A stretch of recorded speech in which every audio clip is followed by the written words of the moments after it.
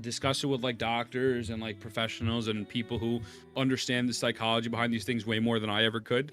That's what I would prefer, but yeah, I think that's up to the professionals and the family to make a decision. Would I want my kid doing that shit at the age of 12? No. But also, I'm also not a trained professional, like genuinely, because I know there's a lot of data supporting both sides. So, yeah. Yo, Lurk, Tay, I appreciate the fuck out of you. Thank you. Can we get a fast shout out for Tay, by the way? Hope you're having a great day. Oh, I didn't turn my bottle on, but Tay, thank you, Stinky. I appreciate the fuck out of you. Hope you're doing amazing. Let me pull this up. This right now, this is good on you. Yeah, I mean, I think that's the best way to go about it. It's not even like a fucking politically correct take. It's just, I think it's the correct take. Genuinely, it's not about a political thing. Like, I don't give a fuck about getting people upset. Just being honest. Yo, what up, Rage? What's good, homie? Fucking need some water. But yeah, ever go follow my homie Tato? If you don't, I'll beat the shit out of you. Okay, we're literally live on every fucking streaming service. So bam, there we go. There we go. That should be the normal going forward. Going live on every single streaming service. Guys, yo, wait, I'm gonna show you a pic real quick. This is what my right monitor looks like. I'm like, am I a narcissist? Guys, this is literally my right monitor. It's crazy to see the delay. It's so crazy to see the delay on all of these. This is Twitter, Kick, Twitch. I don't even have YouTube stream up. YouTube's right in front of my front monitor, but it is what it is. They're obscure. Get in the ring then? Get in the ring of what? Get in the ring of what? What are you talking about? Oh, okay, who am I pulling here? Ooh, pull planner checklist. Oh, man. You know, I'm gonna be honest with you, man. I think Cartethia went down. Yo, what up, Reese? What's going on, brother? Welcome in. All pull. Jeff's left side or you're a broke bitch. If you don't pull every character, are you even supporting the company? Do you even love Wuthering Waves? Wuthering Waves, Joe Zombie. What up, baby? Welcome in, homie. Reese, welcome in, dog. Dab me up, Yuria. Welcome in. Yeah, just pull everyone. Pulling Bamboo. Might skip every character. Okay, all right. Slow it down, hating ass. Let's see. Who we pulling? If I go just based off of looks, straight up.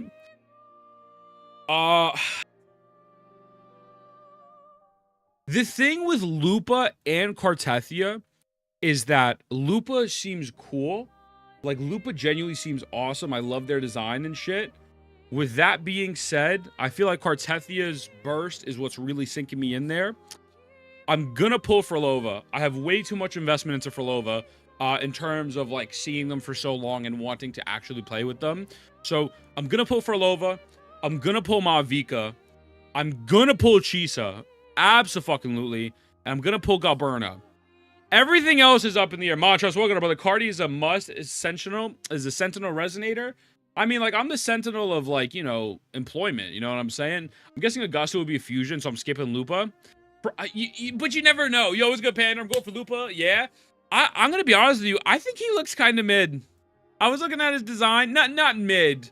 He doesn't look mid, but he's got a lot of stuff going on aesthetically, bro. Like, he's got a lot of shit happening on his fucking outfit. You know what I mean? Bro's outfit is legitimately all over the fucking place, right?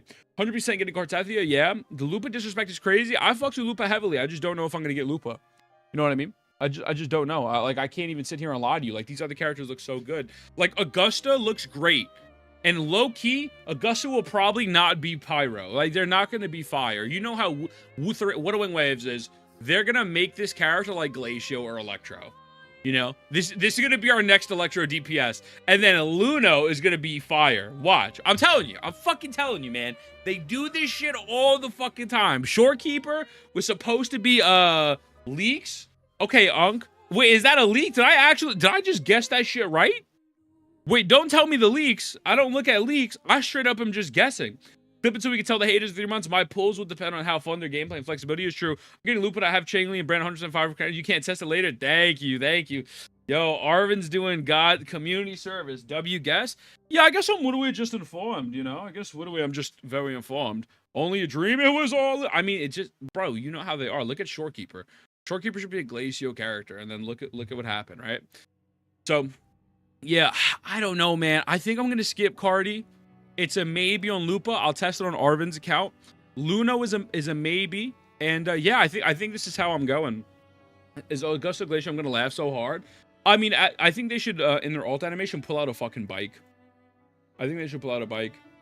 I really do. I think they should absolutely pull out a motorcycle and just go vroom vroom, vroom vroom. You know what I'm saying? Because that would be real peak. That would be real cinema. Just pull every single one in a 10 pull? Yeah, just get everyone in one single pull and it'd be easy peasy lemon squeezy, you know what I'm saying? I wish one of these goes well with Yinlin because I pulled for her and have never used her. Yeah, I'm gonna be honest with you, Yinlin fell off pretty fucking hard. Yinlin, I think Yinlin is, and it's not, I don't even necessarily think Yinlin got power crept in a sense, because there's really no one that replaced her in like the DPS, sub DPS electro spot. It's just that she's just fucking mid. She's just fucking mid. Her name's Yuno, not pronounced Yuno. Okay, Yuno. What up, Ethical? What up, homie? What up, what up, what up? If they have synergy with characters on my account, it's a must pull. I've been asking everything she says in surveys for months now. I can't wait. Well, AI, you were the reason this happened. It's literally you. You did it. You have successfully changed the game for the rest of us. Appreciate the fuck out of you, dog. Thank you, homie. Search Yuno name meaning. Why? What does it mean? Use Yinlin with Sanhu and Verena? All right, Arvin, stop it. You skipping cart? I think so, man. I think so, Viper. I genuinely think I'm skipping her, man. You know, I know her alt animation's like as long as my pinnets or whatever, but it's whatever. I'm pulling Cartethia. Yeah, I mean, if you guys are gonna pull Cartethia, I definitely want to try her. I think she will be okay without CIACONNA. I'm just skipping her because, like, you know, I'd rather spend money on Ethereum restart right now. I ain't gonna lie to you. Like, fuck it, I'll try her. If she blows me away, I'll do it. But I'd probably be more inclined to spend money on the Lupa. No, I think you'll give in. In reality, Ethan skips no one because he has our accounts. True. What you see? I'm 37 steps ahead, baby. All I gotta do is play on the chat's account. Her hype is because the others kind of low. That's what I'm saying, man. What Wuthering Waves does is like, okay. Also, by the way, boys, appreciate you watching on YouTube. Hold on a second. You pull up Cartethia, right? Cartethia alt. So Cartethia, you see this alt. You see this shit. And this shit looks fucking peak. Like, this genuinely is... This shit got me so hyped. When I saw this, I was on vacation. I came back from vacation. I watched it. I was like, holy shit. Is Cardi gonna be better? Most likely. Cardi's the... Like, the best ultimate in Gacha gaming. The best ultimate in Gacha gaming. So I said, okay, I'm absolutely gonna pull this unit. Then Lupa's design comes out. I'm like, oh, Lupa looks really cool. Okay. Then they dropped every single one of these motherfuckers. And it's like, how do you want me, like, what do you want me to do? Like, I ain't got the money like that, bro. Like, I don't got 1,000 CCV yet. Like, give me a little bit of time. Give me another month or two. But, like, I think they drop, and I get it. They want to get a third job. I mean, I got a third, they legitimately, I get why they did this for the leakers, and fuck it, man. I think this is awesome. But now I'm like, dude, I don't fucking know, because these all characters look so dope. Right? What the fuck am I supposed to do? Alright, so I want to play log your account. Yeah. I might Essex for Lova for gameplay's good. What's good, Pirate? How are you, brother? How are you? What kind of messes up hype because they get released? The thing is, Sai, it's a little bit of a double-edged sword, right? Because, look, guys, I'm going to be honest with you. Forlova leaked, like, fucking a month ago. Right? Like, unfortunately, Forlova leaked a month ago. They texted some dickhead in a group chat that wasn't working for well, the guy leaked it. So... people leak so far in advance, and I'm not saying that I'm not promoting it. I'm just telling you, like, it was all over Twitter. It was all over fucking Twitter. I got spoiled on certain shit, right? Leaks are so rampant in the community that, realistically speaking, I get why they drip marketed so many people, and it generates so much hype, because 2.4 is the closest to the 2.0 patch. I think the next patch that we'll get that's going to be as close in hype is 3.0. Like, I think 2.4 might genuinely be the second best patch in this game. And from a narrative perspective, I think it might be the best patch in the game. I think narratively, they might be able to fucking surpass... they might be able to surpass 3.0. I mean, 2.0, genuinely. So, very excited about that. But with that being said, yeah, the leaks are fucking crazy, man. But they're Flover for sure. We'll see. The priority right now is Lupa and Cartethia. Those 6 are so far away. No need to stress for your pull. No, they're not that far away. Augusta's next patch. Wait, no. Forlova's next patch. Who else? Who was dripped? What was the sequential order? Hold on, let me pull this up. I'll pull it up. Let's pull up the exact order that they were dripped in. Clair obscure, obscure. So basically, executed the guy though. Yeah, I mean, as they should, man. There's no reason to let leakers do it, right? They should do it themselves. So it's gonna go like this. All of those characters are prior to 3.0, right? Furlova's next patch. Furlova's next patch, and we assume Chisa's next patch as well.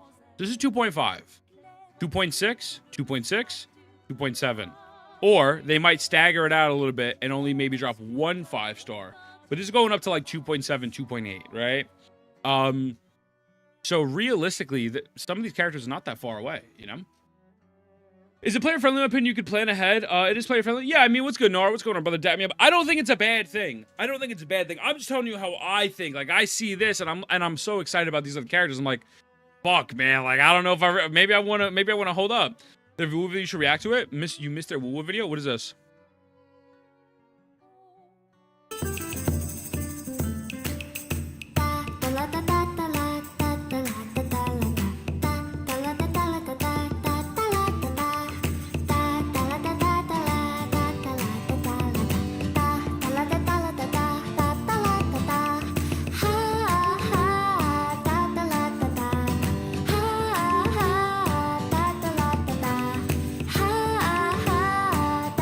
Suck my dick on God.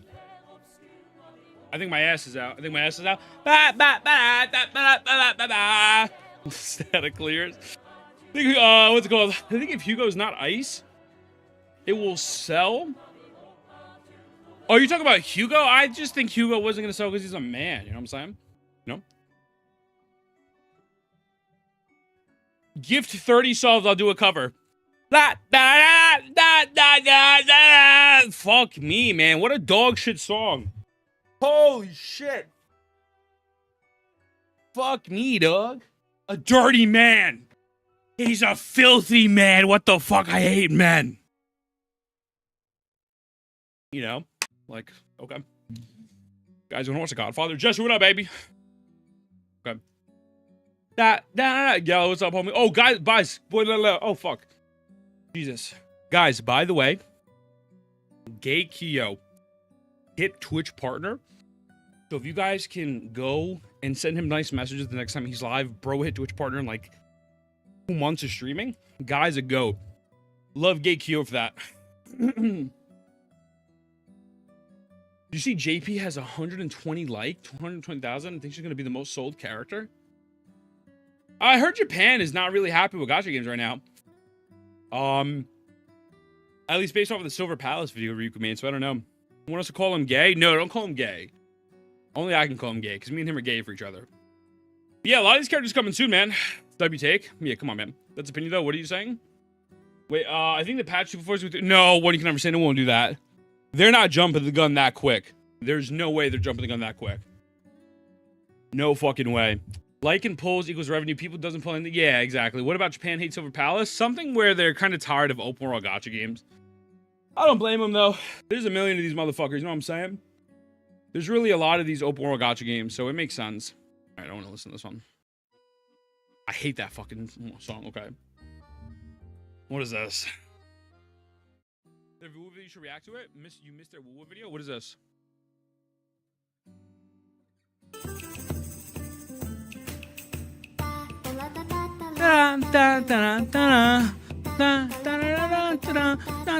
Hey, he got moves with it. Oh shit. Hey.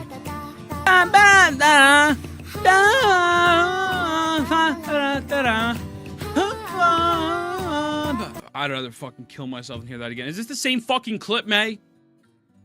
You missed their woo video? I hate you. How about you suck my dick? I think my ass is out.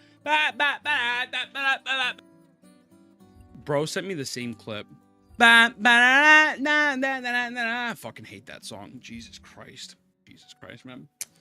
All right, what do you guys want to go over first? Do you want to go over the top 5 DPSs? I was scrolling through this. I can't tell who he's talking about, so definitely curious to see. I tried to see what he was talking about, but I had no idea.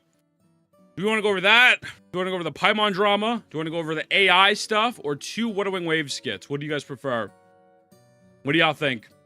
Which one do y'all want to tackle first, so we could get this shit out the way, play a little bit of Elden Ring Night Rain as well. Skits and DPS. Skits and DPS. Can you go over a feat tier list? You know what's crazy? Nonpon,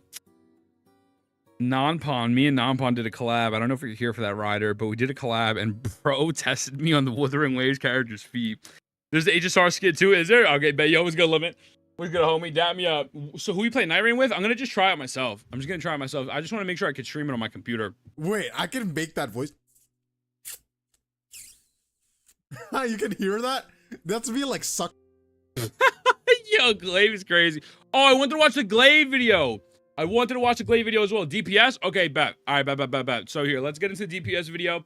We'll go from there. I'm gonna hit record in 3, 2, your mother. Gamers! Emphasis on the we are back on the Wuthering Waves video. We're playing Wuthering Waves, and Vars put out a video, the top 5 DPS characters in WoW. I don't know if I had to rank them. Carlotta's one. Carl is. I think it depends on your criteria. If you're talking best DPS characters with their weapons, with their best in slot support, I think I'm gonna put Carl 1. I'll put Zany 2. I think. Ooh, who goes after that? Oh my god. I was gonna say Jinsey is 3. Ooh, that's interesting. Camilla, I think, is up there. I don't know if Phoebe's up there though. I think Phoebe being up there is a little crazy.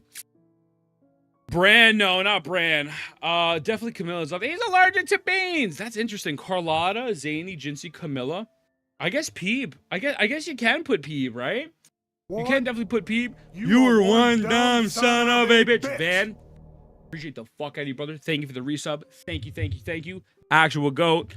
Let's get right into it, but thank you so much, man. Appreciate you, homie. Version 2 is CIACONNA, I'll beat your ass. 100 new characters to Wuthering Waves, not the least of which a multitude of DPS units, giving us an extensive roster of attackers to choose from, with the game also— Yo, that's clean as hell, brother. Holy shit. Yo, what up, Daniel? What's good, homie? 3 central endgame modes: Tactical Hologram, Tower of Adversity, and Wuthering Wastes. You'll find plenty of reasons to make use of your entire lineup. In fact, you're encouraged, if not flat out required, to do so on account of each attacker performing well in at least 1 or 2 of them. But if you're a new player just starting out, or someone who's trying to build up their roster, I wanted to make an updated guide on the most important DPS units to aim for in Wuthering Waves. The metagame's beginning to accelerate fairly quickly, and we can expect the remainder of version 2 to tax your team building coverage more and more. I'll be choosing 5 characters and 2 honorable mentions based on which units, in my opinion, cover— No, there's no way homie didn't put Jinsey in top 5. There's no way. That's bait. That ending is clean as hell. Jinsey really the weakest spectral DPS might be the— Nah, I don't know about that, Napoleon. I think Jinsey might be better than Peeb. Jinsey's a lot easier to use. Cover the most bases. In other words, I could be wrong though. DPS characters who can excel in as many endgame modes as possible, ideally all 3. Finally, this list will not be ordered. It's not 5th to first place. It's just 5 across the board. Let's get started. First honorable mention will be Jinsey, being one of the earliest 5-star attackers in— I don't know, man. Like, fucking— Really?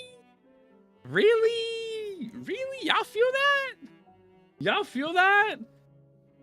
I don't know, man. I don't agree. I think Jinsey's a lot easier. She takes less investment, and also you don't get fucking beat the fuck up like you do normally with the other girl. This being an honorable mention, it's probably going to be the Renacida units. Yeah, I don't know how I feel about that. We only got 2 limit each element, 3 Spectrum Havoc. Yeah. What up, Dawning? What do you mean she got 2? 2 what? She doesn't have like a Spectro Res skill enabler that is a dap me up, homie.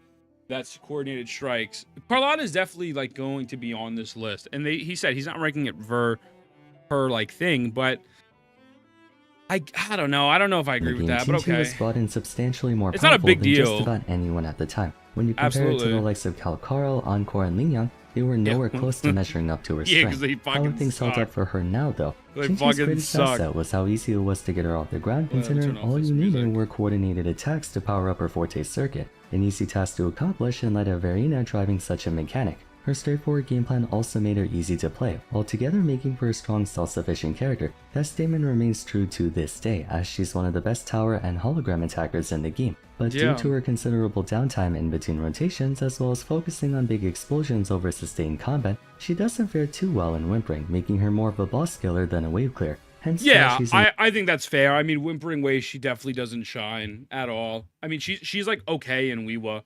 but I personally don't care about Weewa, but she's like excellent in the other two game modes, so I think that's enough to me. But I'll let him rock. I'm not mad about it. I think clearly we're gonna see. He already spoiled it. Changli will be the other honorable mention, which is crazy. I think you'd probably put Changli out there instead. So it's gonna be Carl, Zany, Teeb, Camellia.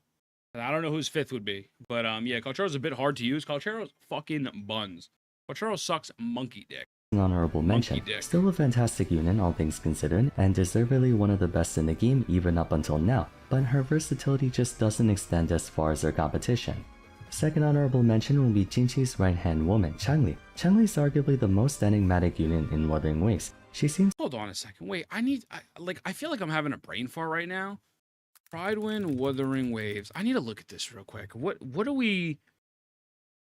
I just need to visually see all the characters. I need to see visually all the characters. We have Camilla, Carlotta, right? Then we have... they bloated with so many other people. Zany would be 3. Phoebe would be 4. Who the fuck is going to be his 5th? Maybe Zhang Liao, I guess? I guess we'd put Zhang Liao, and then Brant would be the... I don't know. Huh. Donjin, definitely not Donjin. Definitely not Donjin, but I really hate CIACONNA. Yo, Drew, I feel with you. Just watch the vid. Did you watch it? How was it, sis? How was it? How you fucking with it? Still always fluctuate from a middling character to a potential god tier unit back to Yo, what's good, Alan? What's good, brother? I skipped Zany Phoebe for CIACONNA Cartethia. I think that's valid. Then back to god tier depending on who you ask. Players generally look to be in agreement that Changli has the capability of being one of the best attackers in the game, with the caveat that she may also be the most complex character in the game to play and especially to master. I had half a mind to put her in the actual list of top 5, but her...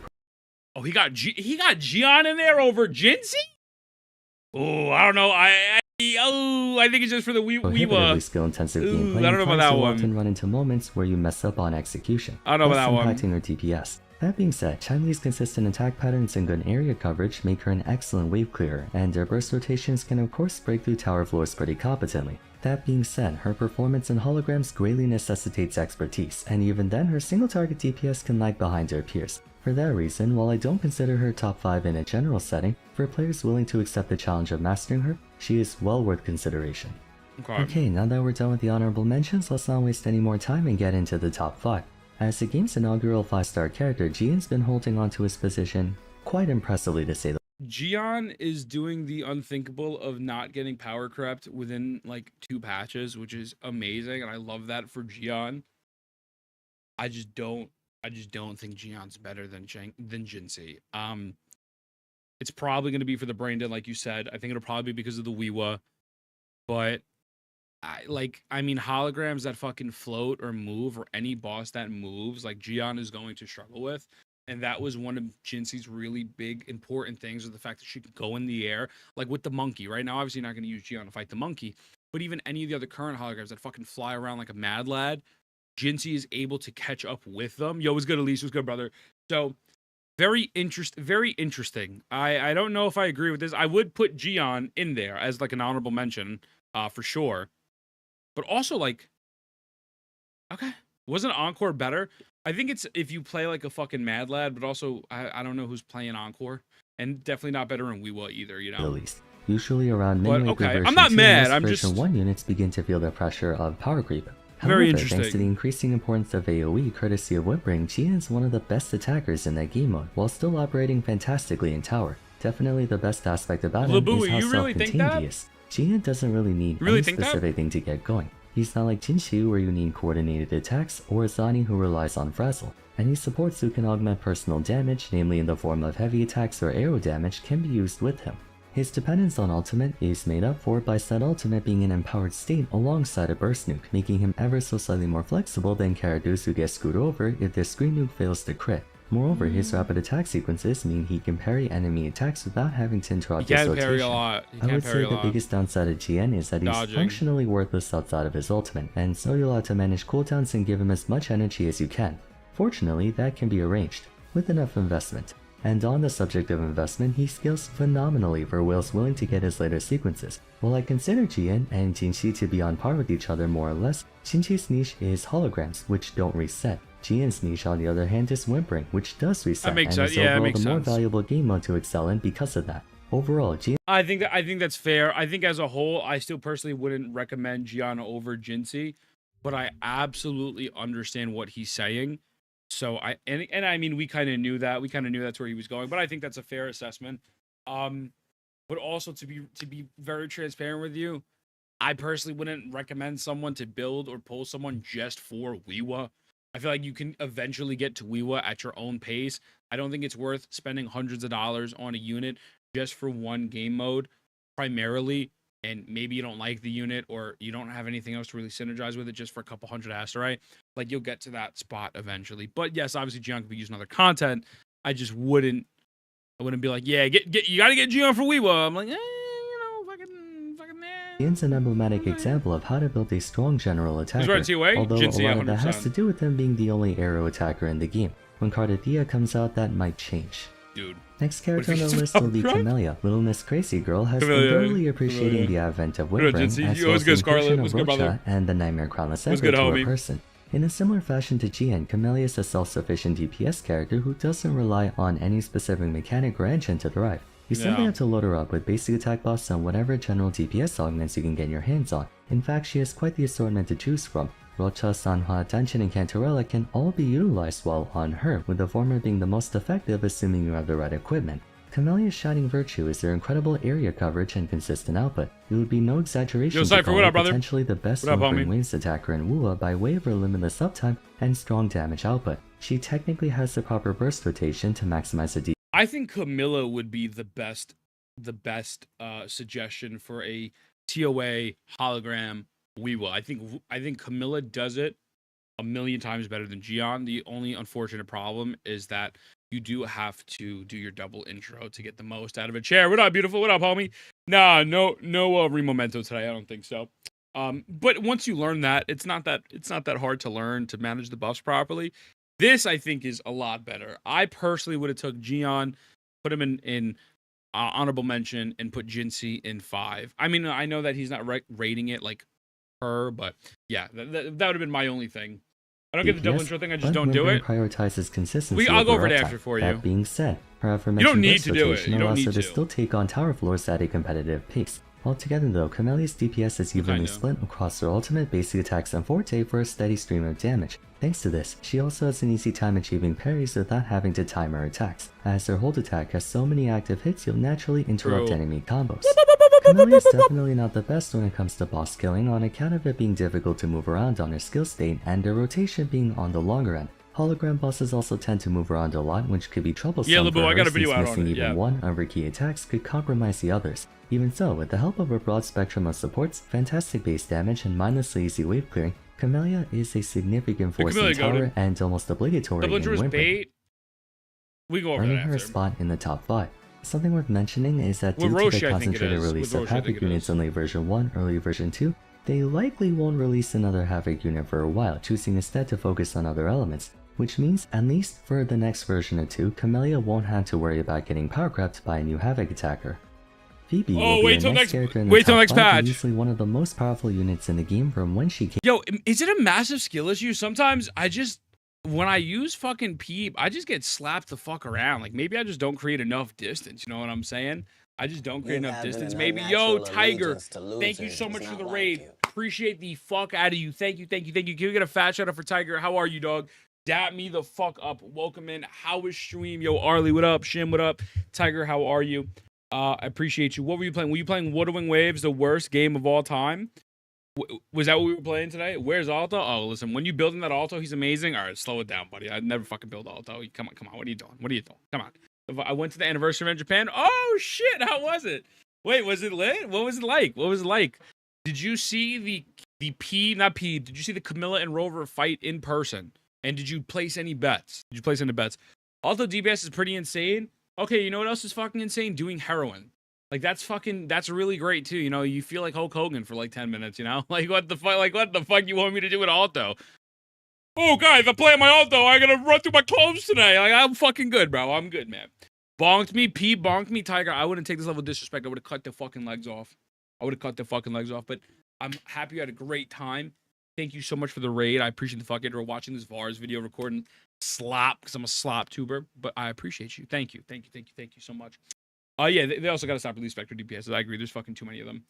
Yeah, I don't know, man. Maybe I just suck. Also, Noakes, welcome in, brother. How are you? Thank you again, Tiger. I appreciate you. Maybe I just suck, so Peeb. Came out, and even more so nowadays. As the centerpiece of the Spectrofossil mechanic, she has the unique ability to be both a damage dealer and to support depending on if you choose Absolution or Confession. That alone is a big deal. Role versatility means even if she might not be the best attacker, she can always moonlight in supportive fields. But the best thing about Phoebe is that she's one of the best damage dealers in the game too. She can even alternate between modes in the midst of battle, though you have little if any reason to do so. Seeing as we're focusing on DPS in this video, let's stay in that field. First and foremost, Phoebe's damage output is nothing short of exquisite. When sufficiently built and with a proper Frazzle party, Phoebe can easily keep up with the game's top DPS units. Reminiscent of Camellia, Phoebe's damage output is split amongst multiple parts of her kit, making it so she— Where's Sarah to say that Phoebe is worse than Junzi? Where's Sarah at where we need Sarah, bro? Where's Sarah at, dog?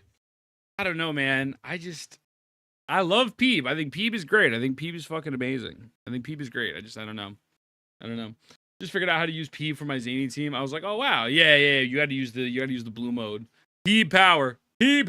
She doesn't have to prioritize landing any one specific move, which also gives her better uptime in situations demanding pressure over power. Though her Forte Circuit has a fixed cooldown of 24 seconds, Phoebe doesn't have much downtime to her since you can space out her abilities and recast her skill twice in a rotation. Her first 3 sequences all assist in powering her strength even further, good for those who can invest for sure. In addition, unlike the first 2, Phoebe can easily work in quickswap teams, creating the opportunity for more skilled players to field her alongside Chanli for even better results.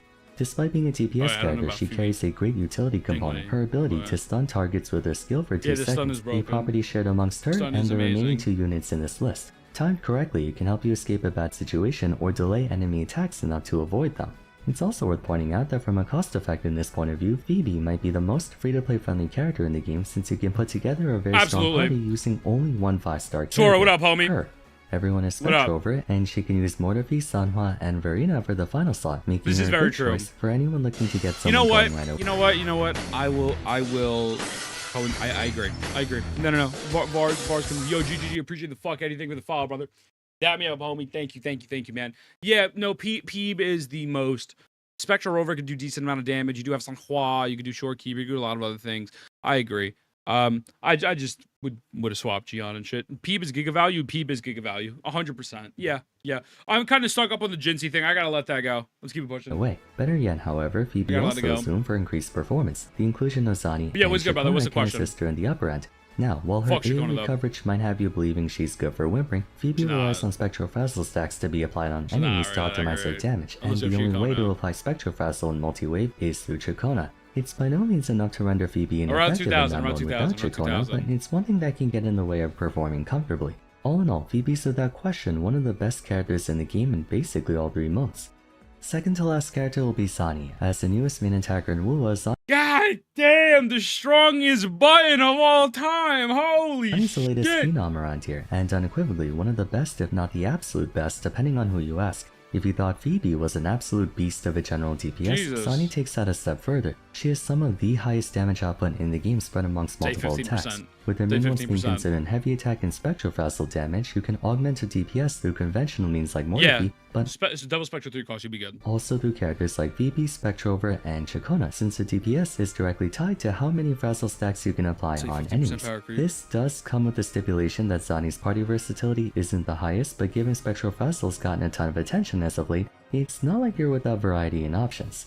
I think not having variety is not necessarily a horrible thing when you have Spectre Rover S6. Again, now obviously Spectre Rover is no problem, brother, is not as good as Peeb, obviously, right? I think we all know that. But since there is a completely free-to-play option with an S6 5-star, with a free 5-star weapon of Emerald to Genesis, I don't mind when a character is niche down, but they give you all the tools in which that you can make the character viable. Obviously, it gets better if you're using Peeb, right? But to me, I don't mind niche down units, and that's why I genuinely love Zany, and it's not because of the Complicated as the Aboba. kit may appear, Zany's actually one of the easiest characters in the game to play at a high level. She effectively auto-parries enemy attacks thanks to her block stance, enabling her to completely negate the damage of the first attack and fire right back with increased vibration reduction. Not to mention her ability to stagger enemies. Zany can do this multiple times throughout a rotation, automatically making her a strong boss killer in that she doesn't give a flying about how much damage hologram enemies can do. Her burst rotation also makes her excellent in tower floors. If you can stack up enough embers, a single Inferno mode could be all you need to one-shot just about anything and everything you run into.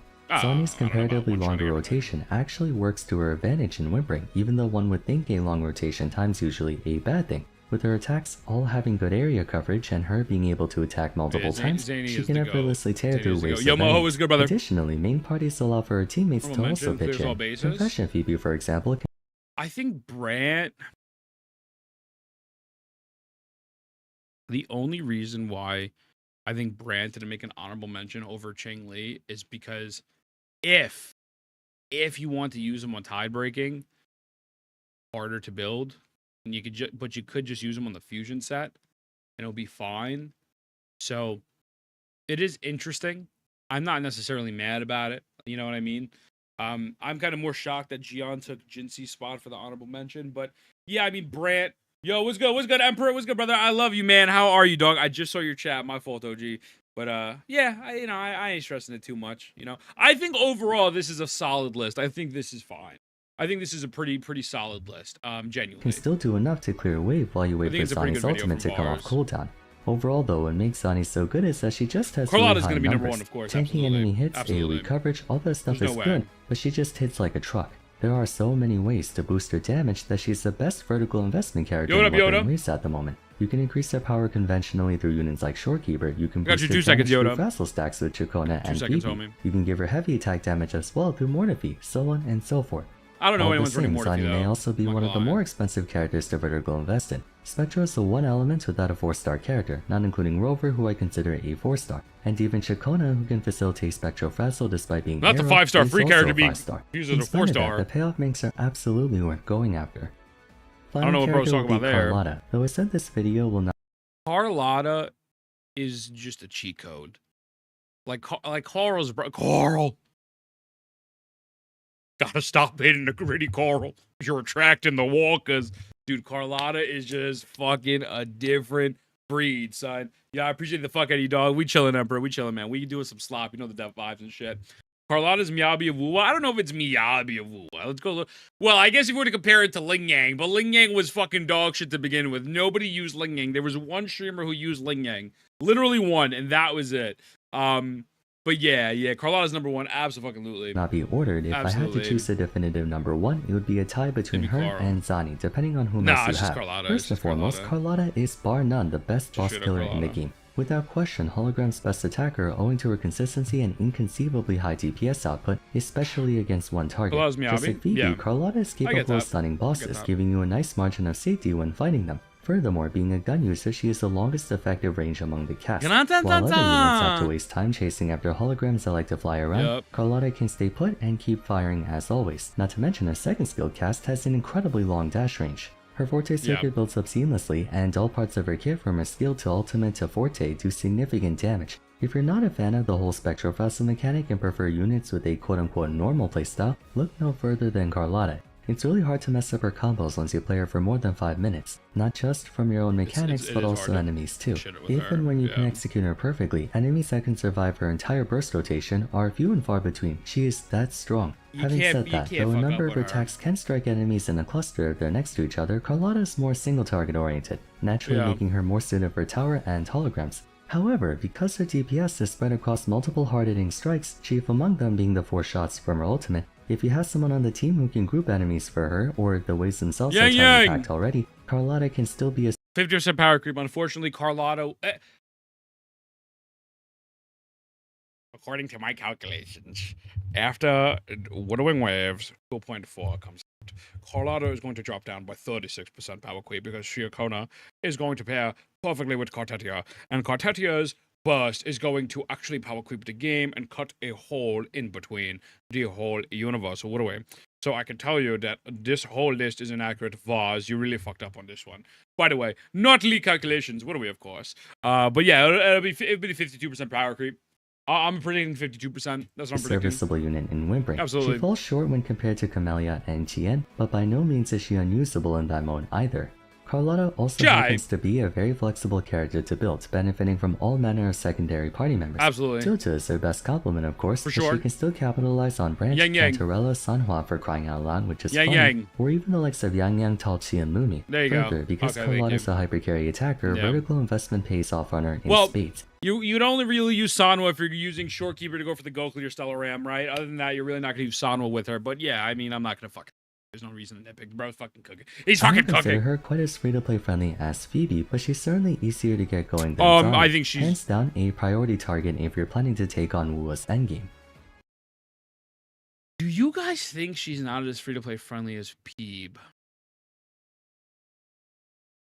I don't know about that. That's actually a really good question, because Carlotta versus Peeb free-to-play friendly. If you think about it, the positive with Peeb is you get S6 Rover for free with Emerald of Genesis, but then you get Cosmic Ripples. So if you don't have her weapon, I mean, you're stuck with Cosmic Ripples, which isn't bad. But with Carlotta, you do get Yang Yang and Static Mist. So, String Master will shine. They're talking about free to play, like if you have it. That's actually a really good. I guess Peeb is probably more free to play friendly.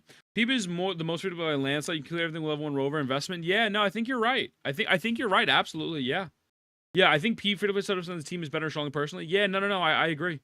I agree. Carlotta does give her weapon does give a massive buff. Obviously, you have Static Miss, but yeah, I didn't think of that. Yeah, that's a good point.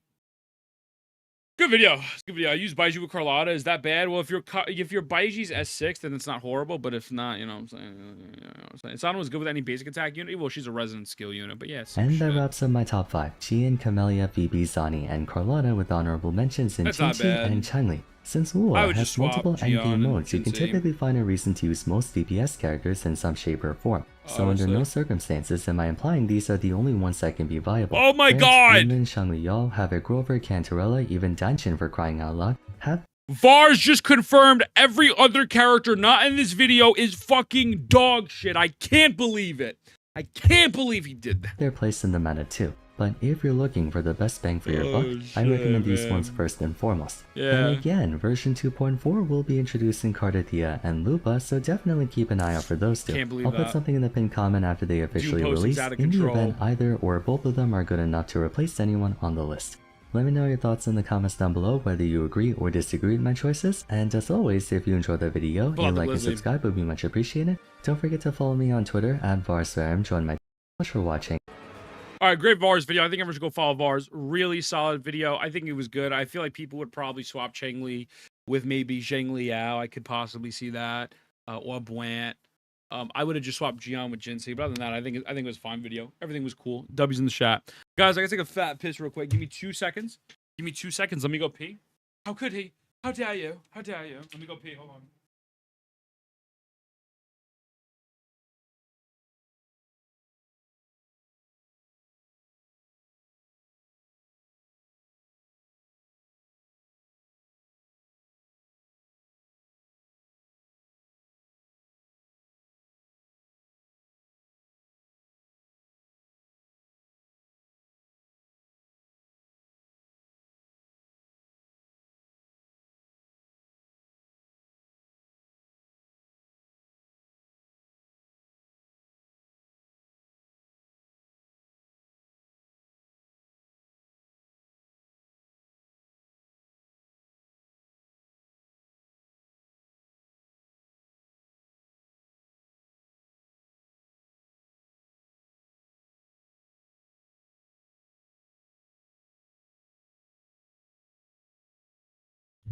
My bad, I'm back. I had to pee. Alright, we back. It's not bad, just no point in using it if you have Rena. Using who? Quick here looking Alto Flex, bro. Fuck Alto, and fuck you too if you use Alto. My buddy just 6. Oh, you're chilling. You're big chilling. All right. This is Jinsey slander will not stand. This Jinsey slander will not stand. I will not take the Jinsey slander for my wife. Not my wife. Okay. We want to go over SAG-AFTRA next, or do we want to go over, there's another VA talking about AI destroying VAs. This is also a very interesting video I want to watch. SAG-AFTRA Corinna video. We're not watching the Corinna interview. We're not watching the Corinna interview. We're just watching this guy. This is the dude who interviewed her. Spy's not hot. What? Can you show us the double intro thing? Yeah, I can show it a little bit. What's good, Megatron? What up, homie? We're not watching the interview. I don't want to hear Corinna talk. I'm good. I'm fucking okay. I'm gonna be honest with you. What's wrong with Alto? Isn't he able to replace CIACONNA? Oh, I don't know. I just don't like him. I just don't like him. Will he be able to replace CIACONNA? I have no fucking clue. We won't know until her official kit is out, right? We don't know if she's a normal attacker, a heavy attacker, resident skill, etc. You know, interview was a ton of off-topic convo, super drag. Well, I watched part of the interview. I put out my own coverage of the situation. I think Corinna's just an asshole. SAG-AFTRA as a whole shot itself in the foot. It's clearly not about AI protections. It's about unionizing companies overseas using AI protection as a... Let's just fucking do this one real quick. Let's do this. Let me hit record in a second. Give me 2 moments.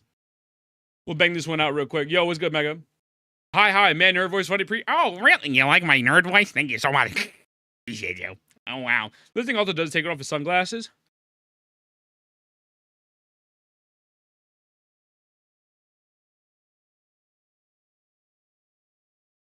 Did you just come? Yeah, I know. Okay. I watched the interview and I appreciate Corinna's honesty. Yeah, I appreciated Corinna's honesty when they actually said that they justified harassing a dude who lives in fucking Japan and placed American values on him. Yeah, I really fucking appreciated that. I have zero respect for Corinna. I wish them nothing but the best in life. I know they have like medical issues and shit right now, so obviously God bless them on that front. But genuinely, they are an asshole, right? Like I there's no debating it. There's just no fucking debating it. So let's get into this. Let me hit record. This will be for my More Ethan channel. And this, what up, beautiful. Also, by the way, boys, sidebar. I changed it to E-Thin Live. Can we get a fast shout out for Amethyst? Is it going to come up? E-Thin Live. Oh, it might be a problem because I'm going live on this channel. Hold on a second. So, Ethan Live. I changed this channel. You're going to see it in your feed. It was more Ethan before. Now it is just called Ethan Live. I'm hoping to go back to uploading to this at least 3 times a week. That's the goal. So just keep an eye out for this. That is the other alternate channel. I don't know. I don't know if I want to do the anime channel yet. I'll do maybe like an episode or 2, engage the interest, see how it goes. But that is a lot of shit. What is this? What is this clip? What is this? Oh, Riz, I love you. Did you just come? Yeah, I did. Bro, yo. I'm not gonna lie to you. As a kid, wait, wait, where is this? Green Goblin experiment. Spider-Man 1. I thought everyone would nut like this. On God. On everything. Look at Green Goblin right here. The William Dafoe part? Dude. I swear to God, this is what I thought an orgasm would be like when I hit puberty. I would always reference this scene. Wait, where is it? Right here. Oh, Norman!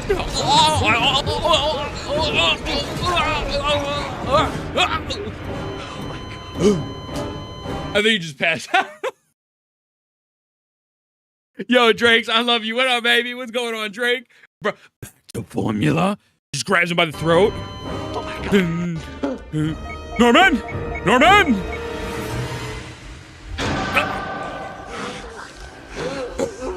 To formula.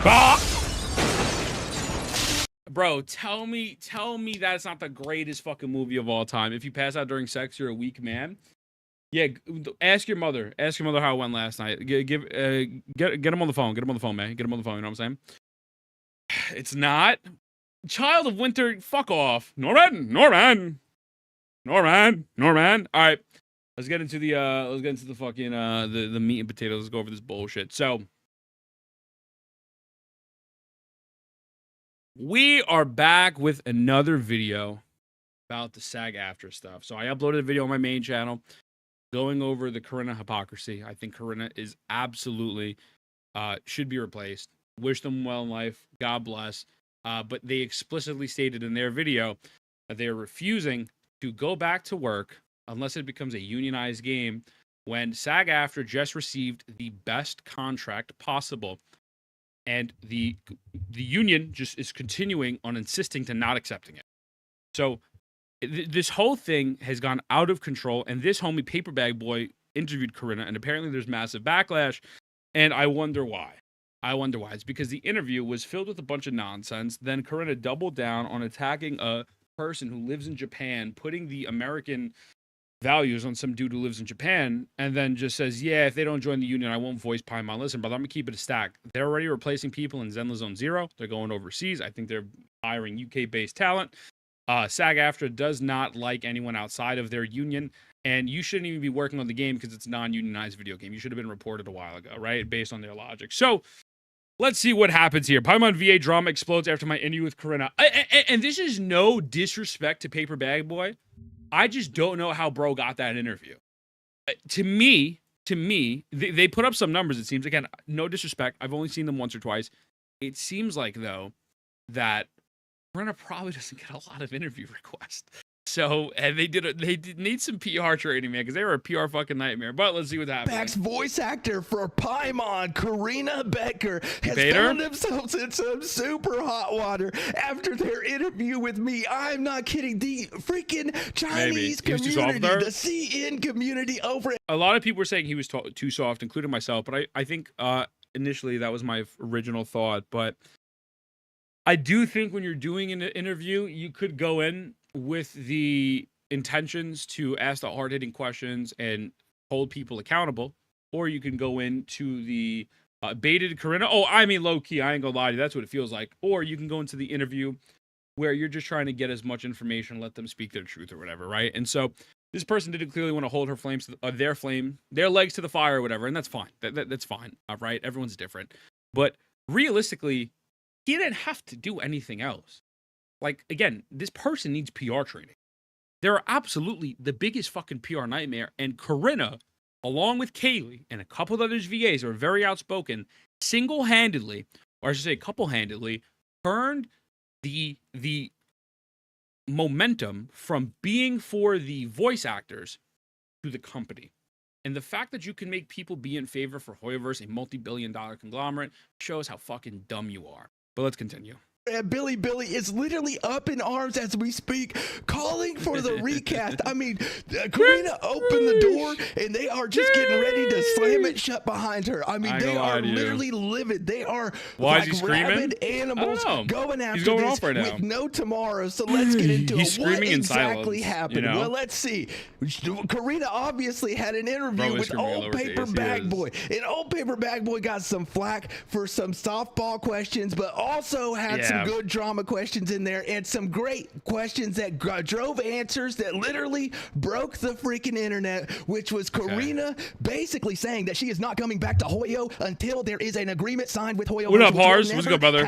Which basically guarantees Corinna's recast, baby. Old Paper Bag Boy has done it. Old Paper Bag Boy has made it. That's right, boys. You know your boy has been doing the work behind the scenes to bring that to y'all. I'm so excited about it. Now, you cannot ask. Obviously, the interview would have been shot down and refused flat. You have to ask questions about the person first. Now, I should have probably asked more of the drama questions, but then the interview would have never happened. So I feel like I definitely got a mix of the two. All right, buddy. But this is a literally major backlash where she said that she was not. All right, thank you. Finally recast Paimon's VA. But as you all know, one of the things of the statements that Corinna made was that she was not getting paid by Hoyoverse. Will this state? Okay, I saw a lot of people saying this was false. I have no way of proving this is false or not. I don't know why Corinna would lie about this. I mean, well, let me rephrase that. They probably would in order to make it seem like they're justified in not going back. I do remember, it was either last year or the year before, some Hoyo VAs complaining that they were not getting paid on time. And I believe Hoyoverse replied, my memory is a little foggy on this, or the studios, someone replied saying, Hoyoverse distributes the funds to the studios are responsible for payments. Don't know if that's true. But if that's true, I I'm not going to jump the gun on Corinna for talking about contracts being broken and stuff. I don't know her contracts or their contracts. But regardless, that doesn't change the fact that they're an asshole. Statement alone has caused some major backlash, where she said that she was not getting paid for 30 days as her contract states, and it's still a 3 to 5 month average wait. And then Corinna blames Hoyoverse and says that SAG can fix that. Well, in reality, is Hoyoverse really at fault, or is it the studio? Because as we all remember, in the beginning, it was not MiHoYo's fault. It was Formosa. The Formosa studio, which was in charge of paying Corinna, had not paid her, and MiHoYo moved Corinna over to a different studio, which I believe is now Side. Now, this is going to be my own opinion. For all of you wondering why Corinna said that it was Hoyoverse and not the studio, well, let's just go back to that little... I ain't gonna lie to you, man. If me or Techie were interviewing her, I don't think that interview would last more than 5 minutes, because I would just be like straight up like, yo, what's good? Like, what the fuck is happening, you know? Blacklisting thing. Now, to protect, protect the better interest of my own interviewee, genuinely. I am not putting words in their mouth here. This is my own public opinion that it is definitely the studio that is at fault. It is the studio that is in charge of production fees, and Hoyoverse literally pays them, and the voice acting cast is a part of the production. So they are supposed to be paid by the studio. Yo, Saint, appreciate the fuck out of the raid, brother. Thank you, homie. Dab me the fuck up. What up, boys? We're watching Paper Bag Boy right now go over. Simon, you're still here? I thought you were going to the army for a year, brother. Was that bait? Simon, hope you're doing good. Roach, what up? What's good, boys? How we feeling? Good morning. Corinna genuinely hates Tectone. Good luck with getting an interview. Yeah, Corinna hates Tectone because Corinna doesn't know how to do any fucking research. Corinna thought Tectone made AI of them when she could have just looked at the video to some random fucking dickhead who did it. And then Corinna ran with that narrative, painted that image, and then people started believing it. And this is why I'm saying people on the internet who don't do any fact checking and then talk shit are dangerous. They're just straight up dangerous. It goes way beyond that, to be honest. Oh, I know that. But like, still, again, Saint, appreciate the raid, brother. Hope you're having a great day. Ever go follow my man Saint. The thing is that, look, let's say, for example, Kazahana, I fucking hate you with my soul. I fucking hate you with my soul, right? But someone tells me Kazahana in his video today shat all over Ethan, right? It was like, yo, Ethan's the biggest piece of shit.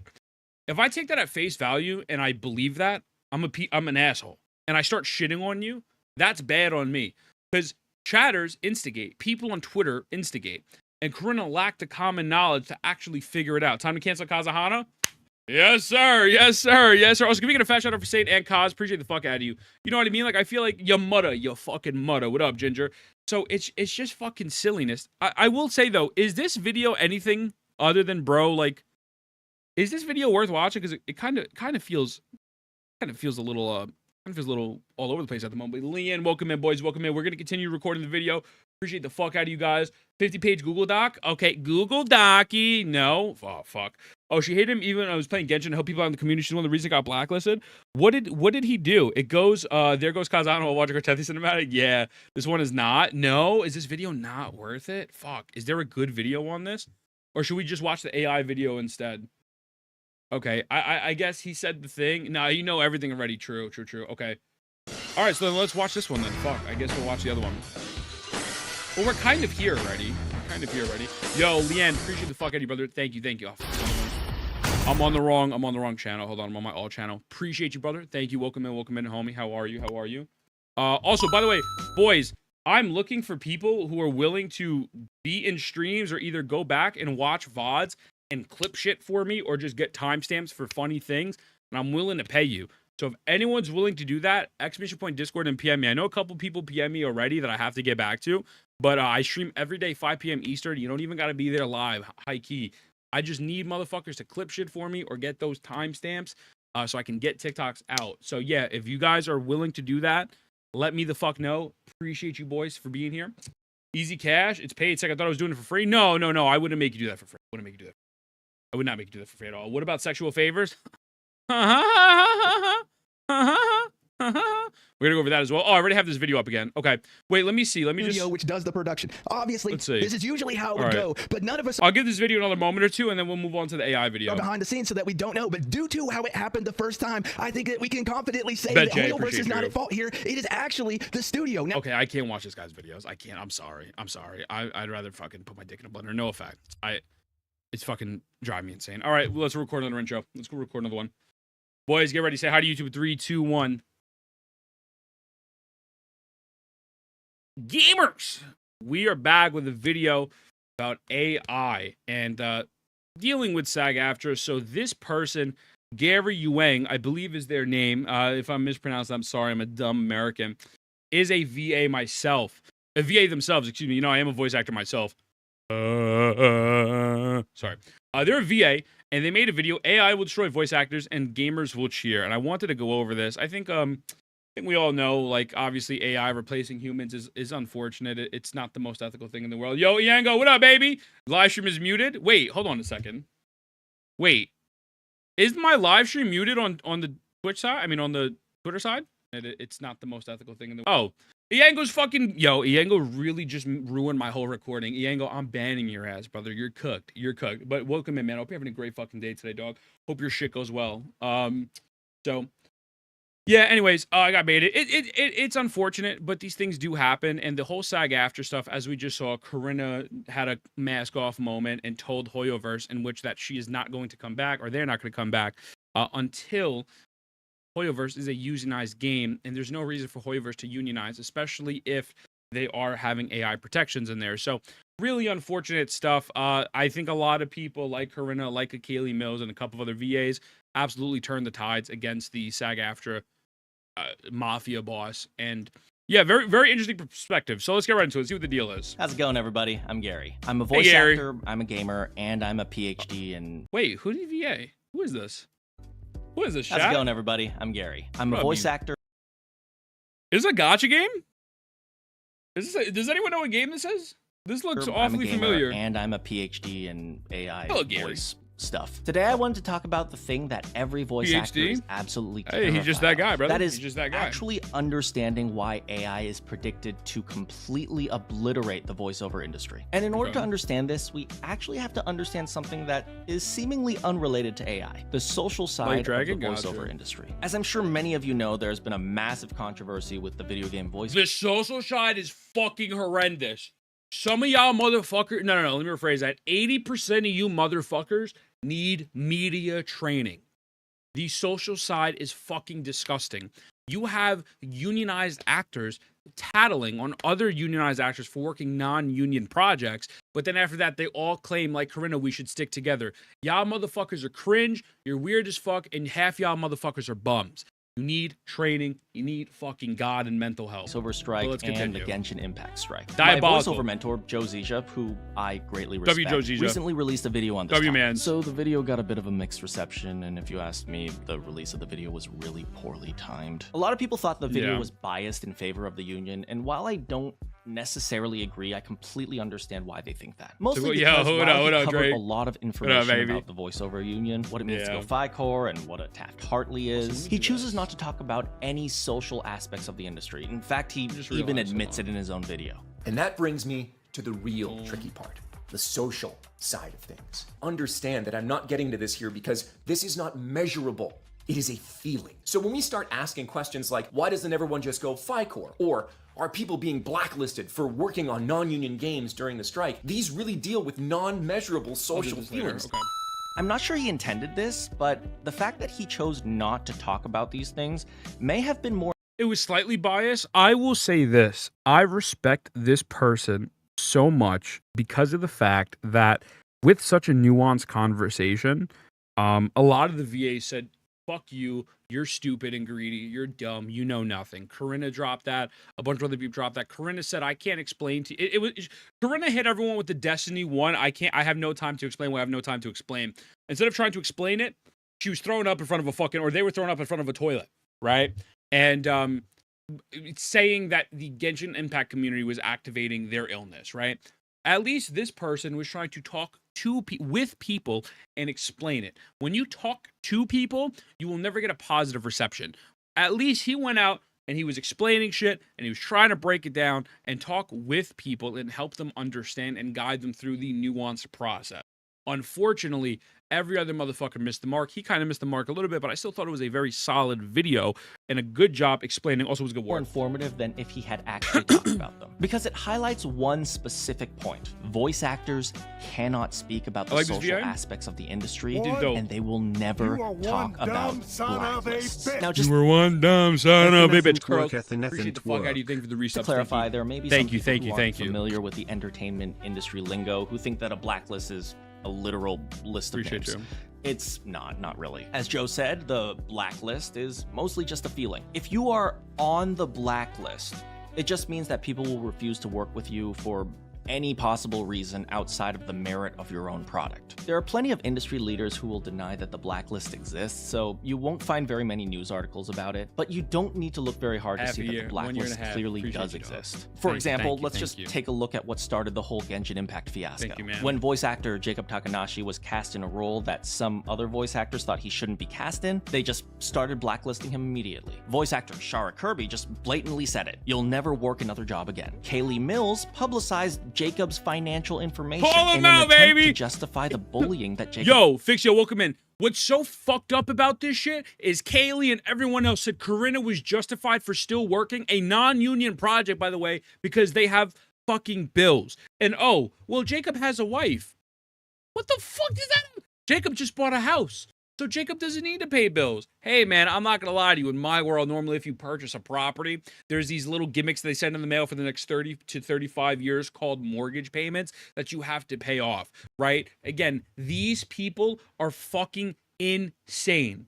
They're fucking insane. It is an L take. It is an L thing to do, and it's so unfortunate because I'm a massive fan of Kaylee's work, but holy fucking shit. Yeah, I know, you're not allowed to pay your bills. Received. Fuck voice out of actor here, bro. Jun Rules Yoon, for who is even a not me. prominent I know. voice acting veteran, Insane. went out of his way to ridicule Jacob by publicly stating that he's blacklisting Jacob from his casting. Honestly, actually seeing Jun do this was really upsetting to me because up until that point, Jun was actually one of my idols. Never meet your heroes, right? Within moments of announcing his voiceover role, the industry started cutting all ties with Jacob. This happens all the time in the industry. And Jacob, it's so dumb. By the way, how's the Twitter stream? Did it just crash? Is the Twitter stream still up or no? Or nah? Can someone let me know real quick? For some reason, oh, I think it's good. Okay, I think it's good. I was like, what the hell? All right, man. Jacob's case, it was because he had the wrong opinions or did something that people didn't like. But it might just be because you said something mean to someone or you criticized their work, or maybe they just think you're ugly. There's virtually no way to stop a blacklist from happening, and it's actually an indicator of a much larger problem in the industry. No, the voiceover industry a couple days ago. has no standards. And by standards, I don't mean like a girl doesn't have standards for her deadbeat biker boyfriend. I mean that the industry doesn't have a clear metric to evaluate a good voiceover performance from a bad voiceover performance. We can look at the field of engineering for a perfect contrast to this. Let's say two people are building a rocket. One flies 20 feet before crashing, the other flies 50 feet before crashing. That in and of itself is a metric for evaluation. What up, White? Now, it might not be the perfect metric or the metric that you need to evaluate the effectiveness of a rocket, but at the very least, the metric exists. More importantly, it's possible that the guy who built the better rocket is a complete jerk. Now, you can say you don't want to work with the guy because he's a jerk and he's terrible to work with, but you cannot deny that he built the better rocket. All this is just thrown out in the voiceover industry. Their metrics are like which performance is more emotional, which one is more nuanced, which performance is more real or grounded. These things aren't really metrics because they're all opinionated. Voice directors or voice actors or casting directors, they'll always claim that they can just hear a performance and know that's the best guy and that's the right one for the job. Put a pin in that claim, we'll come back to that later. But the truth is, one casting director might like one performance, one casting director might like another performance, and you cannot argue which one is better. It happens all the time. And this lack of standards, this conveniently flexible interpretation of what is good and what is bad is exactly why blacklisting happens. Any casting director could just argue that they weren't the right fit for the job, and there is no way to argue against it. And unfortunately, the most important social aspect of the industry is evaluation and casting. Hugh Klitsky, an amazing voiceover coach who I really respect, summarized it really well in a bit of a comedic LinkedIn post. He said this: "You didn't get the job? Here's why. You sounded like the producer's mom. You sounded like the director's ex. You sounded happy, but not the right kind of happy. You sounded too tall or too blonde or too much like everyone else, and so on." If you read through the entire post, you'll notice. I mean, it sounds like it's just like most of other jobs where it's mainly about your social connections. And I mean, really, look at what's happening with Twitch right now. I mean, don't get me fucking started on that, but like it's about the social aspect, and a lot of people, even if maybe don't agree or think that you're not as good as the other person, to make sure that they seem like falling in line with the quote unquote standard or what they think is I guess the standard of what's cool, they're gonna fucking do that action. And it's Yeah, it's fucked up, man. It's fucked up. And honestly, I hope Jacob has a really long, great career. I hope these other VAs, I wish them nothing but the best. But I think some of those motherfuckers are genuinely pieces of shit. And they need, they're horrible. I think they're horrible. I really do. Crazy how much bad voice actors game Assassin's Creed games when it seems so competitive. It should easy to find people for good price. Well, SAG doesn't care about AI protections, right? SAG cares about making money for themselves. I understand. Listen, unions are very nuanced, and unions have to make money in order to stay alive and whatnot, but they don't need to fucking do what they're doing now. I mean, they shit on other VAs. They disrupt other productions. I mean, the list goes on. It's fucking insane. Like, you can just Google it, go through their terms of service and shit. It's completely fucked. I think Joe was trying to be neutral. He was the only one who said it wasn't a strike. Kaylee and a small group of friends, Corinne and John. Yeah, they all said it was a strike, and then Kaylee made a long-ass tweet the other day, said, well, it's not a collective work refusal, or to me, that's considered a strike. It's like, I don't give a fuck if that's what you consider it. That's not what's happening, right?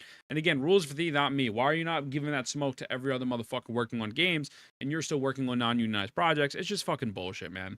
Just absolutely fucking bullshit. And yeah, again, they turned the tides from being in favor to the individuals who are working on this to a multi-billion-dollar conglomerate. Congratulations, you fucked yourself over. That there is a reason that is missing from that list. Someone else is better than you. Because as an industry veteran, he knows that the industry doesn't have those metrics. I agree, Jasper, they are hard in a way that actually matters. Because if you look at the metrics that the voice directors use, nuanced, emotional, grounded, real, you'll also notice that there's one metric that the voice acting industry generally doesn't use. And it's probably the most important metric of all. Whether or not they like you. Audience likes it. And that's the only metric that actually matters. Anyone who's been paying attention to AAA video games the past few 100%. years knows that the industry, or at the very least the video game industry at large, tends to use metrics that are inversely correlated with what the audience likes. Often you'll see that the games the industry claims are high quality. Yo, Doug, what up, brother? We are getting oiled up Cantorilla cosplay. Yes, sir. Yes, sir. Yes, sir. Worst games when rated by the gamers. And unfortunately, the video game voiceover industry is starting to go down the same path. They've used up all their remaining goodwill with the SAG-AFTRA video game strike, and now they're starting to deny that the audience is even relevant to the industry's 100%. success at all. But when the industry stops caring about how an audience evaluates their product, it always predicts the industry's. Yo, I think the uncomfortable truth that nobody wants to say is that AI, the easiest thing it could replace is voice, because it doesn't tie to visuals, which, by the way, I mean, they're making AI streamers now, which is fucking crazy. They actually look really good, but nobody wants to really talk about the fact that this is the easiest thing to replace. And AI art that's not like that static shit, right? Static shit.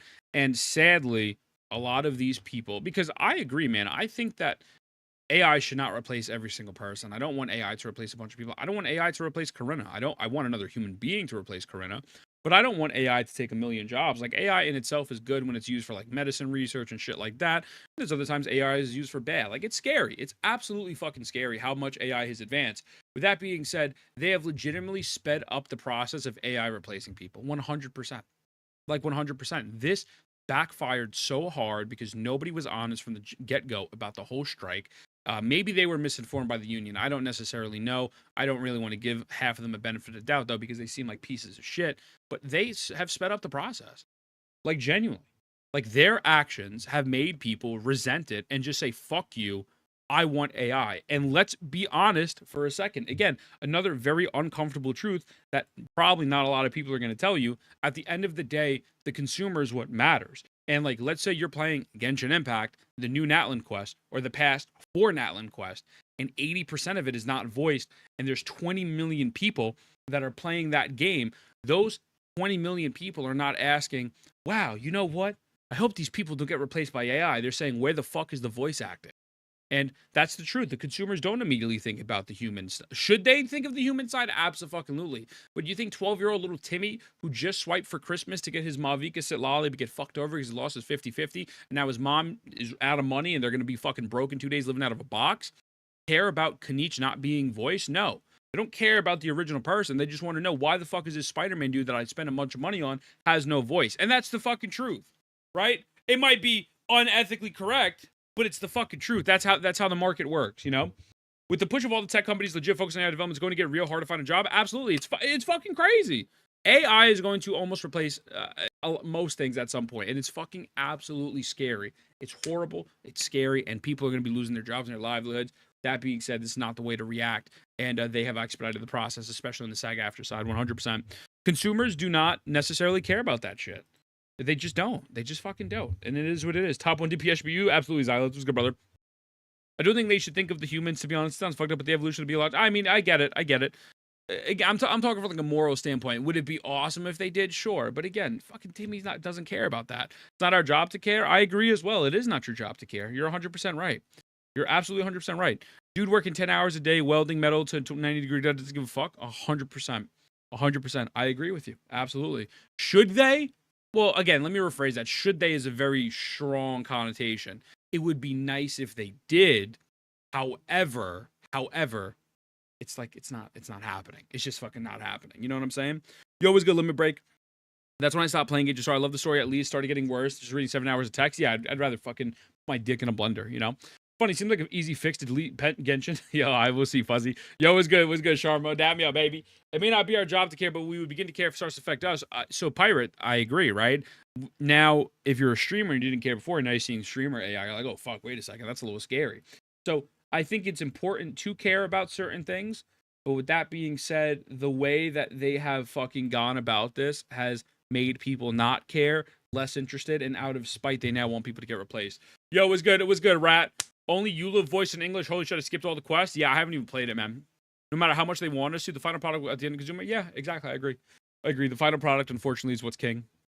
You know, so yeah, for sure. Also, who's good wisdom? What up, homie? Their takeover by AI. But if you don't believe me and you want evidence, we can look at another industry that's been just completely demolished by AI. The visual arts. So when I first started my undergraduate in engineering, what's up, Beijing? What up, Thoma? 15 years what up, ago, beautiful? I tried to convince every single one of my artist friends that AI was a legitimate threat to art, and of course they didn't believe me because art is a human endeavor. But I pointed to one very specific thing. Since the 20th century, the art industry had lost all standards. We were in the era of Jackson Pollock, who was famous for randomly throwing paint onto a canvas. One of artist Kazimir Malevich's most famous paintings from 1915 was literally a black square. In 2010, a holy sculptor shit, named Marcel. I can't, yo, bro, he copied Honkai Star Rail. Holy shit. Holy shit, how do you have the foresight? 1800s, 1900s, bro knew. He had the black square, white lines. What the fuck? Holy shit. Oh my god. Yo, what up, Pixel? What up, baby? What up, homie? How are you? We're having a great day today, dog. How we feeling? Wait, I gotta pause this real quick. Hold on 1 second. Give me 1 second, boys. Hello?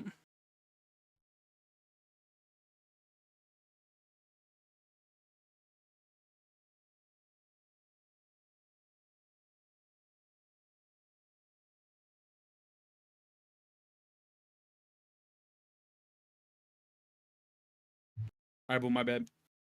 Holy shit, how'd they do it? All right, we're back. Yeah, so yeah. Yeah, there we go. Let's keep it pushing. Waldorf won an award for his sculpture of a woman urinating. Essentially, the idea that artistic beauty is in the eye of the beholder. Oh, wait, shit. Hold up. Wait. Do I get a Twitch rule? Chat, I'm finna piss right now. Hold up.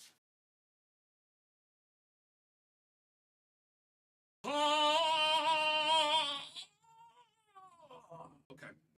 All right, cool. Yeah, boys, I just won a Nobel Peace Prize because I took a shit in my pants. Don't worry. You won't see it yet, but once I start get up and twerking, you can see shit flying out my underwear. Yeah, what's good, Big? So how you feeling, brother? Is kind of the prevailing theory, right? You couldn't just evaluate art and just say whether or not it was good or bad. This allowed artists to do just about anything and make up a reason for why it's art. But the moment AI art exploded onto the scene, the artists faced a major problem. And that problem actually had nothing to do with artistic skill, and it had nothing to do with technology. It was actually a philosophical problem. If artistic beauty is in the eye of the beholder, it is actually impossible to justify that human art is any better than AI art. Essentially, they had no way to justify their own existence because they gave. Dude, I get so much shit for using AI art on Twitter. Let me ask you a question, right? There's an AI of me where it's me in like a war background, and then it transitioned to me running with pistols. Where am I gonna find a person on Fiverr to AI me or to make an art of me within a year, or excuse me, within a couple days? that's going to take like months of progress of like me running, rotoscoping, doing all these crazy things. That I'm not taking someone's job by that. I'm not. I'm making a funny image of myself. I made me and Dawei hug. Where am I going to find someone to do that? That requires, he's going to ask the same question. Is he? Because that requires rigging. Yo, what's going on? What's going on, Locke? How you feeling, brother? Damn man, welcome in my bed. We're live on like every single platform, so I gotta be checking all my chats, but I appreciate you, brother. Welcome in, man. Good morning. Good afternoon. It's fucking, it's just like, bro, really? Like, I'm not taking some dude's job. Like, the motherfuckers on Twitter saying, yo, do you want to buy art from me? They're not making art of me running in like a war zone. Like, come on. Like, we need to be realistic for a second. Like, we need to stop this shit. We need to stop this fucking shit. Like, just because you use AI art, you're the devil. You're not. Like, you're fucking not. And if you feel otherwise, that's okay to have your feelings, but let's not sit here and attack motherfuckers for using it. It's so dumb. Gave up their standards over 100 years ago. And the lack of so standards stupid. that allowed yeah, thanks, Drake. industry Thank you, to brother. exist Thank you, was now man. being reinterpreted to justify that human artists were no longer necessary. Because without standards, AI art is just as good as anything else. This led to a lot of panicking artists turning into really poorly thought out metrics. Things like AI art had no soul, or AI art had no artistic intention behind its choices. I wanted to see how valid these metrics really were, so I conducted a bit of an experiment-ish interview with a lot of the detractors of AI art, specifically about Jackson Pollock and his work. The experiment was really simple. I showed them 2 images. One of them was an AI-generated painting. Usually I chose some sort of fantasy landscape painting like this. The other one is one of Jackson Pollock's paintings, and I asked a very simple question. Do you truly believe that this painting has artistic value and this painting doesn't? And they always said yes. So the natural follow-up was always, please explain why. And this is where they started stumbling over their words. They said things like, there's clear purpose behind the Pollock painting. The Pollock Dude, I'm not gonna lie to you, man. This painting looks like a fucking pile of dog shit. like just straight up, this shit looks like a pile of ass. This looks like a pile of dog shit, and the response someone's gonna give you is that this is someone's heart and soul. They put their life, the purpose is autism. Absolutely. That's why I like it, right? They're going to say they put their heart and soul into it, and then the AI painting is lifeless and meaningless, when in reality, AI can look just as good, if not better, in certain situations.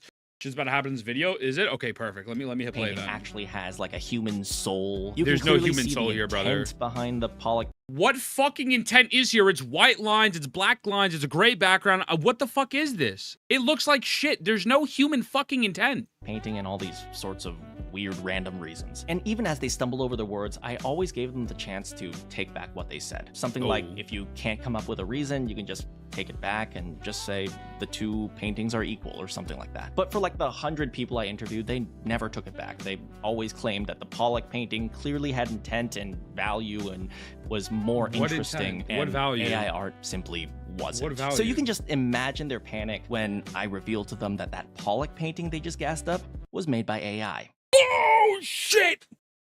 Oh shit! Oh shit!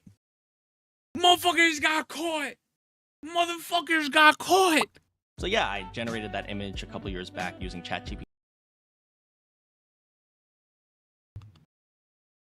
Yo, son. Oh my god. It's because people want to use any thoughts of line or reasoning or logic to discredit it. And it's like, dude, listen, man. I'll show you a perfect example. AI. Oh shit. Oh shit. Hold on. AI Will Smith eating spaghetti. Right? AI Will Smith eating spaghetti. Wix. This is old AI art. This is from about 2 years ago. This is genuinely one of the most weird looking shit I've ever saw. What is this? Right? This looks like ass. You could all agree this looks like fucking dog shit. By the way, it's gotten so much better over the years, but this is trash, right? You could say, yeah, this is fucking dog shit. The new AI looks really fucking solid. It's scary. It's scary how good it looks, 100%. But you don't need to discredit every single little thing you see because you think it's AI and then defend the opposite. You know, the reason is it's always a nuanced conversation, but people don't want to have nuanced conversations because that could involve in them potentially being lead to possibly be wrong in certain aspects of their argument, and then people crash out over it, and it's really unfortunate. Will Smith really likes pasta? He does. He absolutely does. right? We need old AI slap. Yeah. It's just crazy, man. It's just unfortunate. It's just unfortunate that this is a continuous thing that happens, and nobody wants to have these nuanced conversations. What is this? Will Smith eating spaghetti? Yeah, now this is Will Smith eating spaghetti. Now, obviously, you can still tell it's a little bit of AI, but it looks really realistic. It really does. That's a massive improvement. Whether you like it or not, you could object and say, yeah, no, this looks good. Yeah, I get it. Yeah, I see it. You know, nuanced conversation requires critical thinking. No thanks for me. Don't worry, brother. That's why I'm here. I got you, baby girl. I got you, BBG. Specifically to run this experiment. And you can believe me, the backpedaling that they tried to do was absolutely painful. And from here, I asked them a very simple question. Based on what you know now, will you admit that AI art has real artistic value? And like half of them just stormed out before they even had a chance to answer because they knew they couldn't answer without completely destroying their beliefs. If they answered yes, they had to admit that AI art was actually valuable. And if they answered no, they had to admit that they lied. They were told that an image, in this case the AI Pollock image, was valuable simply because Jackson Pollock made it. And from there, they just reverse engineered any reason they wanted to justify why the image was valuable. That sounds familiar. Maybe like a casting director who listens to a voice actor he's friends with and just so happens to hear that he's the best. But everyone knows it's just the Emperor's new clothes. You know that story of the Emperor dancing around in his underwear? And well, I mean, again, I know we've been dragging this video out, but that's also like in most fields, it's not really about who you know. It's about not what you know, but who you know. Now, obviously, as Macho Man says, oh yeah, cream rises to the top. And that's true in some instances, but in other instances, I mean, you look at a lot of these bigger streamers, I'm gonna just keep it a stack. They fucking suck, right? Like they just actively are dog shit, but right place, right time, right connection, and then bam. It's just the fucking truth. So it's unfortunate. There is no standards. There is no play-by-play on what the actual criteria is. But now also in defense, I'm not even going to say defense of the casting. It is hard to have a solid concrete. It's hard to have a solid concrete rubric to go by, right? Because each project is the individual person's vision. But a lot of this turns into casting of realistically who I like, who I don't like, and it leads to a overall worse product. So that is just the truth. Everyone has to pretend he's wearing pretty clothes because they don't want to get beheaded. We look upon a picture of paint thrown on a wall, and the artists demand that you pretend it's valuable. But when you show a coal miner a picture of a black square and tell him that it's more valuable than his entire career of mining for coal, when you tell a 9-to-5 office worker that he's uncultured and uncivilized because he doesn't respect the artistic value of a painting of literally nothing, when you stop considering what the common man thinks is good and demand that your art be respected, I get that, Reese. I get that. Nonsensical standards or even just blatant lies. Do not be surprised when the common man cheers for your destruction. And unfortunately, this is where the voice acting industry finds themselves now. We've used up all our goodwill in the SAG-AFTRA strike. We've stopped using the same metrics that the audience uses to decide what is a good product. We've blatantly attacked and disregarded the gamers. So do not be surprised when the gamers cheer as AI destroys the entire voiceover industry that has been built on a lie. And by the way, dude, he's absolutely getting blacklisted from so many different projects, and so many people are not going to work with this guy. And kudos to him for having the balls to make this video and tell the truth. This guy deserves a lot of money. He deserves a lot of exposure. This is a great fucking video. For the few voice actors that are still watching out there, I'm not even saying that casting directors are bad at their jobs. Many casting directors I know are actually amazing at their jobs. But what I am saying is that if you cast someone for a job, good art. I agree. You better be able to justify it to the audience. Because casting is effectively deciding who gets to represent your product. So if you end up casting someone who attacks the gamers, is a bully, is threatening, or is just blatantly hostile, I guarantee you won't be able to justify that. Now, since we've talked a lot about blacklists, I just wanted to leave something with the gamers that is actually really important and can help you take back your games from some of the more malicious players of the industry. The real blacklist belongs to the gamers. This is really important to understand because as a collective, you gamers have a blacklist that is far more powerful than anything else in the industry. Spend money. And it's actually really easy to use. So say there's a voice actor that you think doesn't represent what you want the gaming industry to be. You simply need to take 2 very easy steps. Step 1,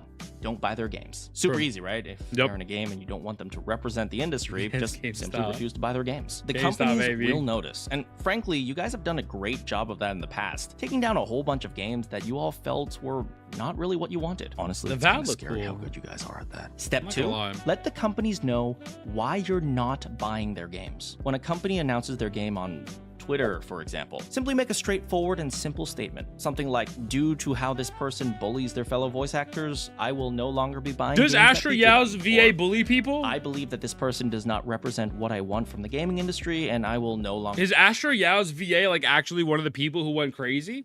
If so, that's so unfortunate. No? Oh, okay, cool. I got sad for a second. But the next part is really so. important. Okay. Do not be lulled into a bad faith conversation. If someone responds to your post with insults or hatred, simply ignore them. Do not turn your statements into bullying, and definitely do not turn them into threats, doxing, or harassment. The arts industries are really good at ignoring criticism and turn it into something worse. Do not... Like, I am in a competition with Little C, more deaths.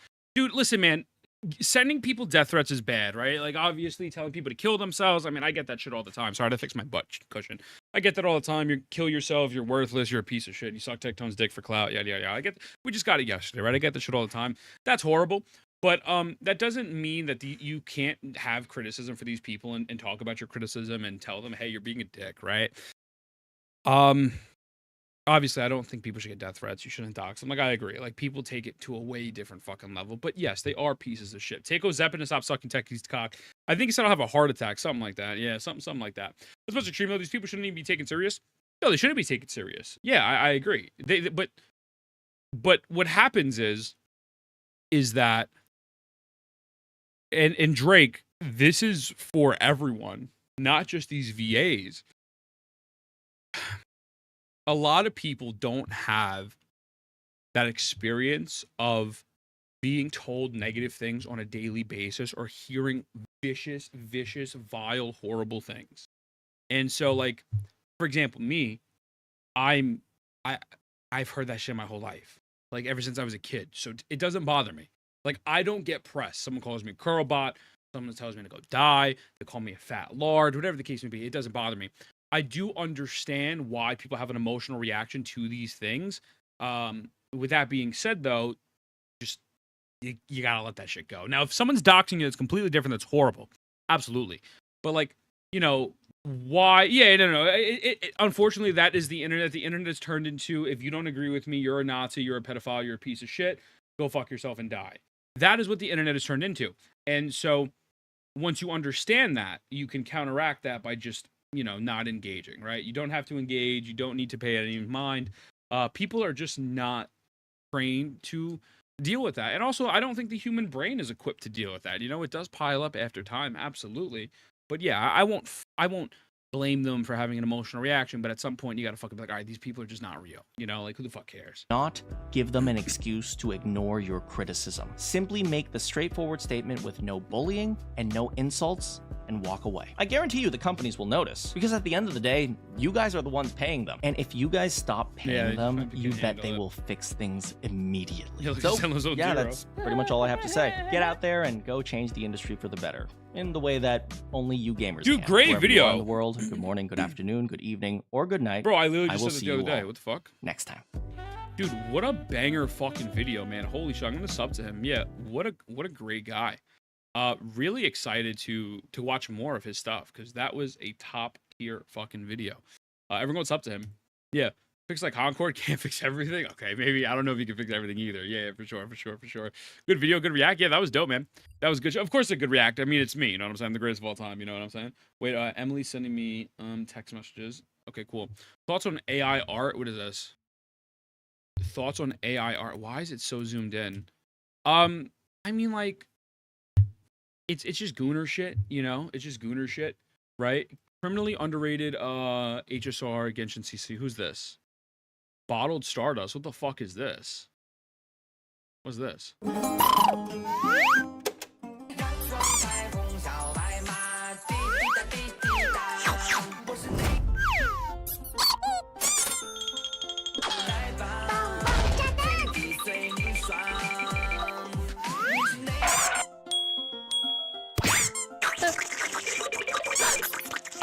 Wait, hold on a second. I think my chat is broken. Wait, can someone from YouTube type something real quick? Because my YouTube messages are not coming up on my screen. If someone could just type like a boba or something. I don't know why. Also, this was good, brother. Welcome in, man. Damn, I'm having an amazing day today, dog. Welcome in. Yeah, if someone on YouTube side could type something, because what the fuck? Why is this happening? What up, Nano? What up, homie? How you feeling, man? Are we having a great day? Boob, thank you, Reese. Thank you. Okay. Amia, welcome in as well. Yo, Bramble, appreciate the fuck out of you, dog. Thank you for the follow. Dab me up. Thank you, man. Welcome in. Okay, no, it's something. It wasn't working before. It wasn't working before. We're good now, Z. Boba. Type in Boba. Boba. Yo, but what's good, boys? What's good, man? Yeah, I mean, this type of AI art, I don't really care for it. It doesn't really bother me, you know? Good day. Yo, what's it, Bessie? What up, homie? What up, dog? Like, CIACONNA posts a bunch of fucking AI Gunnar art, right? I don't think that's a big deal. I feel like it's kind of just whatever. It's not hurting anyone. And yeah, like you could say, oh, CIACONNA, maybe he could have fucking commissioned someone, but also like, I mean, dude, again, it goes down to convenience. It's unfortunate, but that's the way the world works. If you can do something out of convenience, why would I pay $100, $200, $300, maybe 3 images when you could pay $5 to make an AI of it? You know what I mean? And it is what it is. It is what it is. Gunnar art's more expensive. Gunnar art is very expensive as well. Very, very expensive. Very, very expensive. So yeah, I mean, that's again, these are conversations people don't want to have, but I also fucking don't really care. Yeah. So we can watch. There's these 2 skits, and then I think that's it. I think that was all the slop we had, and then we can get to some other shit and just vibe. Yeah.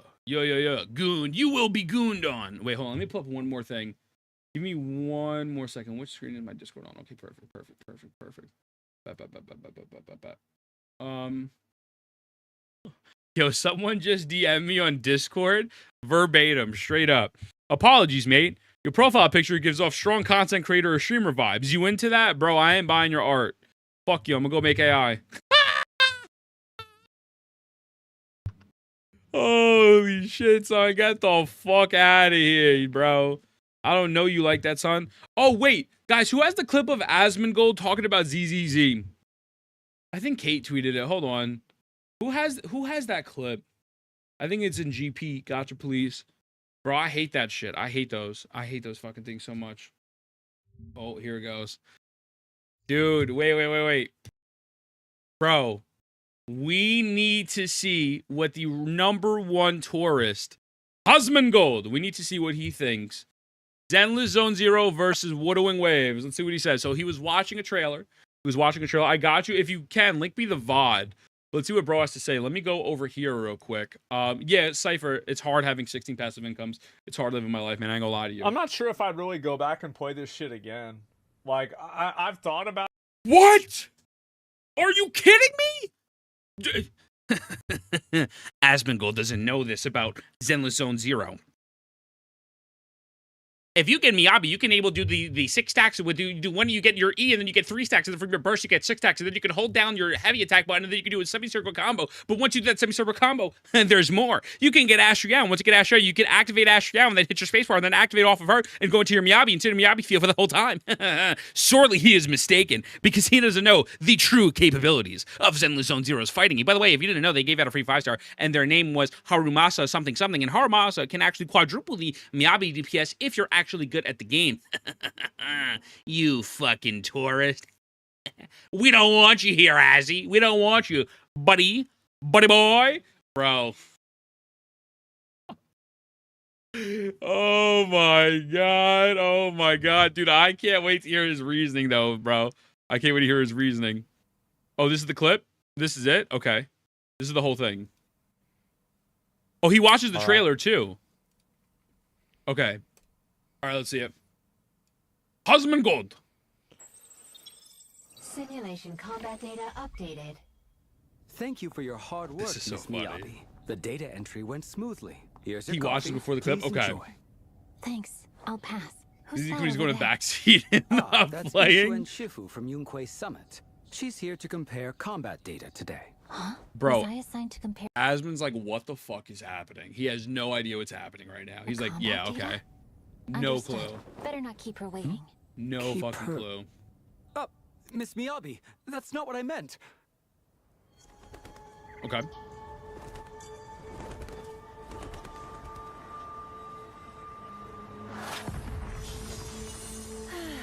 That's it for them. Oh. But seems there's This one last trailer one is pretty here. dope though. Could it be Locked a system in. error? He just likes attractive characters. He doesn't goon like that. Sorry to keep you waiting. We're scheduled for a 3-move training session. It's ZZ's 2.0 trailer. Let us begin. Oh shit. The trailer is solid. The trailer is very good. I'm not gonna lie to you. I think it's great. It's a great 8-minute trailer. Like, she aura farms the fuck out of Miyabi. They low-key did Miyabi dirty here. I'm not gonna lie. Yeah, they caught that bitch. Yep. I should have expected nothing less. Let's see. No need to be polite. What I was saying. I understand. Oh. I was rude to hold back. Let's proceed with the second move. Okay. Yo, Sai, I appreciate the fuck out of you, dog. Oh, yep. You know he's doing that now. I've played this game since the release. He's doing the eyebrow thing, so you know he's interested. Yep, okay. Boom, let's see it. Can we get a pog? Can we get a Keck W or something now? What are we thinking here, buddy? Pretty cool. Oh, that's it? That's it? Okay. Cosmin Gold, you think this is pretty cool, but realistically, you don't know that Yin Shuan is actually going to be able to do 30% more than the DPS of Miyabi at its S0. Realistically, you don't understand the capabilities of what's going on in this cinematic. I will break this down for you step by step, bar for bar. So realistically, what we have Miyabi here is going in, she's going for the underground hook, and then she's going to fly off of the bird with the 3 tricoms from Neji, and then they're going to go down, hit her with a, see, you didn't get it, so you might have missed that one as Cosmin Gold, you might have missed that one. That is a semicircle. Yeah, he's laughing because he knows he missed it. There was a semicircle input right here. Cosmin Gold, if you would have seen right, yep, what bam. A game. There we go.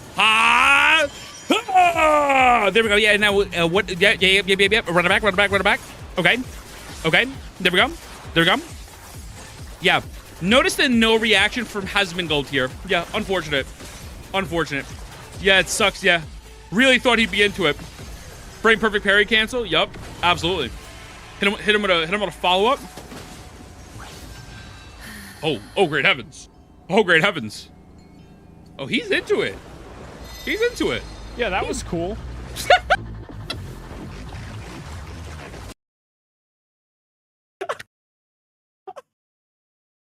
Yo,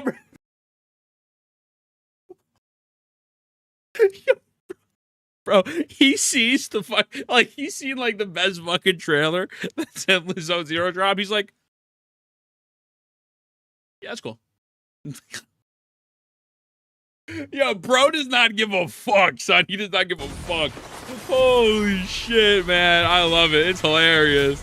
Can we get a clip of the day? Yo, what up, buddy? Holy fuck. Boys, thank you for the clips. Can you still be really good at this game by just hitting the same button over and over? He fucking knows. Because I remember that whenever I played the game. That was my... Yes? Okay. Bro, he knows. He fucking knows, son. Oh, my God. Did he see Pokey beat it blindfolded? Fuck me. Dude. This is hilarious. Husband. What, you can like summon like an avatar? Like a phoenix? Yeah, absolutely. What is this? Chair's funny as fuck. What did Chair put? A Chair is hilarious. I absolutely love Chair with all my heart. I think Chair is one of the best people in the gacha space. He has a new boss to fight. This clears Zenless Zone Zero. And then there's fucking EO, bro. Chair is such a dick. Oh my fucking God, bro. I love Chair. I love Chair so much, man. Okay, is there anything else that... Does he care?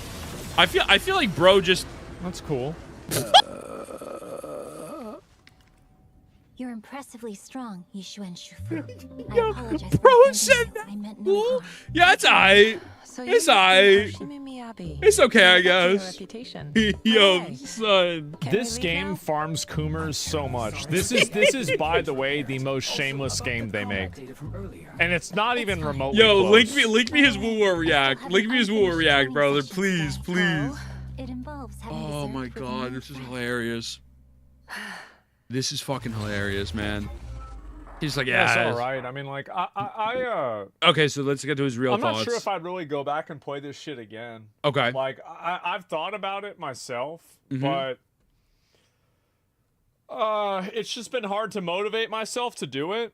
Yeah. Right? I mean, like, I just haven't really gotten that. Yeah, I haven't gotten that excited about it or that enthusiastic about it that much. Or if that didn't excite you, nothing is, brother. Way better. I mean, I think it's way better too, to be honest with you. Like, I shit! Do, and so it's like, why would I play? Renato, thank you for the follow, brother. Wuthering Waves. Thank you. Really, like, I don't know. Wait. What did he say? To be honest with you, like, I do, and so it's wait. anything like motivate myself to do it. What do you say? Right? I mean, like, I just haven't really gotten that. Yeah, I haven't gotten that excited about it or that enthusiastic about it that much or anything like that. Wuthering Waves is way better. I mean, I think it's way better too, to be honest with you. Like, I do. And so it's like, why would I play? There's no fucking way he literally just said that about the greatest fighting game in all of existence. Husband God knows nothing about Zenless Zone Zero's multi-layer fucking combat that involves 3 disorders, 2 of them that I got when I was a child, when my mother dropped me on my fucking head, and Miyabi's power creep. This is insane! This is insane, Asmongold. I can't believe you would do this. I can't believe you've done this. You have activated my trap card, Asmon. This game, if I could just play Wuthering Waves. Really, like, I don't know. And also, like, the thing is that with Wuthering Waves, I'm also, like, way more... shit, say it. Like, I have all my shit leveled up in the game, right? Like, I like, playing one of these games, like, there's definitely, like, a sunk cost fallacy that goes into it, where it's like, man. I've already been playing Wuthering Waves a lot, and I have a lot of good characters. So, do I really want to start playing this one, and I have to, like, do everything new and everything like that, right? The thing is, Zenless Zone Zero is not a bad game, but the beginning is just too much to go through. Like, my girlfriend made an account, got on there, swiped, got Jane Doe, and then stopped playing. I think she got Miyabi as well, and then she stopped playing because the beginning of the game is just so god-fucking atrocious. It's such a fucking slog to get through. With that being said, it does get better, but it's I think the beginner experiments taking 10 hours or 12 hours is a little rough. I really do. Also, boys, thank you so much for the clips. Appreciate the fuck out of you, boys. Twisted Umbrella doesn't Wuthering Waves have some issues, although it's getting improved. So Twisted Umbrella, Wuthering Waves has massive issues in the beginning. I mean, like, genuinely, Wuthering Waves' first 3 to 4 hours is fucking dog shit. But the great thing is, after the first hour and a half, you can skip to Renacita, which helps a lot. And I think the beginner player experience is, to me, you have a lot more to do since it is an open world. Now, obviously, this is just personal preference, while Zenless Zone Zero is that more zone-based. And I believe there's still the TVs in the beginning. Maybe I'm wrong. I'm a newbie into gacha games. Wu was my first gacha I just tried. Yeah, I think Wu was awesome, man. Zenless Zone Zero is still a great game. It's still a great game, but I don't think it's as beginner-friendly. I personally don't. It's just a bit jargon and monologue heavy. Which one are you talking about? I think Wu was beginning's dog shit. 2.4 trailer? Let me see. Oh, he watches the Wu shit? Oh, shit. Okay. I'll see what this one is. Okay, everything before right Act 5 needs a rewrite. I agree. All right, let's see. What do you say? What do you say, brother? She's missing. I'm looking for her. Asmon, if you didn't know, but comparing Wuthering Waves to Zenless Zone Zero is not healthy for the community. So this is a misplay on your part. What of course. What He doesn't understand that I have 37 characters with 36 new combos loading up in my new YouTube video, of course. Yeah. All right, let's see it. Gladiator. Absolutely looks beautiful, by the way. Insane. Holy fuck. Yup. This is a new area. I love that he knows. Yup. Type shit. Before his peak, I think it has a chance to be better than 2.0 from a narrative perspective. Absolutely. Oh, it's not a new boss. You gotta absolutely carry the beginning. Look, maybe it's just me, but like...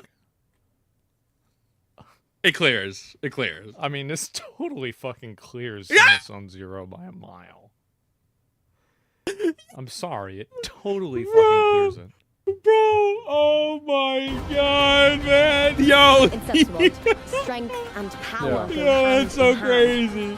Oh, I got my rogue chat on the stream. Yeah. It's the training ground nobles and commoners alike have to fight Holy shit. You all know well that gladiatorial combat is Bro, I know the Zenless Zone Zero community is on suicide watch, right?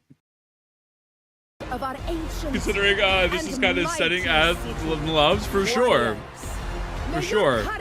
Oh my god, bro. And prove your loyalty to its spirit. Let the Aegon begin. This sword shall follow your will.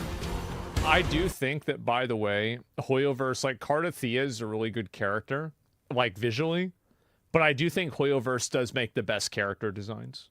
In Zenless Zone Zero? I can see that. That's the one thing that I think that they kind of have. I think Zenless Zone Zero has the best character models.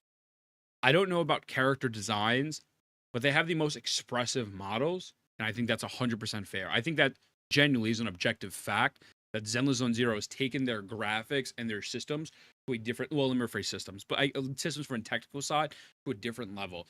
Absolutely. But I think the models and the character designs in Wuthering Waves, some are better. I think some are worse.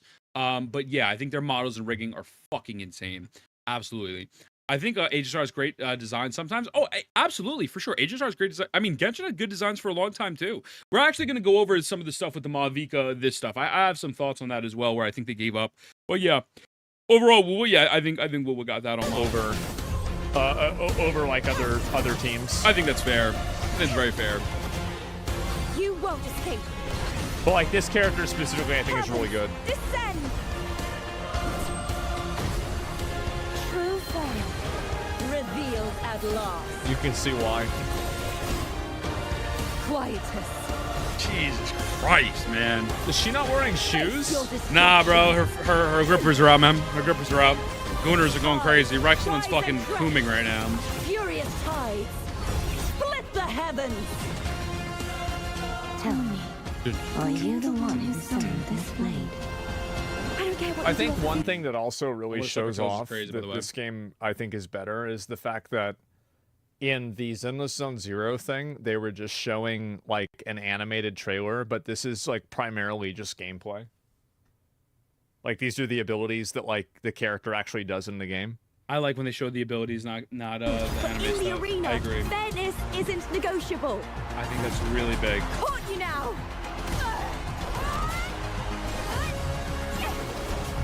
Oh, it's a character trailer, not a patch trailer? No. Yeah, but it doesn't matter. What up, this? Shouldn't you show like the character's combat in the character trailer? Yeah, Mavica is rough. I don't know. I agree. Loop over Chris Idea as well. Yeah, like this character I think is like this is cool, but like the style of the character isn't like super good. It's okay. I think they missed on the bottom side a little bit. Like I feel like she's all right, you know, but like if I was to rate it, this would be like a 7, right? Okay. I guess Loop is not everyone's favorite. I gave you this play so you This can shit see looks the so ending. good, bro. That's Gladiator girl. Lupa has aura though. The She has mad aura. She also has a prime energy drink deal, which is crazy. This tragedy. You and that blessed maiden from the tower are deeply interwoven in the fate to your Lova, baby. I love for Lova. I think she's great. Luck and misfortune. Nobility and lowliness. Weakness and strength. A person's nature is like two sides of a coin.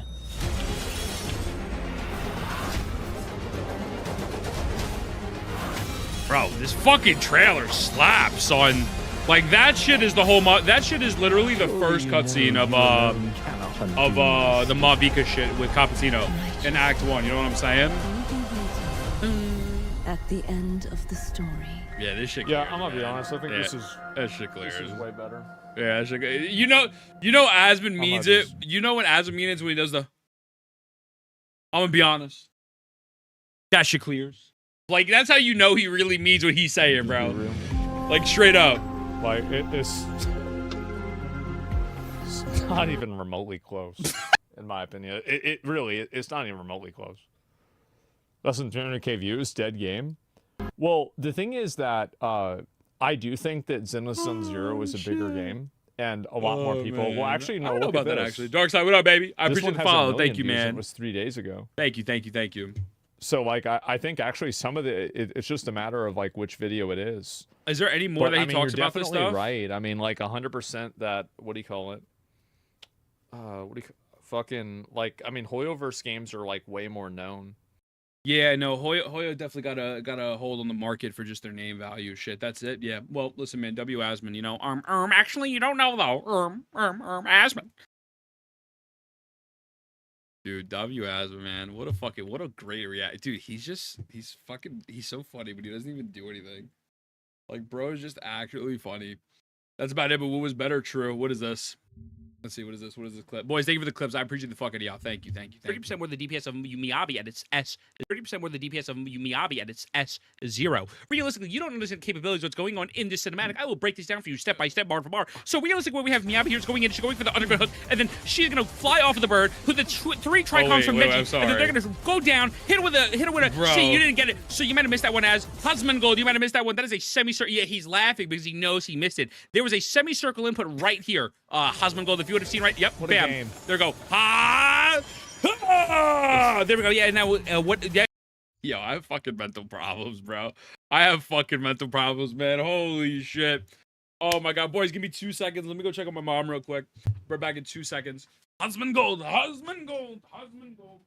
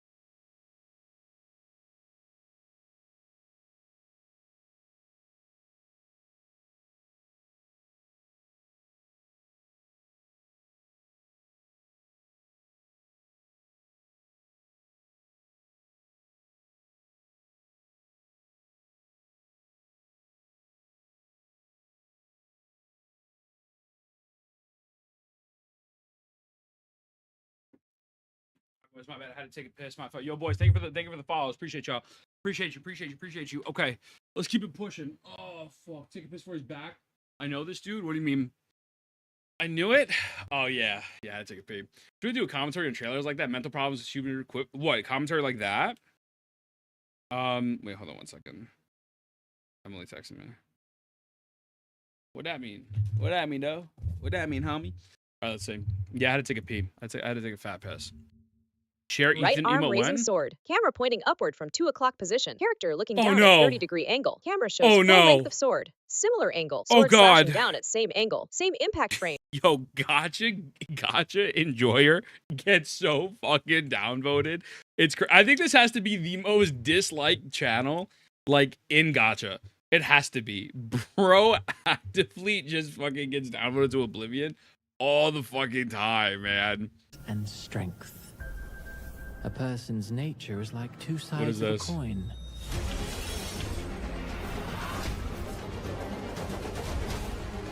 Yup, bro, this fucking trailer slaps, son.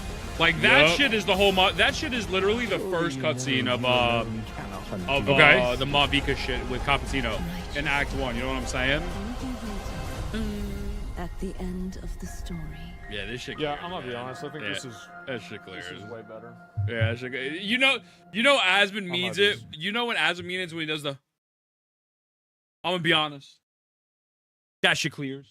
Like that's how you know he really means what he's saying. Bro. Your mother loves my peanut. Your mother loves my peanuts. You know what I'm saying? Skill issue. What is this? Kate has a lot of skill issues. I'm not gonna lie to you. Oh, fuck right off. Dude, sometimes I don't know if you are a real human being. I ain't gonna lie. Little bro. Yeah, that's crazy, man. I don't know how you fucked that up. Okay, well, that's something.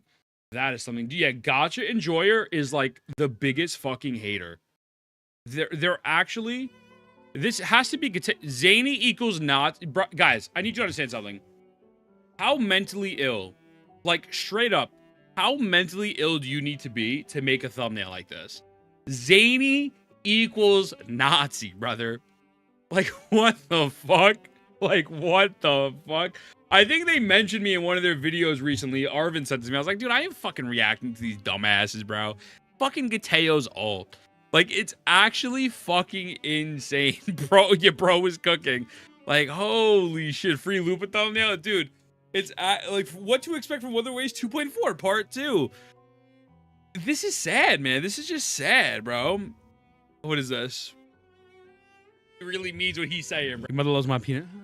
Your mother loves my peanuts. You know what I'm saying? Skill issue. Yo, I appreciate the fuck any boys. Guys, thank you. I encourage you guys to fucking clip everything you find funny. I need fucking content to upload. I'm too lazy to go through my VODs, and I will pay people. We'll figure it out. I'm going to message some people a little bit later tonight. Is Wuthering Waves channel dedicated to hating Wuthering Waves? Yes, Umbrella. It's a Wuthering Waves channel dedicated to hating Wuthering Waves. It's an AI channel, by the way. So, obviously, they're a pussy. They won't use their real voice, and it's most likely Kateo's all. That's what everyone says. But let's watch this real quick. Wait, give me 1 second.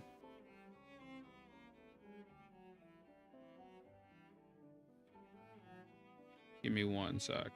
Okay. All right, boys, let's get into it. How it feels to play how it feels to be free to play in gacha games.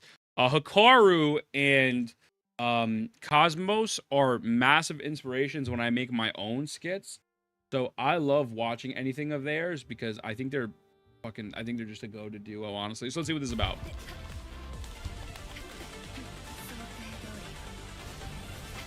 Fighting Scar with Chixie and Baiji. It's too hard, man. Why do you still play those characters? Come on, man. Like, I have to play these characters. Like, I don't want to pay for anything. Bro, what are you talking? This is the most generous game in the gachas.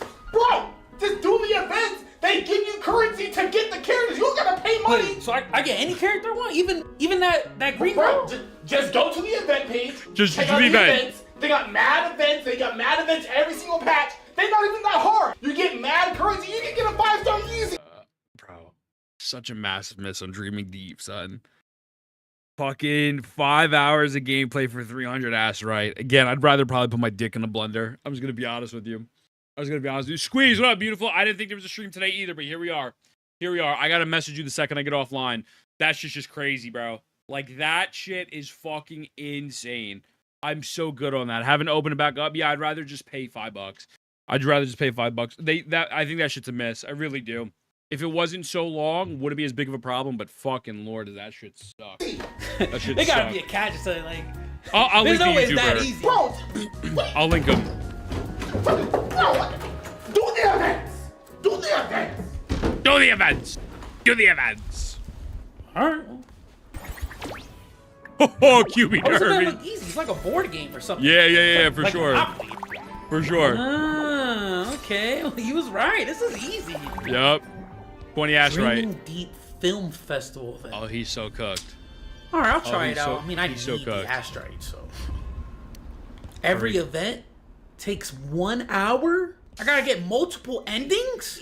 This is gonna take too long, bro. I'd rather do a different event, man. Let's see what else they got. Yeah. What else they got? Super Mario Bros. All right, I'm being trolled. What the? What the fuck? Getting over it. There's that many asteroids? Yo. I really want her, man. I really want this character. Yeah, but you gotta fucking play getting over it. Try it. 7 hours later. Yes! Yes! Oh my god, yes! Yo, it's fucking stupid, I'm bro. halfway there. I just need a couple more events. God. And I got it. Yo, a couple more Check out events. the other ones. Yo. Bro, Dark Souls 2! Alright, I'm being trolled, bro. Yo, these motherfuckers are retarded, I man. play Dark Souls 2. Yo, that's so crazy. 3,000 asteroids is Oh kinda my crazy. god. I mean, Count me in, son. I did beat Dark Souls 1. I mean, how much harder can Dark Souls 2 be, right? Yo, this is fucking insane. One Dark Souls experience later. Holy shit. Yo, bro, that's 3,000 asteroids. I mean, bro, that's not even 20 pulls. Almost done. That's not even 20 pulls. What's next? Okay. What's next? Yeah. Expedition. Bro's gonna really learn how to parry. Yo, son. This is a collab. Like, how is this even possible? I mean, I guess I have to do it, right? It's 10,000 asteroids. Yo, bro. It's 10,000. Bro, this is every Genshin Impact player when they had to play the R&R request. They're like, go. I guess I'll do it. Because I don't want to get a job. So I guess I'll do this 15-hour fucking dog shit quest. We gotta get at least 10,000, baby. We gotta get at least 10,000. About to hit you with a bam. I mean it, bro. I hated all the R requests. Bro, the R&R request, I think, gave me hemorrhoids. And I only did 10 minutes of it. I was good on that. Man. I was straight good on that, man. Did not need that shit in my fucking life. I'd rather, again, put my dick in a blender. At least I guess just 33 soundtrack, one Perry marathon later. I don't know how I did it, but bro's going through it. I got enough for CIACONNA. But the game's good as fuck. It is. Ling Yang. Ling Yang. Ling Yang. Ling Yang.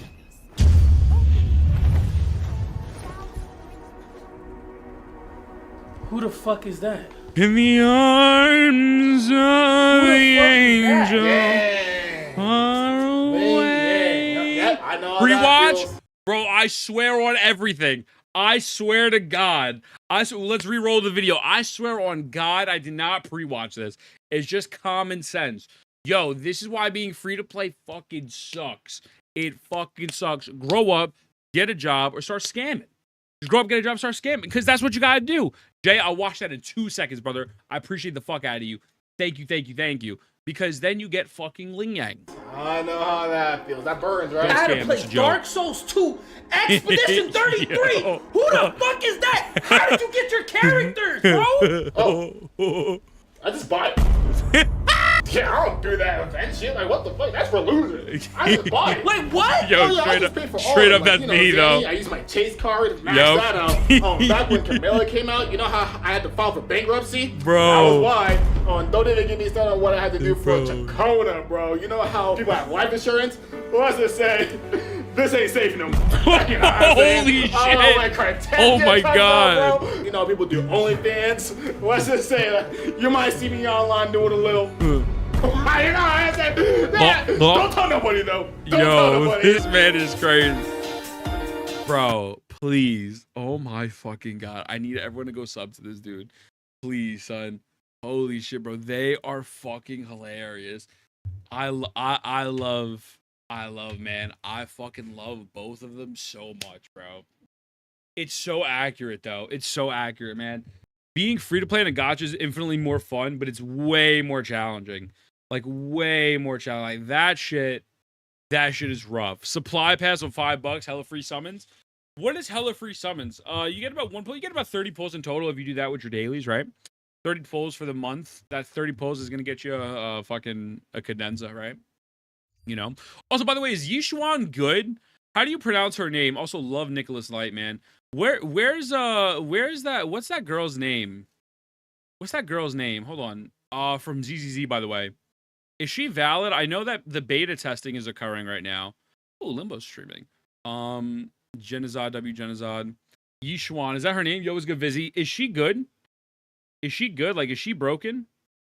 I was lurking in Saint Stream, and apparently there's something where she deals with that armored boss. Is that accurate?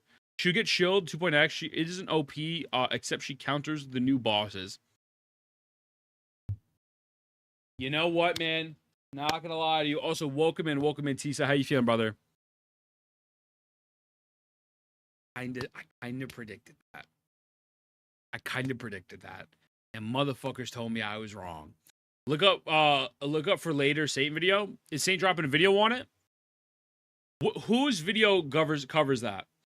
The new Gacha versus does anyone have a link to the new boss like actually being covered and stuff? I would love to make a video on it real quick because I legitimately said this shit and everyone told me I was wrong. He recorded today. No, but like where's the information on the boss? Since it's a Night Soul, I literally said this in bro.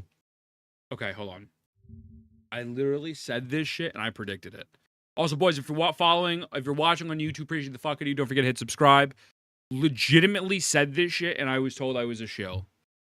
Actually, does anyone have Steam Bun's tweet about me? You get these 2 free in the right direction, but to me personally, a step in the right direction with Hoyoverse. The open world puzzles, and you have to use like your version of Elemental Sight to break down the waste of time, and could potentially, if, and now this is a big if this is implemented in Shiyu defense and whatnot, and if certain characters break this down a lot easier, especially newer units, I think this is a problem. But so, would you fucking look at that? Would you fucking look at that? Is this boss going to be in Shiyu defense? Is this boss going to be in Shiyu defense? Yeah, I could show you your gameplay in a moment. Is this boss confirmed to be in Shiyu? Does anyone know? Miasma. It's exactly as you said. Yeah, because I fucking eventually it was. Okay, hold on. I bet my left test would end up there.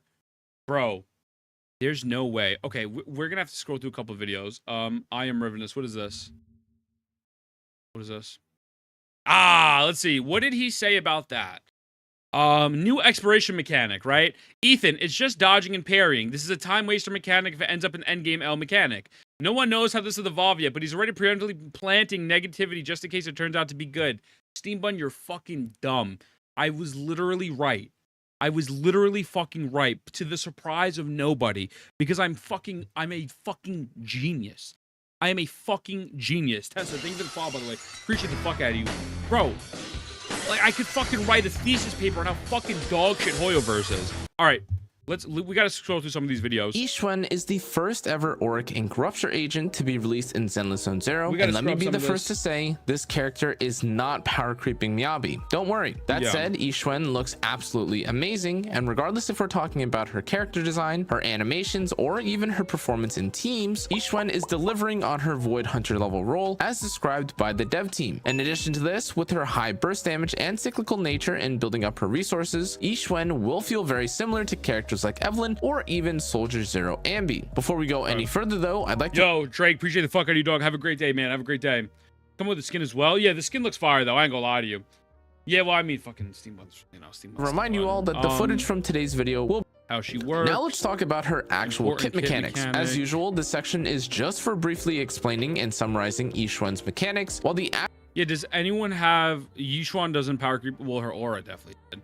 Does anyone have information on the boss? Like, do we have any official information on that boss yet? Actual full breakdown will arrive once her guide is released, so stay tuned. With that, let's start with Yixuan's core passive. Yixuan's core passive, Grandmaster of Mysticism, increases her sheer force based on her max HP, with 1 HP adding 0.1 sheer force. To be clear, this is a separate trait and unique specifically to Yixuan, as the other sheer force conversion of attack to sheer force is a trait shared by all Rupture. Yo, what's good, Tip? I appreciate the fucking you, dog. Thank you for the raid, man. Damia, welcome in. How we feeling, bro? Thank you. Means the world to me.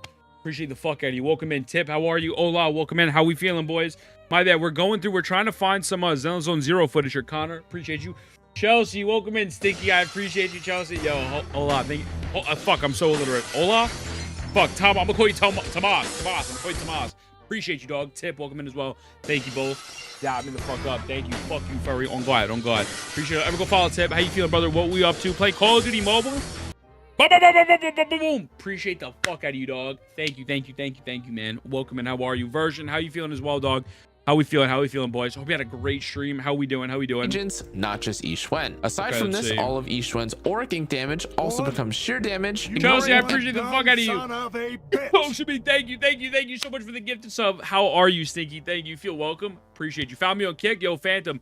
Oh, there you go. You did find me on Kick. Appreciate you, homie. Welcome in. Yeah, we're multi-streaming on all platforms now. I'm streaming on Twitter, Kick, YouTube, Twitch. We're streaming everywhere. There's really no reason not to, you know what I'm saying? But Chelsea, thank you. Chelsea brought it here. Chelsea, I appreciate you sharing myself with other communities. Do you guys play Gacha games? I fucking play a bunch of Gacha games. I'm an asshole. I dance. I twerk. I appreciate you, boys. Thank you so much. Thank you.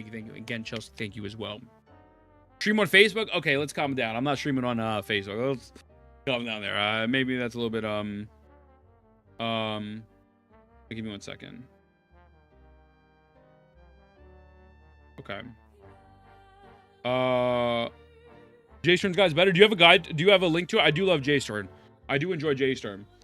Stream COD, but I play a little woo. I got you, dog. I got you. Behind Chelsea Wash though. It's all good. I win to lose. I'm not sure you're referring to this, but here you can see one miasma boss. Okay. Is this a leak?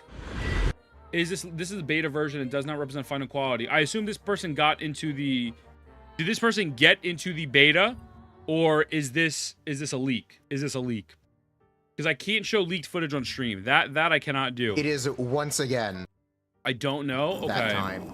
Oh, it's so painful to say. Breakdown. So painful to say unironically. The Void Hunter level investigator with power that rivals the Void Hunters. Yishen. Footage is in betas? Why? Okay. This is so player friendly.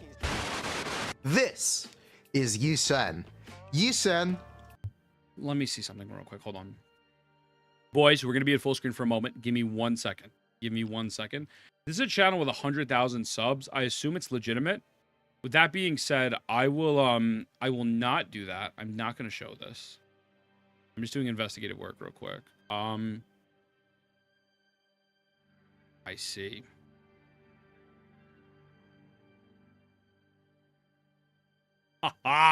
Yo, that's crazy, son. Would you look at that? Okay. All right. I think we got a video to record. I think we have a video to record. You know what I'm saying? Ethan, instead of watching these videos, can I type you what Yushan does? You can read it out loud here. Yeah, well, no, I could read, like, here, hold on. Like, I could show Hakushin. Right? I could just pull up her kit. I could pull up her kit. I could watch Jay Stern. I just can't watch the leak of the boss if this is a non-leaked video. With that being said, this mechanic is heavily tailoring towards the new character, right? So, At E_thin new boss have miasma shield. While shield is active, boss have increased def by a lot. Only viable way to broke the shield is each when. While shield is active, boss takes no DMG from units except each when leakers. Jason explained it simple without leaks. Do you have a timestamp where Jason explains that? Like, is that the whole video? Like, where in the video does he break down this new miasma, fibromyalgia thing? Said fish tacos. Let's be real. The meta's going to be used Miyabi one half you on the other side. Yeah, pretty much, exactly. I'm excited for Oiled Up. What up, Wotads? What up, homie? How you feeling, brother? Yeah, I'm excited for Oiled Up as well. It's going to be a good time. Yeah, so where does he say it in this video? Where's he saying here? The debut Rupture DPS agent. What the hell is Rupture? Does anyone know where? Is a completely new class. Where's this? In Zenless. So there are a couple core mechanics leaks, that we need to establish this is up leaks. front. That's probably leaks. These are going to be talked about throughout the rest of the video. No, I'm not going to scam my audience, brother. I got you. But they need to be here. Rupture completely bypasses enemy defense, uses sheer force instead of attack, and they use adrenaline instead of energy. Starting at the top, completely bypassing enemy defense means pen, and Def Shred are all stats that do nothing. It also means your damage is constant against varying enemy defense. This is defense, not resistance. In Zenless, enemies have actual defense stats. Everyone thinks he's got a shield boss? Well, I mean... It's kind of stinky, right? It's kind of stinky. You know? I feel like that's a little... That's the Night Soul shit in Genshin Impact. You know? It's the Night Soul shit in Genshin Impact, right? To me, I look at this as an exact 1-to-1. And you might even say these could potentially be worse because at Night Soul, like, you could possibly use Hyper Bloom and shit. Every game does that. The boss isn't unkillable without the character. Sheer force ignores defense, so defense shit does nothing. I don't think it's the fact that the boss is unkillable. I think it's more the fact that, based off the footage I just saw, you were doing substantially more damage to that shield with just normal attacking compared to what they showed with the other characters. I feel like that's a problem. Correct me if I'm wrong. Maybe I'm off base here, but I don't know if there's a boss that does that in Wuwa that specifically, has a mechanic that only one character can clear. Was the boss weak to something? She does. If so, that could be relevant. The boss is weak to her mechanic, which is this defense shred. That's what it seems like. Will deal 5 times damage to that shield? Yeah, no, it does deal 5 times the damage. They're going down the Genshin Impact route. You know what I'm saying? And again, I like Zenless Zone Zero. I want 2.0 to do great, but I mean, you look at this mechanic and it's like, that's a fucking red flag, brother. You know, if Koro does that sucks too. Maybe I'm wrong. Maybe I'm misremembering. Like the middle tower buffs, right? Like this buff in particular, where it's like 40% crit damage, whatever the case may be, and whatnot. when you have arrow erosion and only one character can do arrow erosion single-handedly. Yeah, it's fucking trash. That's dog shit. Livestream said rupture units do more to the shield, so it means we need rupture units to be released. Yeah, what's good, Evergoon? Yeah, we're gonna get to it in a bit, buddy. It's really bad. Hopefully the community will express their concerns about predatory mechanics like this. I feel like everyone's gonna say, as long as I can clear it with Miyabi and everyone else, those are V stock footage. Wait, what are you talking about? Maybe I'm wrong. I thought of the HSR route where the patches tailors new units and meta. Do know what? What are you talking about? She clears that red shield within a couple hits. New boss, more like promptly for fire. Bringer is still more tailored for the character Miyabi. The new boss shield, the red shield, dies almost instantaneously. 40 ice res, yeah, because they don't want you to use Miyabi, but I'm sure people will be able to do it. Anyways, they want you to use the new unit. That's ass. That's not a good mechanic, just straight up. Okay, Star Rail and Genshin Impact. Because defense ignore is completely useless, this means supports like Rena and Nicole have their... Make a formula and stick to it. Don't make shit up to sell new characters because you're out of creative ideas. So don't add new class type. I don't think anyone's saying don't add a new class type, Tillian. That's literally... I think you came back into the middle of the conversation but don't have the full context. That red barred enemy that I literally predicted 2 weeks ago is going to take substantially more damage for the new characters and anyone from that new archetype as opposed to someone who's not in that new archetype. Therefore, the clear times are going to be substantially faster and a lot easier for those new units. You mean the one we knew about a month ago? Hold up. A lot of people, like Steambunt and a lot of the ZZ community, said don't judge it until it's out. And now we know, and that's horrible. That's not good. Like, that's just not good. You know what I'm saying? Like, this is not a positive thing. I feel like if we were to undersell it, well, we knew about it, is fucking dog shit. That's stupid. Why? Like, okay, if we quote-unquote knew about it, why did no one talk about it? I'm so confused. Like, what the fuck? I spoke about it. I made a video on it. I got dislike bombed to fucking infinity and beyond. 50 dislikes on this sumbitch. Why? Because people are fucking dumb. Now we have legitimate information and legitimate footage about it. And we're going to say, well, we knew about it. So if you knew about it, people should have said something and not have negative reaction when I criticized it. So either way, they look fucking stupid. Straight up. Yo, Viper, appreciate the fuck out of you. You know what I mean? Also, thank you for the link. So this is a newer video. Effectiveness greatly... Because the number showcase is not that big of a deal. Hold on a second.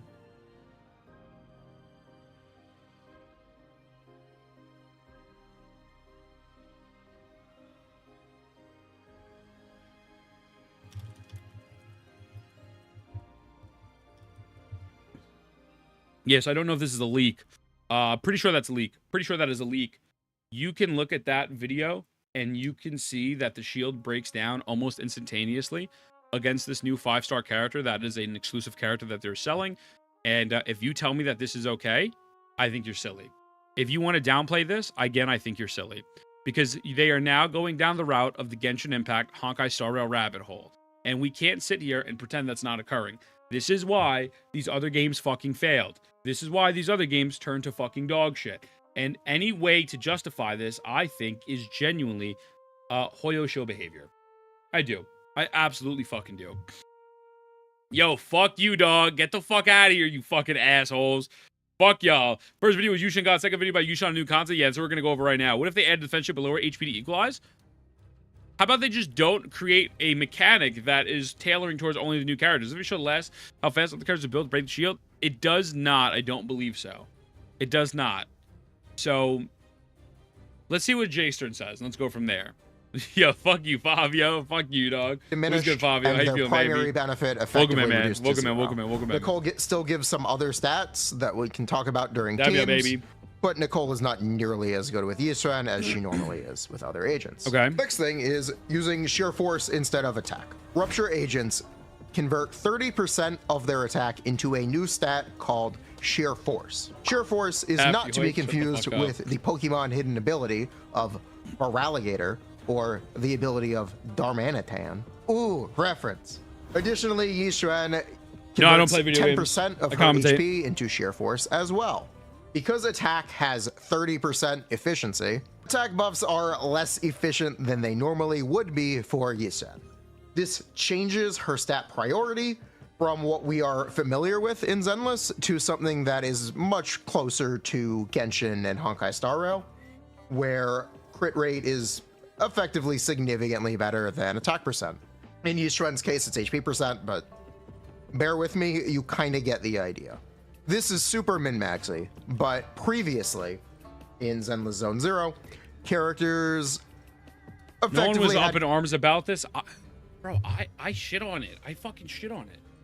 Like, I don't get it. Like, what? Bro, why the fuck does it take me and Satan to point this shit out? Why? That's so fucking stupid. And then the counter argument is going to be, watch this video comparing Miyabi. You are talking about two completely separate things. We are not saying she power keeps Miyabi. We are saying they are introducing a new element, an elemental reaction in their game that works with newer characters that has ice shred so Miyabi cannot use. We're not talking about all of the content. This is a little bit of a silly argument or a silly statement to make.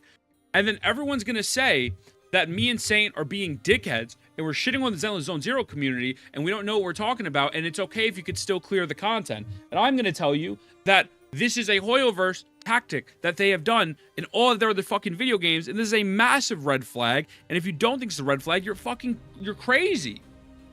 But I'll try the boss. It's a substantial difference clear. Evelyn was outperforming Jishuan, a new boss, from Lafia testing. I guess we'll see, right? Am I gonna crash out until it's official? I don't know. Maybe I'll crash out for an easy video. I ain't gonna lie to you. Maybe I will. I might farm the shit. I just think this is crazy. Middle tower though, it doesn't make you can't hit the content. Middle tower. Okay, so here's the difference, right? And Tilly, and I genuinely mean this. Middle tower. Here, actually, break it down. Maybe I'm missing something. Middle tower. Ooh. Bosses. No mechanics. Element check. Element check. So the element check comes in two forms. The element check comes in res increase / res decrease. And then it also comes in the form of middle tower buff. Okay. New deadly assault boss. Mechanic.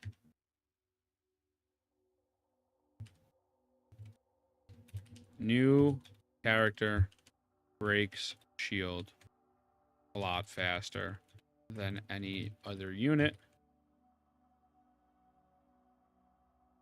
Specifically, ice res high in order for Miyabi to not clear. I feel like these are two very different things. I feel like these are two completely different aspects. Genuinely. I love both. It was good, Minty. You could love both. I love that for you. There's nothing wrong with loving both games. Play both games. Love whatever the fuck you want. I don't give a fuck. I really don't care. I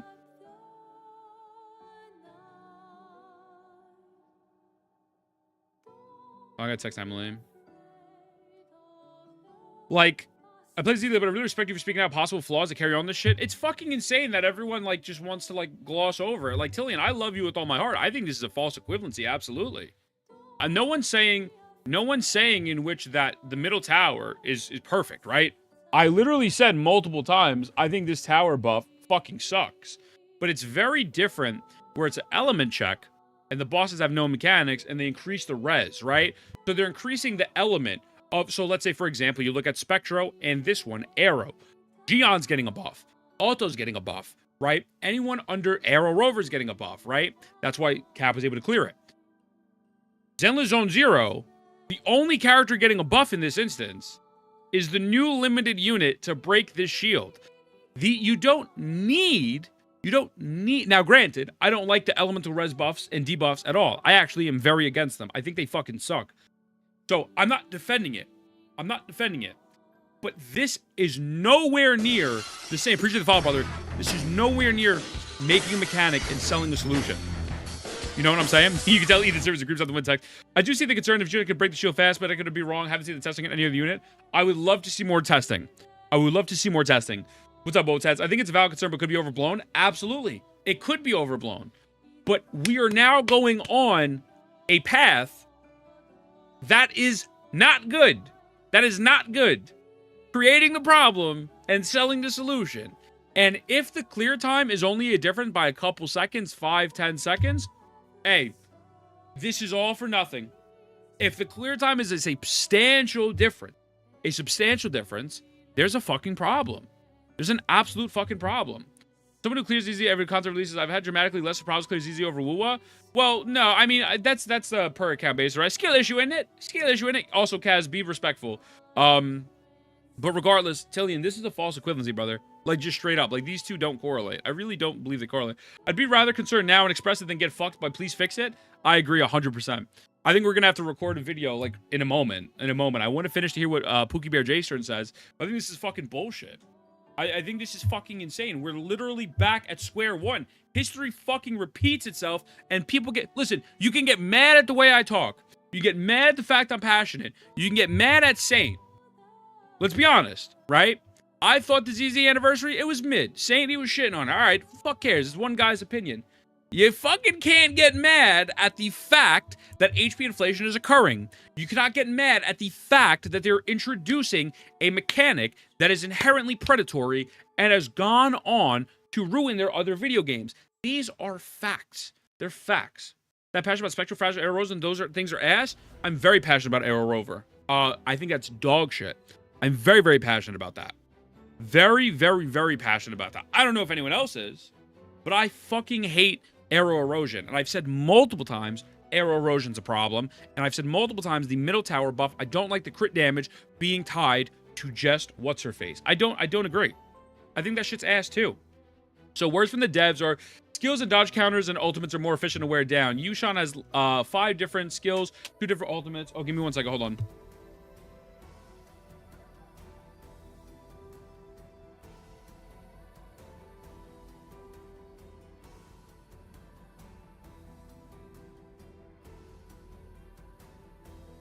My fault.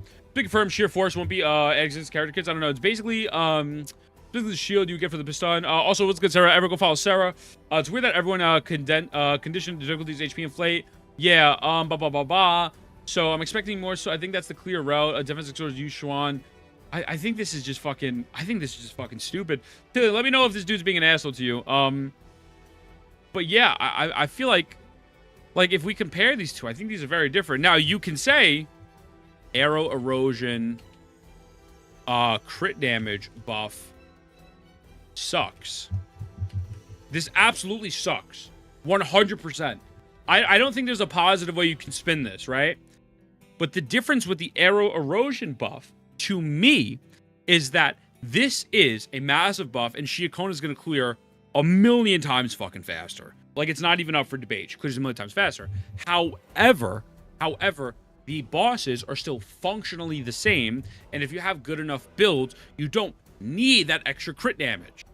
And all people that are Arrow, or all people that are Spectro, I think it was Spectro, are getting a buff. Very different in my opinion. Very, very, very different. There's a shield, ZG shield that's hard to break without lightning or stuns. That seems very much the same, to be honest. Is this true? Is this true? Also, what is this clip, Jay? I appreciate you. Let me see. I think this is fucking bullshit. I think this is fucking insane. We're literally back at square one. History fucking repeats itself. Yo, I'm gonna use this TikTok. Listen, thank you. You can get mad at the way I talk. You get mad at the fact I'm passionate. You can get mad at Saint. Let's be honest, right? I thought the ZZ anniversary, it was mid. Saint, he was shitting on it. All right, fuck cares. It's one guy's opinion. You fucking can't get mad at the fact that HP inflation is occurring. Arrow Electro, there you go. You can't get mad at the fact that they're introducing a mechanic that is inherently predatory and has gone on to ruin their other video games. These are facts. I love you, brother. I appreciate you. Thank you. Thank you. Also, the other thing is, with this tower, with this more recent tower, you are still clearing and sometimes faster than Zhang Liao is, right? I think there's a difference. I guess if you see this as a lightning shield, this already exists. Really? Wait, so give me more information on the lightning thing. I don't know about that. If you use Arrow Rover, your account's Rover. I mean, Arrow Rover's dog shit, right? Pichu has the exact same shield. PGR, I mean, if that's in PGR's dog shit. Also, hello, Blue. Welcome in. Color me surprised. Slap my butt, slap my ears, and fuck my butt. I can't believe this is happening again. It's basically the same as Miyamasa, but lightning. Well, that's dog shit. Is that now dog shit? I feel like that's trash, no? Well, okay, wait. Hold on. Here's how in my mind, correct me if I'm wrong, how many people are Electro in the game? I feel like there's a lot of Electro characters, though. There's only one new character to promote this, right? You still stun them with the shield and get away. Also, don't you get Ambi for free? So technically speaking, won't Ambi be okay? Some mechanical boss generate a shield that only breaks if you stun the boss, use electro damage. I feel like you get Ambi. I feel like to me that's like not even in the same realm, no?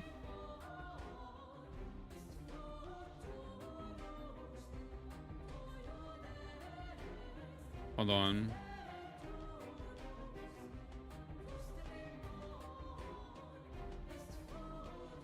Oh, Lord, okay. What's it called? Not gonna lie, I started losing motivation playing 90% of the video games lately. Yeah, most video games suck, unfortunately. Poltra is a solid option as well. What's Poltra? What's that? Not the same realm for sure. Yes, as soon as Juan is only be fast. Yeah. Okay, what does Jason say here? Crit damage and attack percent at equal stat value. So you could take a piece with plus I don't know, Wotaz, I don't know. Crit damage or a piece with plus 2 attack percent, as long as it had the other stat on it as well. And they would be roughly equal. This is not really the case for Yishen. She prefers crit. That does not mean that HP percent and attack percent are bad substats. It just means that there is a more nuanced stat priority, or that makes min-maxing her build more difficult. This also means she benefits less from supports like Astra Yao, Caesar, or Lucy, who primarily give attack. Because a lot of those characters, specifically Astra, give other stats, Astra is still very good with Yishen. Like, comment, subscribe. We're gonna try to do more Zenless content. More Genshin content is coming. Did you know most of you watching are not currently subscribed? Dude, I love when Jason does this. Give me 1 second. Hold on, boy.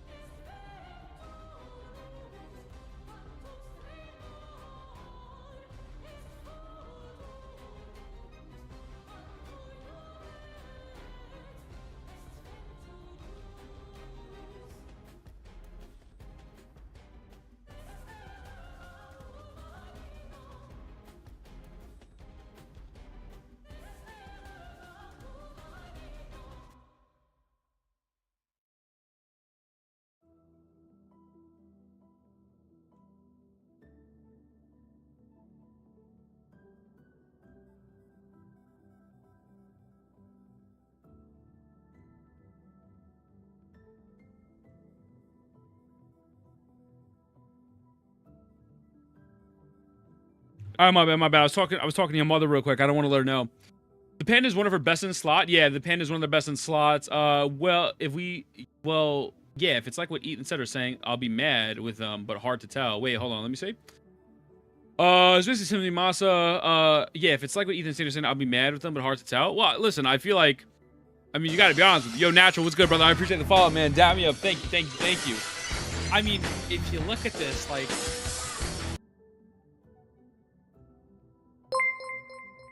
Good rest of your stream, Cash. Appreciate the fuck out of it, brother. Thank you, man. Thank you. 5 p.m. EST for the rest of the week. We're live 5 p.m. EST. We'll be live on Kick, YouTube, Twitch, Twitter. We're live on every single social media platform going forward. I almost think about making a Patreon as well.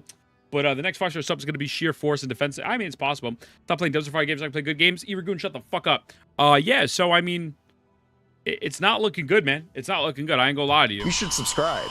I also don't think this is Doom posting. I don't. Okay, I was going to make this video. You guys can put ones in chat when I'm done talking. Let me know if you want me to make this video. The reason why I am more charitable to other video games, not just Wuthering Waves, is because most of them don't have the track record that Hoyo does.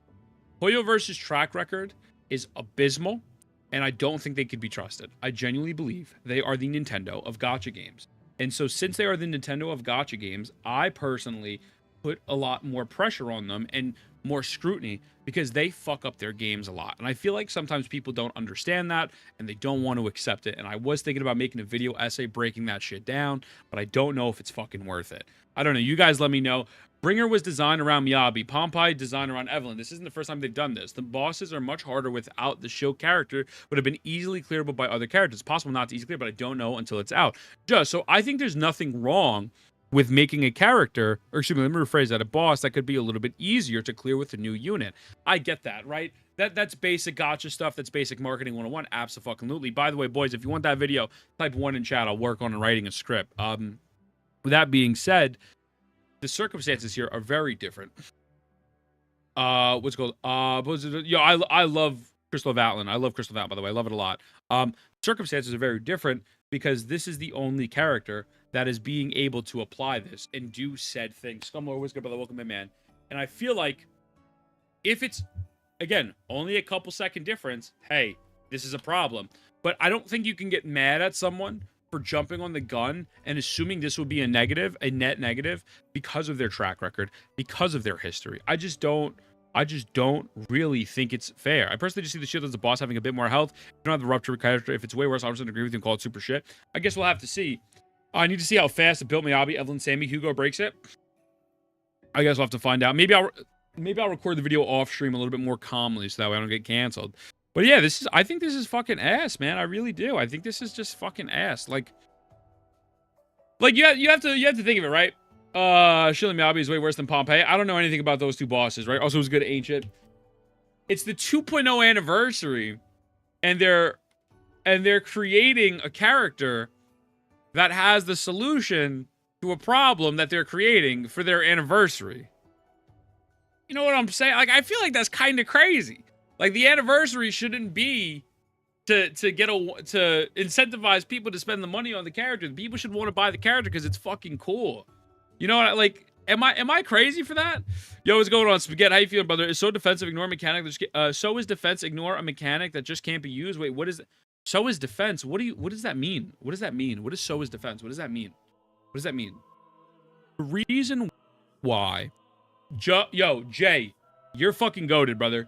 Jay, I gotta PM you after. I gotta PM you. Thank you. Thank you, brother. Thank you. So is defense, ignore a mechanic that just can't be used? That's her mechanic. She ignores defense. Her mechanic is breaking down the new HP bar that they created, the new HP shield, faster than most likely every other unit in the game. Therefore, in order to break that down, in theory, a lot faster than every other unit, is to buy the new unit. Because it's a defense ignore. Yeah. Well, it's not just a normal defense ignore, right? It's not just a normal defense ignore. A normal defense ignore is if, like, the enemy had a regular shield. This enemy has a new shield on top of their regular shield. I think if we're throwing it down to just a basic defense ignore, I think that's genuinely doing it not enough justice. Like, you're downplaying it to a maximum degree where maybe you think I'm upping it to a maximum degree. Is rupture character mechanic, if I recall correctly? Don't know. She ignores defense, causes new enemies to break on defense. She ignores defense because the new enemy has a whole extra shield. You know? Break the shield, but I have no clue how it works. Yeah, the new defense shred characters can break the shield. They break it substantially faster. Shield isn't really a shield. It's a buff. It's increasing the unit's defense. Semantics is not helping you. Shield, defense, whatever you want to say, there's an extra layer to this enemy that is now only broken faster, potentially only broken faster, with a new unit that can cost up to $400. So you can say shield, you can say defense, any semantic shit you want to spin, that doesn't change the fact that this is a problem. So I don't know what that's going. Like, you like to hone in on the semantics. I just don't know what's happening. Yo, what's good, Drip? What up, baby? Was good defense reply to the new enemy? I don't think so. I could be wrong. I don't know, but I doubt it. Could you solo everything with a proper team? Can she solo? She's solo. What the fuck? We don't know it's a problem? We don't know. We don't know it's a problem. Nothing in general reminds me, reads break miasma faster. Let's see. Hold on.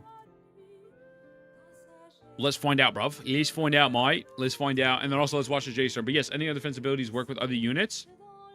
It's completely different. There's no other...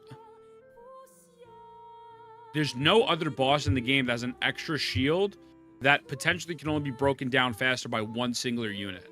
There's like literally no other boss like that. Like I'm 100% certain about that. 100% certain about that. Where is this? Yishuan.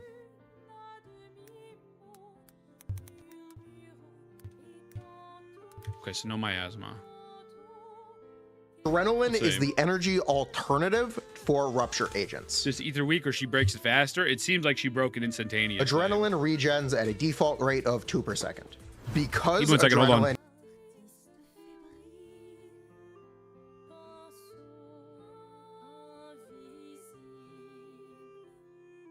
I'm saying what up to my mom. Is not energy. Energy regen buffs don't do anything. Meaning, when you use a support ult that would normally regenerate energy, it doesn't regenerate any adrenaline. Energy regen slot 6, useless. Energy regen 2-piece, useless.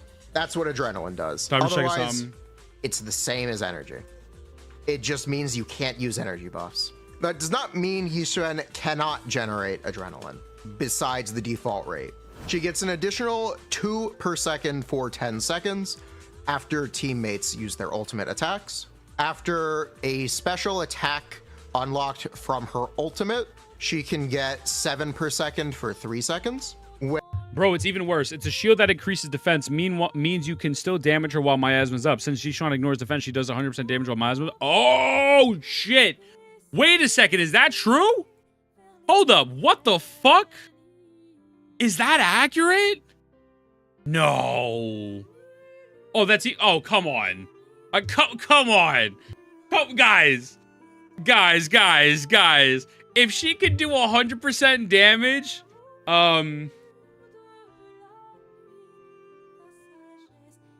Okay, wait, no, so... Guys. Wait a second, hold on. This person has 100,000 subs. There's no way this is a leak, right? There's no way this is a leak. This is the beta version. There's no way this is a leak, right? 100,000 subs. There's no way.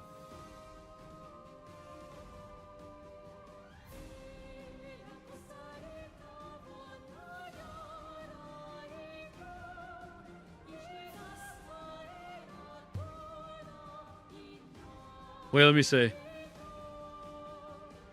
Oh my god.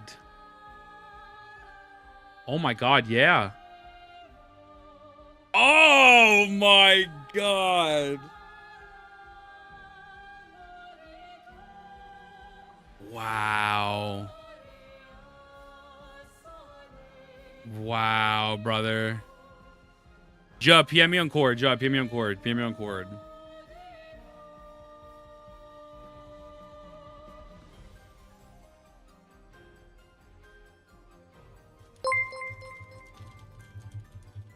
Yo, Monte, what's good, brother? Access guides in DA clears, she deal like 40% HP to the boss when shield breaks.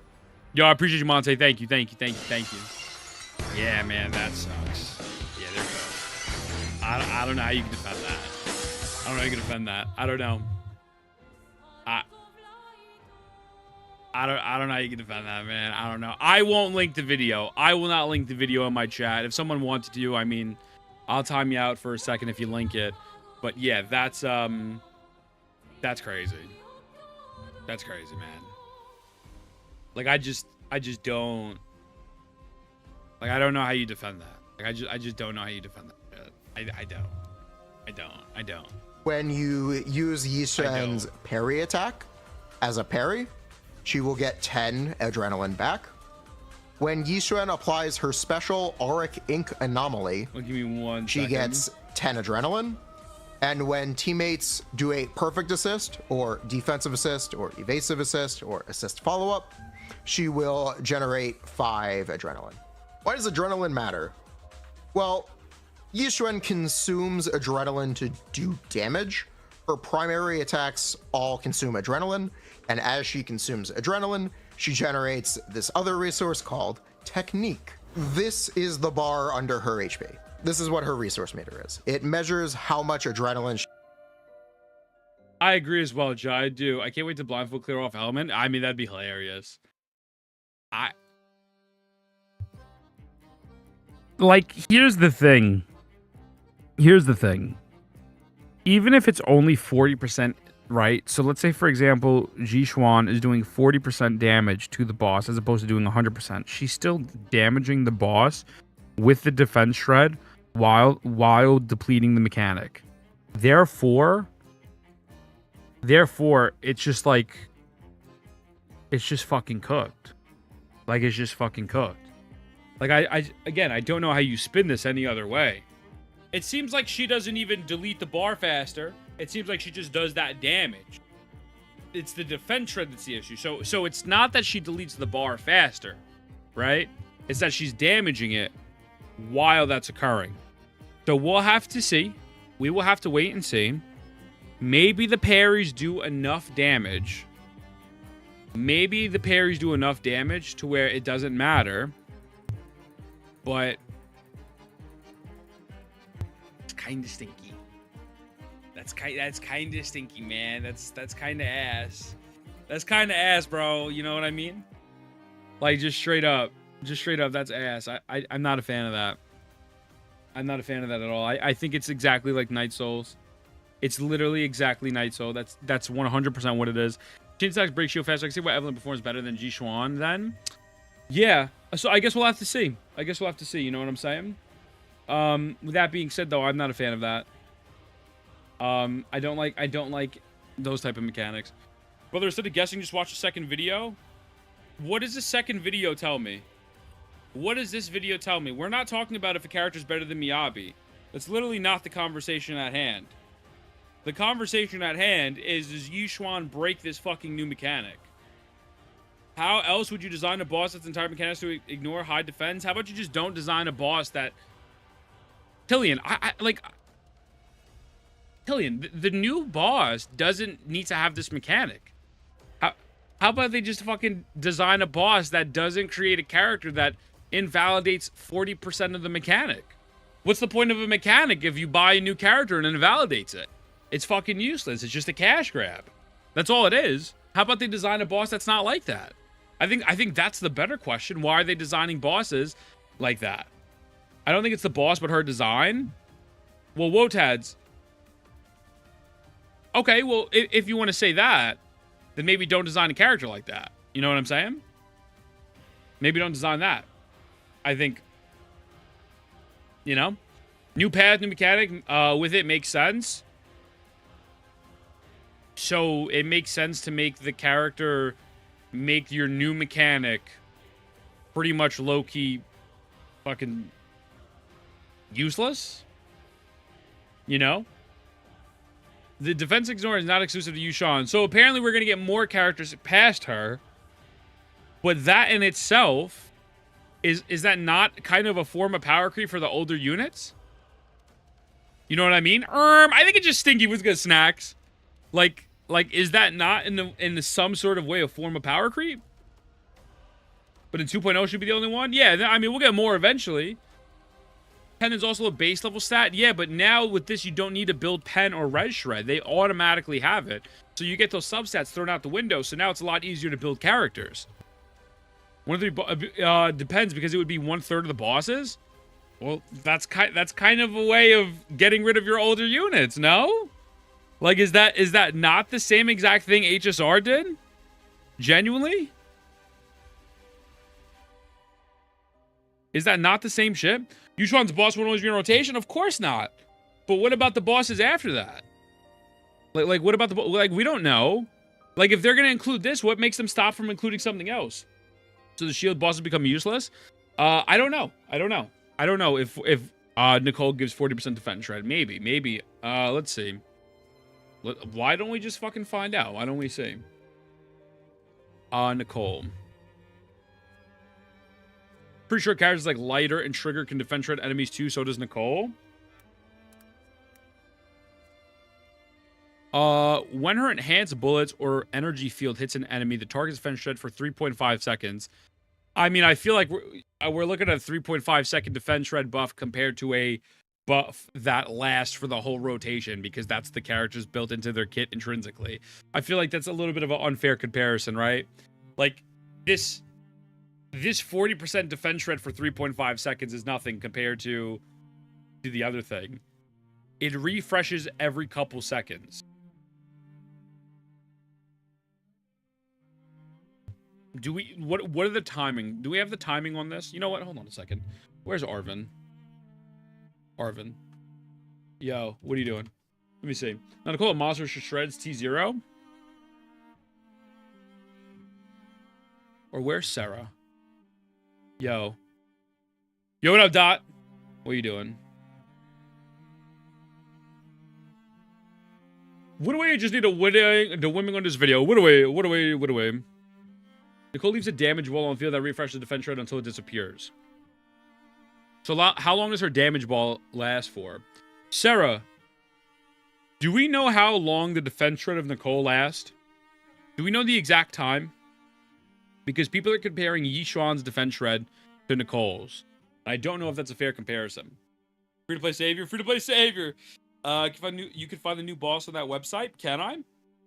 Around 3 seconds. It's not comparable. Okay. I thought I was going crazy because I feel like I'm getting gassed a little bit. Just saying. Yeah, no, I feel you. Anyone know when this stuff has a buff? It isn't like 3 seconds. That's what I'm saying. I'm saying, is it not just 3 fucking seconds? Yushuan doesn't have defense shred? Oh my god. Am I retarded? It's defense ignore. Okay. So that's what, yeah, so one completely ignores it, and the other one brings it down a bit by 40%. So that's even worse. That's even worse. Like that's worse in the sense of power creep. She fucking ignores it. She ignores all of the defense. How is that not a problem? How can this not get out of control? Why is nobody saying anything? What the fuck is happening? What the fuck? Okay, wait. So hold on. Let me make this very clear. Just pulling zero problem. I want to make sure I'm understanding this properly. She isn't impactful on enemies with lower defense. Imagine a mob 2000 defense and a normal 2k nukes it in 2 tickles. That's what I'm saying. So, she isn't impactful on enemies with lower defense. Sure. So, Yishuan, right? Yishuan. Defense ignore. New boss has mechanic. I want to make sure I'm breaking this down and I'm not misrepresenting anything. I'm trying my hardest. It's not that worse because MV is lower. What is MV? He has skill issues, needs to stay on the other side of the court, so we'll ignore him. Well, that's fucking dumb as fuck, Vaughn. Just because you don't like someone and they're telling you an objective fact about your game, that's a little fucking stupid. New boss has ice res, but also has ice res damage increased by 40%. Wait, so hold on. Defense ignore. Completely eclipses. I don't know how to spell eclipses. Completely destroys Nicole's 40% defense shred for 3.5 seconds. Okay. New boss mechanic requires you to break shield. Yishuan is able to attack boss and break shield / damage AP HP at the same time, while other units need to parry and counter attack to only damage the shield. Okay. Does that make sense? Let's go. Any crystal you always good, Dark. I'm not sure yet. I gotta see what the deal is. I still want to try out Elden Ring real quick. Something no one is talking about is sheer force is calculated based off percentage of attack stats. So most rupture characters will be balanced because the only stat that affects their damage is less efficient. Yishuan's sheer force focuses on, yo, what's going on, Rainy? What up, baby? It's C-tier drama, baby. I'm always right. Son, fuck is he talking about? Fuck is he talking about? I'm always right. Nicole will be better at certain scenarios based on boss defense. Ignoring all defense item isn't always better than shredding defense based on the team. Okay. Which is fair. That's fine. During combat, the Miasma Priest will switch between different phases and use special skills for each phase. When agent activates perfect assist against some of the miasma priest skills, it won't consume the assist point, and after multiple defenses assist activation in a short time, the miasma priest will enter a special stagger state where the agent can deal damage to the miasma priest. Okay, so that's showing in which that the other units cannot damage them at all until their full miasma shield is broken, but Yixuan is able to damage them simultaneously while breaking the shield and then getting more increased damage when the miasma shield is broken. And no one's saying anything. Like no one's batting an eye. Like no one's like, oh, that's a little weird. Oh, that one might not be okay, right? Like no, like oh no, it's okay, it's fine. You know. Well, Rainy, I appreciate you. My Billy clears no problem. Yeah, of course, Agent. My Billy you didn't solo with Billy, so you suck. Like because they're clearing it off of an element in the beta. Okay. But the beta, but Tillian, we're 100% aware that she will have defense ignore in her kit. That has nothing to do with the beta, right? So I bet Billy will clear. I mean, listen, God bless, you know. Sure, I would love that, but let's be honest with you, Wotads. How many of the Zenless Zone Zero chatters right now you think could solo with Billy, including yourself? Like genuinely, does he give the boss ice res? I think my issue is that he gives it ice res and ice res. So Miyabi can't use this. New mechanic. Defense ignore. Defense ignore feels like a way to introduce these newer units to make newer units / bosses to make older units feel not as powerful. This is how I feel. This is how I feel. What up, Kaz? Who'd you give a chance? What'd you give a chance to? What happened? What I miss, beautiful? Can you share? Could you shred my defense? I can shred anything you want, sweetheart. My bad. I ignored you. I don't know all your ass because you a bitch. So rupture characters are going to be inherently worse than attack scaling characters against bosses with low defense. Also, I love you, Kaz. Can we get a fast shout out for Kazahana? Okay. I'm a shred def. I think Hugo could do well versus it, but we shall see. But no, but also like Wutai, if you mention it. Yo, by the way, AWOL, that man, brother. Appreciate you, AWOL. Appreciate you. Thank you. Of course, beautiful. How many people do you think could clear Billy? Like, do you think you could solo Billy? Like, genuinely. It boosts ice damage, which is odd. Yushuan gets around that issue, by the way, because she scales off of HP as well. Arvin, do you think, your opinion, guys, Arvin's an Omega Sweat in all of these gacha games.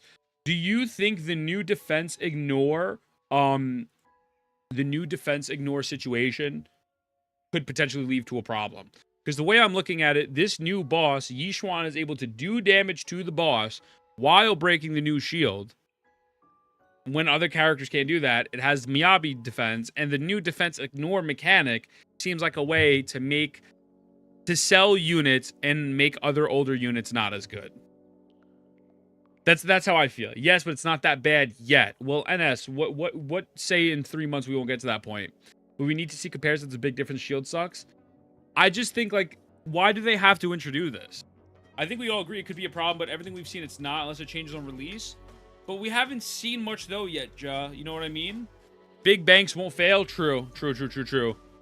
Like, Ja, genuinely, the video we saw was an S6 unit, so obviously it's hard to compare, but that's the only information we have. But what we have is we know that she does damage to the unit. Here's the thing. Hit me, Sarah. It might. Hard to say. They made Rena and Nicole not as good now. Nicole was the GOAT of every team. Okay. Kind of is on the same level as No, it's not on the same level as Global Passive. Saying it's balanced. My Gacha brain says pay to win. Yeah. So Rupture, not Yushan, will be worse for older bosses, but better with new bosses. Those are my thoughts. That makes sense. Rupture will be better for newer bosses, but worse for older bosses, giving older units value. I guess my problem with this is how often will they create newer bosses that are catering towards the older units and not dealing with the rupture mechanic. Rupture / miasma Miasma shield. I think this is the big question. Even against all the bosses she's on Miyabi level, just not as brain dead. I see. As long as it strengthens the weakness, I think it's okay. Only time will tell depending on the balance of the game going forwards. I see. What's good, Buddha? Welcome in, man. I think this is insane. No one's talking about this. They're basically restricting units you can bring to the boss. In that sense, it's a problem without a doubt. I don't know why people are downplaying this. I don't. We have 8 or 9 bosses except the new one because she's weaker than Miyabi on her own boss. Well, that doesn't. I think no one really knows true impact any of these CCs tested. Is Yusha the next Acheron? I don't think so. So she's just shielded for the new boss. I mean, it's not out and nobody really knows how it works yet. Of course, nobody's talking about it. I think that's no. Castris, like, this isn't as bad as Castris, but people spoke about Castris because it set a bad precedent, right? And I feel like, again, we're going down this same road. I've played these games before, man. I've played these fucking games before. This is not a new thing with a Hoyoverse game. Like, I just don't get it. You know what I mean? She clears at the same speed as Miyabi, regardless of the boss, on par with Giga Chain Evelyn. Jason said it's more likely Pompey situation. Bringer for Miyabi is worse. What does that mean? New game. Castris is very simple to understand and very egregious. It's not the same. Well, in plain English, said it's not the same. Just said it's not the same. I literally said in which that this is a problem that can get out of control, and we've been here and played these games before, and Hoyoverse does this. The same thing with the Natlan shield. This is a Natlan shield. I would say the boss is balanced around not having Rupture. The new boss HP is very low. Bringer without Miyabi is harder, I would say. Watch J-Storm video. This one. She is consumed. Okay, let's finish this video. I don't think. Ja, I think let's just say if it's balanced now. What happens in 2 months, 3 months? I don't know, man. Like I don't know why people. I don't know, bro. I feel like if you say anything against it, you're told to kill yourself. If you defend it, you're fucking stupid. And I'm just like, I don't know. I can't play what ifs and whats, LOLs. Well, there is no what. There's no what if. Like, there's no what if. We know for a fact, what we are very well aware of is that she does damage. She ignores defense. That's not a what if. That is a fact. Now, the what if is this out of control? But for a fact, they have implemented a mechanic within a year of the game that completely makes shields obsolete. That is a fact. That's not a what if. That is a fact. Okay? And this is why there needs to be nuance to these conversations. The what if is this a problem? The new characters, yeah. What happens to Natlan bosses? Natlan bosses or Natlan shields is dog shit. Sad but true. I notice a lot of the Gacha communities can't take any criticism. I know there's always going to be a boss that caters to a new unit, but from my experience, I've been able to clear every DA with off-meta non-shield teams. So track record has been fine. Not saying it can't go below. Yeah, and I get you, Sarah. Have you seen this? I mean, I get you, Joe. This is one that was linked to me too. All right, let's watch this in 2x speed. Is Yishuan a Void Hunter? Is Yishuan higher value than Miyabi? Is Yishuan stronger than Miyabi? Is Yishuan... Just do what Tecton would do in the situation. Stick to your guns unless you're proven wrong. Well, I am going to stick to my guns. Absolutely. I'm not going to fucking... I mean, like, I know I'm factually right that there's defense ignore. That's a fact. That's not a what if. That is a fact. Taller than Miyabi? The what if is if it's a problem. Does Yishuan have bigger ears? No. She's probably taller, though. I've been getting these questions constantly. I feel a need to make a video explaining my thought process on why I've been answering it doesn't matter. Because people haven't liked this answer, but I feel it is the truth. Okay. Now, Yishuan is not stronger than Miyabi. Yishuan does not do as much damage on paper as Miyabi from our current projections. Does that mean Yishuan is not, I'm quoting the developers here, the Void Hunter level investigator whose power rivals the Void Hunter? No, actually. That quote is not necessarily... Wait, I like you telling. He said it best. ZZ has a solid track record of boss releases that chill but aren't overly difficult to beat on.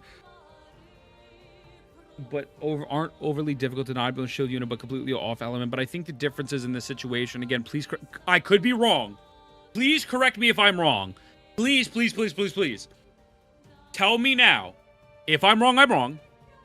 Every boss shield unit, so let's say the electric unit, you had a free-to-play character readily available, like an Anby, who is a stunner and an electric character, or if you got lucky and got Rina, a bunch of electric units that are there to neutralize the situation. They're not as good as the premium, but they still exist.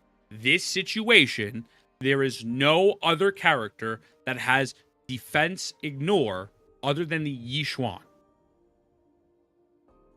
Bringer, what was the Bringer situation? Maybe I'm wrong. What was the Bringer situation? What happened with Bringer? Bringer doesn't have one. So what is Bringer? Panda has defense ignore. Okay, cool. So for sure with Panda. Talk about Miyabi. You don't have a Miyabi character free to play. Bringer's anomaly. Okay. If we're talking about Miyabi, you don't have a Miyabi character free to play, but you could just do it with other stuff. So Bringer needs Ice Anomaly. Oh, that's the middle Deadly Assault. That's the middle Deadly Assault character, right? Okay. Well, that sucks. Right? Like, that's dog shit. That's ass. Why are people not talking about that? Why are people not talking about that? Genuine, like, the actual question. You know what I mean? We know for a fact. I love you, Jay. Now, the what if is this out of control? Jay, but PM me, brother. Fact, they have you are the fucking GOAT. Thank you. I appreciate the fuck out of you. Thank you. Panda looks cool, though. He does look all right. It's kind of rough. People are talking about it, but you still can't clear it. It's not too hard. People are talking about it, but you can still clear it. It's not too hard. How do you clear it without Miyabi? People talk about it a lot? Okay. Awesome. What is the discourse? The shield electric enemy can be stunned? Yeah, with Ambi. Okay. How do you clear it without anomaly? What's the course of action? Look at DMs later. Wait, what's your Discord name?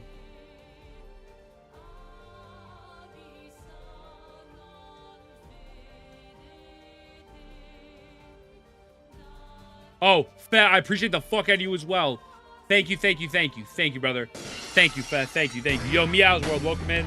Dab me up, homie. Appreciate you. Has Miyabi, very few people who don't. Okay. That's fair. That is fair. But, like, what is the process of clearing that without a Miyabi? I think what we need to do is this week is set up a day where we try to clear it without Miyabi. Absolutely. Is now Miasma Priest can clear without Yuan. Sheer Force is defense ignore. Yeah. Sheer Force is defense ignore. So, okay. Bad DM you, bad. Appreciate you both. Thank you. Because in the end, they pay for it. It just sucks that they show Miyabi so much, but it's not too bad. It's like, because I think 95% of the players have. Okay.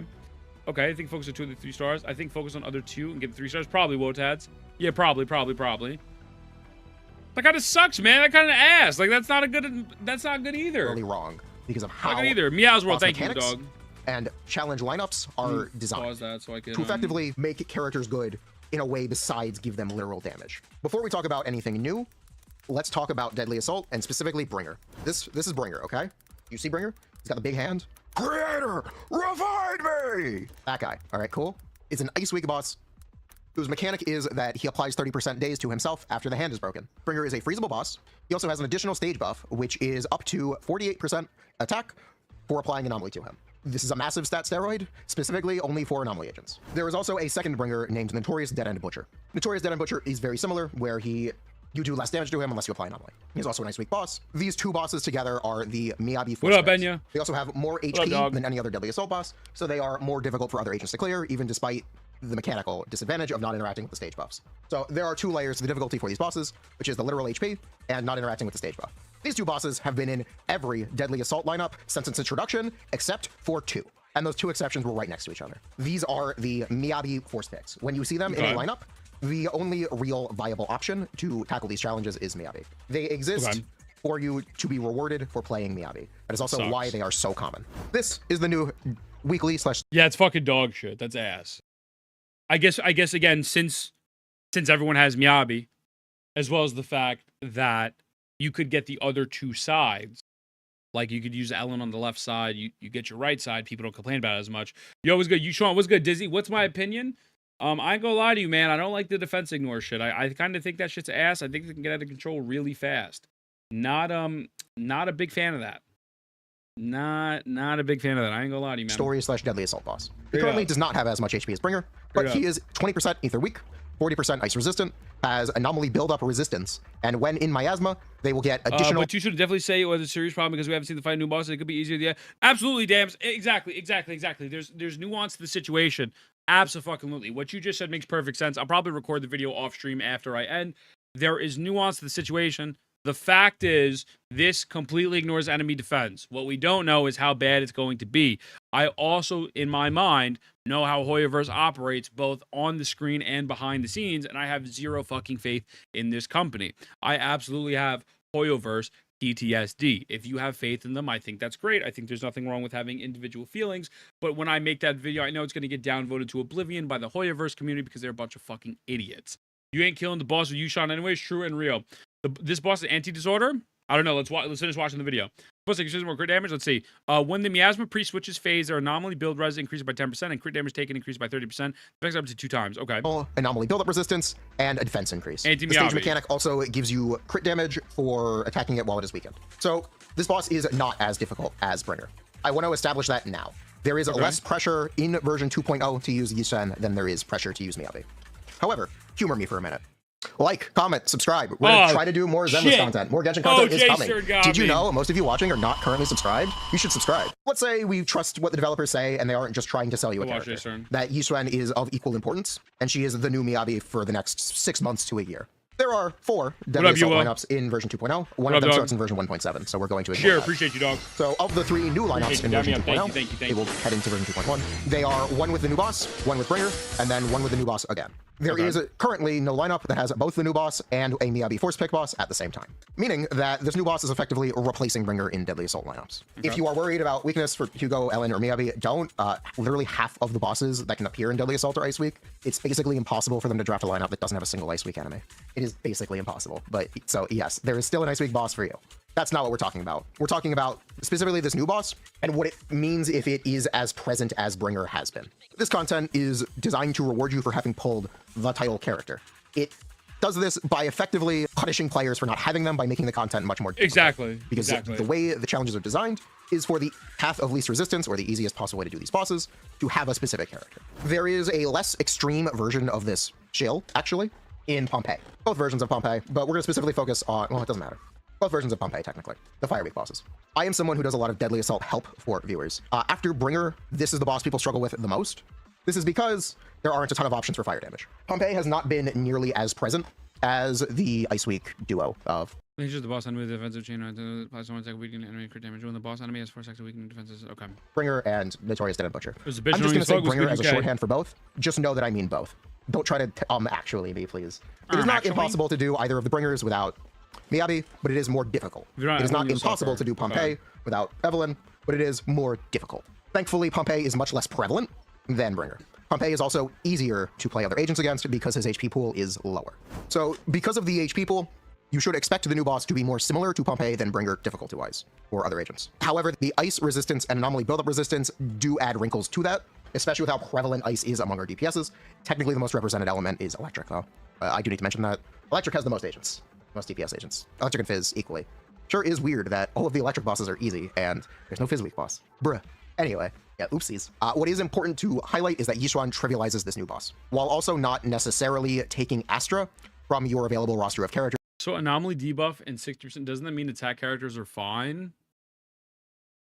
I think the problem that people are having, including myself, is that the fact that Yishuan and this panda apparently are going to be able to do damage to the enemy while the miasma buff is active. You know? I think that's the issue people are having. Correct me if I'm wrong. Correct me if I'm wrong. Adding physical weakness to some bosses? Okay. Okay. That's the issue that's occurring, right? For other challenges. I want to bring your attention over here. So let's talk about on-paper damage. This number here is Miyabi Mono Ice on paper. This is neutral, where the enemy is freezable, and you can do your... Evelyn was so good on new boss, so they took it away, fire weak from it? Wait. Evelyn's so good on the new boss, so they took away fire weak from it? Oh, she's saying that they put ice instead. I don't see how this is an issue. That's their mechanic. That's like saying disorder explosions are a problem. You don't see an issue with them introducing an extra shield, and the main mechanic of the shield is to parry and dodge, and then you're able to do damage. But instead, if you buy a new premium unit, you're able to do an equal amount of damage while you're attacking it, as well as breaking the shield, therefore getting a massive damage buff on that unit. Potentially a massive damage buff unit on that unit, because you're actually doing damage to it. You don't see an issue with that. Like, genuinely. That is literally the definition of a predatory tactic. Like, that's exactly what it is. 4 to 5 parry encounters. Okay. 4 to 5 parry counters. Yi Xuan's can still do 100% of her damage. I'm telling you, it's not as big of a deal you're making it. I guess we'll see. I don't. Well, the main mechanic of Bringer fighting is anomalies, and non-anomaly teams effectively can't do anomaly application enough to advantage. So all mechanics would be predatory. I think that fucking sucks. I think that sucks too. This kind of fucking sucks. I'm not gonna lie to you. This makes me dislike the game more now that I'm learning more about it. If you want me to be very transparent with you, like genuinely, this makes me dislike the game. It seems like you need Miyabi. You need Miyabi. That's what it seems like. Don't tell him to stop being a shill, but you know he's not being a shill. Again, be respectful. Just because Tillian and Judd don't 100% disagree with me, they don't need to agree with me all the time. Be respectful, please. Even if they make it worse, or if they increase the defense of every boss, yes, I agree. I don't know. I kind of don't like you can still do 20k Miyabi for 60. Okay, that's fair. That's dope. That makes sense. Although I had a problem without Miyabi. Maybe I just suck.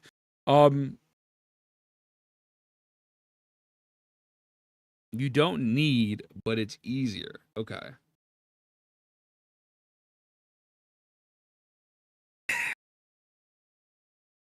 I just have a way more most people need Miyabi to 20k. I agree with that, Sarah, because I don't even think I can get 20k with Miyabi at one point. Or without Miyabi, excuse me. And I was doing a really good team comp. Bro, is less than 1% of 60k. Yeah. Your gameplay is worse than mine, and I'm very bad. I don't know about that. A lot of people have told me I'm better than some other ZZ streamers, like genuinely. Like actually. It's like Carlotta making Terry easier, but using Zheng Liao is harder. Well, Zheng Liao is not hard. Like, Zheng Liao is very easy. I feel like maybe you could have used someone else, but I get what you're saying. I don't need Miyabi and I'm casual. How do you do in the middle tower? The thing with Deadly Soul is that you realistically only need to make 6 stars. You don't even need to Bringer. True, you don't need to fight Bringer. Very true. I think Miyabi is the easy mode of this game. Yeah, so AI, like, how do you do normally, like, middle tower? Like, what are we thinking? What are your normal score? I don't know, man. This kind of sucks, bro. Kind of makes me not want to play the game as a whole. I kind of liked it when I didn't know what I was doing. I was hitting buttons and I was winning because I'm just fucking better. But on 9 stars, I'd be more concerned. I agree. If you needed 9 stars, that fucks around. I got 24k. Okay. What'd you use? Hugo Mono Ice would work. I think we all say fuck this drum. Let's go back to D2Ray. True. Yanagi, Vivian. I did Yanagi, Vivian, and Bernice, I think it was.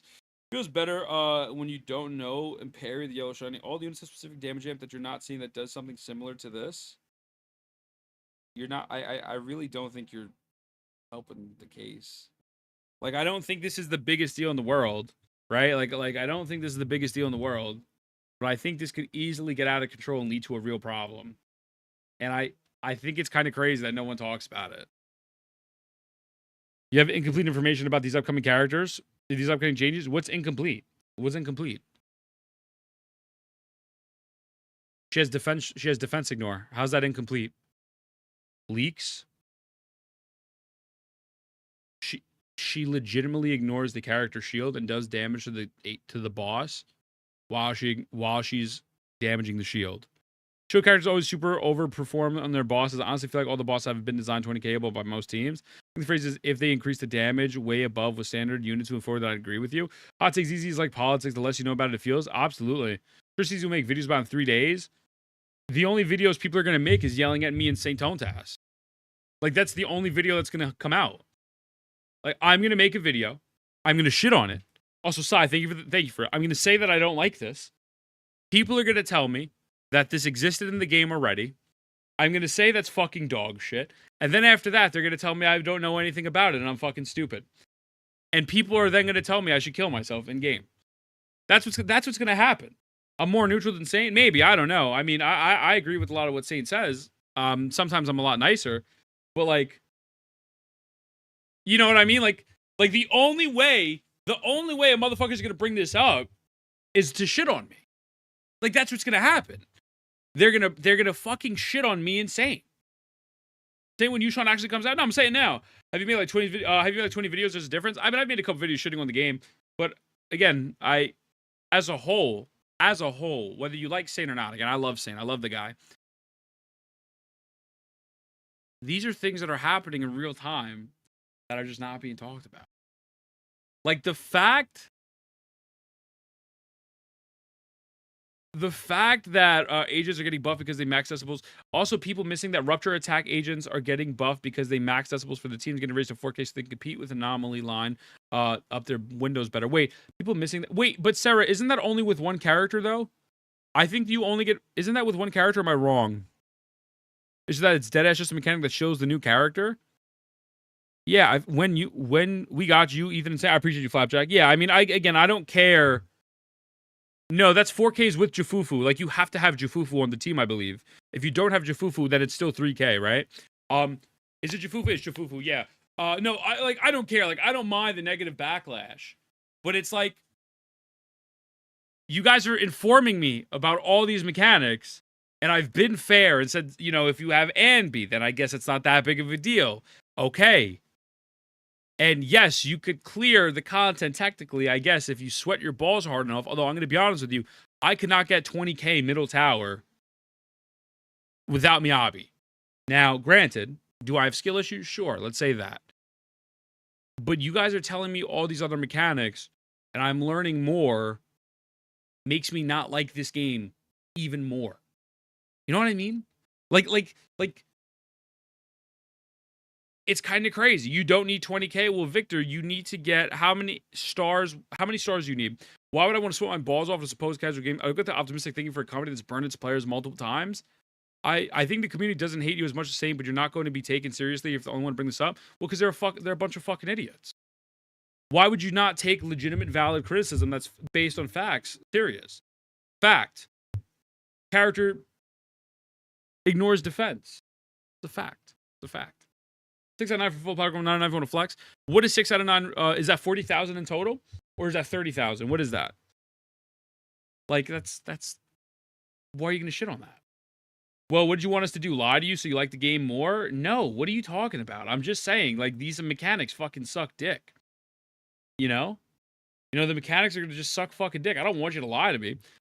But it's ass. Okay, boss situation is objectively predatory, but not like a mechanic's subjective. Okay, objectively predatory. I don't like the if you like the predatory mechanic, you're a fucking idiot. Turn the HSO, it's okay. 40K on all three. Okay. A lot of the mechanics have two ways to deal with them. Middle is definitely not possible without Miyabi. Ringer is barely settable without the decreased ice resistance. Yeah, it sounds about right.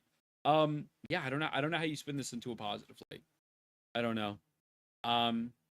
Maybe I'm just dumb and I didn't semicircle hard enough this morning, but this doesn't look like a good picture to me as a whole. I'm just going to be honest with you. Let's continue. Because the enemy is reasonable. This is when the enemy is Ice Weak, and this is Ice Weak with a Deadly Assault buff. It should be a little high, it's fine.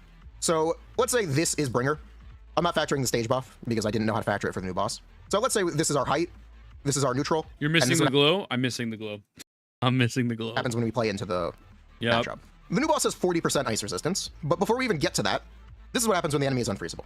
You are more likely to play a different team, but the statement stands. You are losing damage when the enemy is unfreezable. This is what would happen with 40% ice resistance, and this is ice resistance and a defense increase. Do you see how we have literally cut our damage in half? Because so we go from 20 million damage with Miyabi, mono ice Miyabi with Deadly Assault buff, all the way down to mono ice Miyabi, 40% ice res and 40% defense.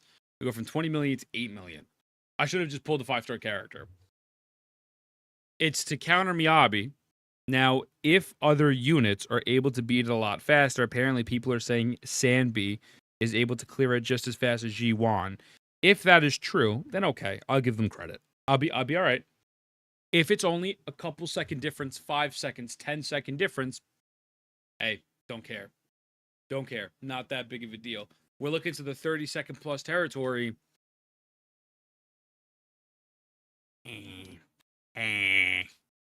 Not assessing clue clear. Are they getting 60,000? I think you should appeal to the ZZ community first, how they saw you look for 2.0, but you just have some concerns.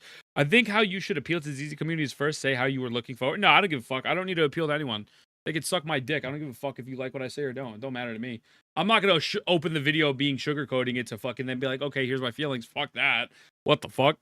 You know? It's not a timer, it's a score. But yeah, well, there's a timer there, though. There is a timer. The timer is when it runs out. But yeah. Don't appeal to anyone? Yeah, I'm not doing all that bull. Because the HP pool is currently low enough, you will be able to get 20k with Miyabi. I don't know how long that will last on the new boss, but yeah, you can technically do it if you really want to torture yourself. Have fun, I guess. Let's talk about Yusen. So, big disclaimer on this, Yusen is not released. I do not know if these are the best combos you could possibly do, or if they're correct at all. Also worth disclaiming, Jofufu does non-negligible damage, and I'm not including her. I'm not including her damage contribution here, just for simplicity. Okay. This is a regular Yusen. Because Yusen is a rupture agent, she completely ignores enemy defense. If an enemy has plus 40% defense, her damage is the same. If an enemy has plus 80%, her damage is the same. If an enemy has 100% extra defense, her damage is the same. This is what happens when an enemy is either weak, and this is... And you're conflating defense ignores something larger than is effectively her version of total eyes.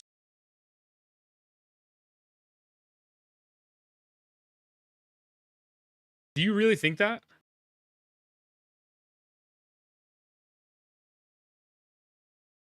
I look at this. I don't agree with you. I think you're wrong. Here's what I see. I'll break it down. I'll write it out real quick. What is this? No, I don't give a fuck. I don't need to appeal to anyone. They can suck my dick. I don't give a fuck if you like what I say or don't. It don't matter to me. I'm not gonna open the video being sugarcoating it to fucking then be like, okay, here's my feelings. Fuck that. What the fuck? Fuck your feelings, dog. Fuck that shit. Fuck that shit on God. I think my statement is very simple. I think my statement is very, very, very simple. I don't think I'm misunderstanding anything. Maybe I'm being narcissistic right now. Pretty straightforward. New character. Very effective on high defense enemies. Not as effective on high defense enemies. My concern, this mechanic will wipe out a lot of the older units as time goes on and feels like a pay-to-win mechanic, as you don't need to work on certain substats since it's built into your kit. I feel like this is the simplest fucking thing you could say. I actually don't think there's anything being conflated at all. It's pretty fucking, it's pretty straightforward. Right now, we have enemies with less defense, right? So Fu Xuan won't be as effective on those enemies. But as time goes on, let's be honest, this mechanic was not introduced for them to not create more enemies that are going to have higher defense. I feel like everything in this notepad is 100% accurate. Also, yes, everyone only plays the game to goon. Please, am I wrong? Am I missing the base? Won't care because they would get her, and sadly, it's reality. I mean, sure, it is what it is, right? And that's what it comes down to. I don't really like the idea of defense ignore either, but as far as I'm aware, we don't know how much of an advantage that's going to be yet. Sure. We don't know as much. Based off the track record, what can you conclude? I don't think we could assume the defense will keep getting higher and keep catering to rupture. Texas Green, therefore accurate. I agree with you this. Ja, I think you have a very positive outlook on them, and maybe, let me rephrase that. I think you have more faith in Zenless Zone Zero. I feel like it's very fair to assume that. I do. And I like the game. I do like the game. I genuinely do. But also, seeing that there's other character or there's other boss, we only know that one boss shield for, and that boss gets dumpstered by almost everyone so far. But you do realize, like, it's like limit testing, right? Like, you do, like, it's limit testing. It's rupture / defense ignore with new boss that has new shield mechanic equals limit testing. Right? But they've done this a lot and not made an issue. Well, it is an issue. If you don't have Miyabi and if you don't have Ellen, now you can't do Deadly Assault. That is an issue. Like that's an issue. Middle tower needs Disorder. Left tower is Ice weak. And if you don't have that, you're at a massive disadvantage. Like, that's not good game design. You can go for 6 stars. Okay, but if you can only clear the right side, how could you go for 6 stars? If I can get 3 stars on the right side and 2 and 1 in the middle and 1 in the left side, that's 5. That's not 6 stars, right? 3, 4, 5. Or maybe I can't even do it. You know what I'm saying? Like I feel like it's at all. It's pretty fucking it's fucking Jay, you're killing it, brother. I fucking appreciate the fuck out of you, dog. Thank you. Do 3 for 2 stars? Okay, but if you can't clear the middle because you don't have Miyabi, you walked in on a team that you never played and cleared SD that wasn't shilling the element at all. Yeah, but like let's be real, like I'm better. Like I'm better, right? Do I still have Zenless Zone Zero installed? I might have legitimately uninstalled it. I think I legit uninstalled it. We still have to test Elden Ring Night Rain on my... That's just how weakness and resistance work in every game. If I try to clear in front of Rod and Chengli, sometimes it's hard, but also don't need Miyabi. Okay, my issue, is... And you know me, I'm very well aware. Like, I shit on these games all the time. In Deadly Assault, the main rotations seem to include both those two those two sides, including ice units. When TOA isn't like, how do I put this? TOA right now, you can clear middle tower with Carlotta, Jinxie. So the on unit is Electro Arrow with Havoc and Fusion down. But you could still clear with every other element. Use trigger in the 6th and 7th level. I'm still goated though. What does that mean? And still cleared. Liar, I cannot clear with Carlotta. You suck in even or about future, not currently. They don't have faith while we do it simple. Yeah, I think to say I'm conflating something or I'm not understanding it, I think it's a little crazy. Overall, skill issue, absolutely. I just talk about something we'll never do. He's too busy with Gacha slop. Fuck you talking about, E. Shut up, bitch. I love you, E. Oh, fuck. My eyes are so bad now. Dev said they're going to do better to balance the game if they try to do inflation, do defense inflation. Makes sense. Yeah, I think it really boils down to if you have faith in the game or not, and I don't have faith. I think that's what it is. I'm not got clap what CIACONNA main did that too as well. Like I'm not saying this is the biggest problem of all time. But I'm saying this could easily get out of control, and I don't think this is how you reward your players on an anniversary patch. I just think it's stupid. If this whole game is based around needing a roster check as opposed to skill-based, like a lot of people are saying they're claiming it's skill-based, then this game just inherently feels like ass compared to the other Gacha games. It's not impossible to clear neutral off elements. Maybe we think the Ice Week has to be done by Ice. It's not impossible. Yeah, it's not impossible, but try doing that with, like, Jane Doe. Right? Well, you got to do middle with Anomaly, right? I tried it with you not... Where's the VOD? Hold on. I think I have the VOD. Give me a second. I literally have the VOD. Was your BBQ? I wish I was there too. Beautiful. Actually, E, not the next time I go to Canada, but maybe the following... PM me. Where is it? I think it was a day I did like a 6-hour stream or some shit. Damn, that guy's so sexy. Who is he? I sat down for like close to an hour trying to clear this with 20,000. I couldn't get it. What up, Sarah? What up? Ding dong? Ding dong? Wait, are you calling me? Current middle tower is easy, average clear. Hold up. Let's pull up the glue.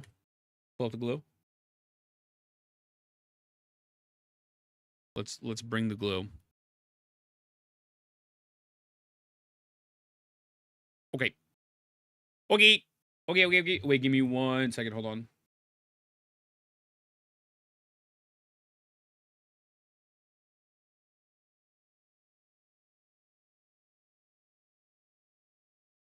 Okay, sorry.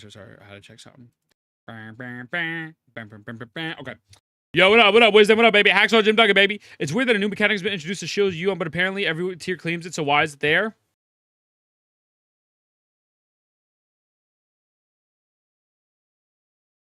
Hey, I'm just saying. Does Pride pull fresh accounts that just tried DA? I don't know. What do they pull? Sarah has more information on that. So this is the top image. The top image is also, let me put the music back. Jesus Christ, it's been silent for so long. The top image is current middle tower ZZ average clears. Okay.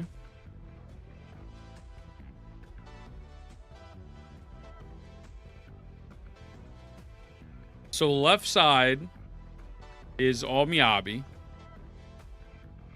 Middle side is Miyabi up to here. And then the right side,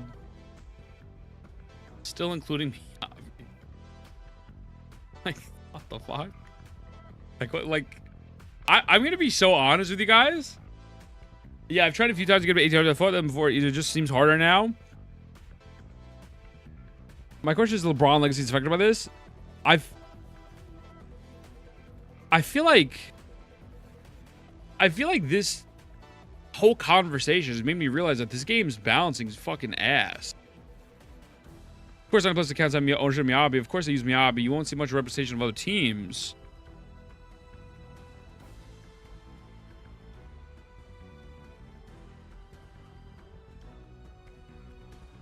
Toasty, what up?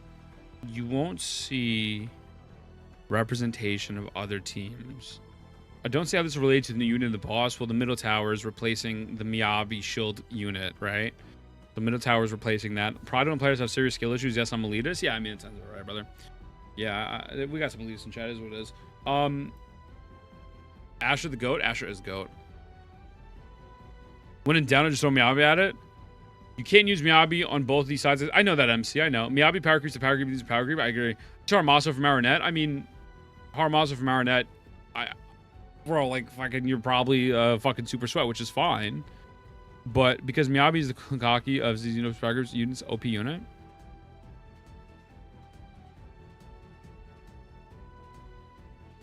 Where do people get this information that everyone has Miyabi?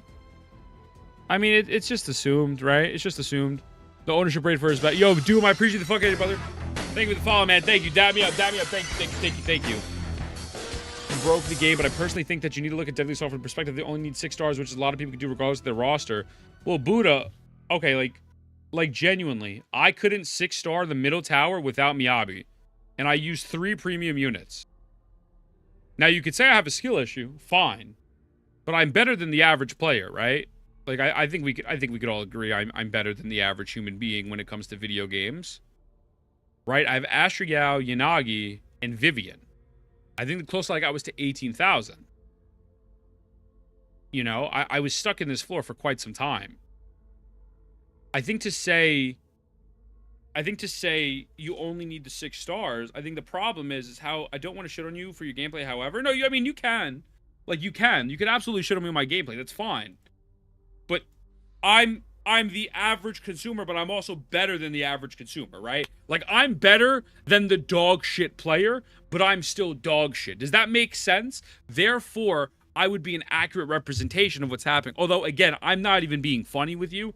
I'm being genuinely transparent. I've had multiple people reach out to me and say I'm better than a lot of the ZZCCs, which is fucking scary to me. It's very scary. Also, thank you for the follow, Seth. Appreciate you. But please reverse Edgy. It's close. Wait, what'd Sarah say? Ethan, I would say more accounts have Ellen, but more action passives have Miyabi. Without playing Miyabi. Yeah, I think it is. So, Ethan, you're still dog shit. Yeah, I'm still dog shit. Maybe should I ask you for help? I mean, I don't think it's really any help. No, like 6 stars for the 3 bosses in total. I don't think the reason people can't clear is because of skill. I think mainly they're built on horizontal investment. He doesn't know he is him. I am him. Also, Doom, what's good, brother? What's good, man? How are you? Welcome in, brother. The average player is a lot worse than people think they are. Yeah, I agree. Exactly. Right? Like, I'm the average. As far as I understand, they make a lot of changes to attract new players to this game. They obviously will not have Miyabi, so why should they balance bosses around the assumption they have Miyabi? Well, I agree, Vizzy. I don't think they should balance a boss around having Miyabi. I just think, fundamentally, this shit sucks. I just don't know. I don't think you could paint this in a good light. Ether Week with the Deadly Assault buff. You don't know what the Deadly Assault buff is. It is 40 ether damage bonus, 30 HP percent, 15% energy and adrenaline regenerate, and I think a tower buff is enough. That's my perspective. When we talk about Wuwa, the reason why this isn't as bad as Wuwa, because it's going to get brought up and people are going to call me a shill. Wuthering Waves, as Oricado says, gives you the tower buff. The game is giving you a tower buff and the mechanic for the character specific. Wuthering Waves has not hit a character specific mechanic yet. Once it does, I will absolutely call that out because that fucking sucks. But we haven't hit that spot, and it seemed like Zenless Zone, this is normalized. And if this is normalized and this is how the game is, I'm going to be honest with you, that's not fun to me.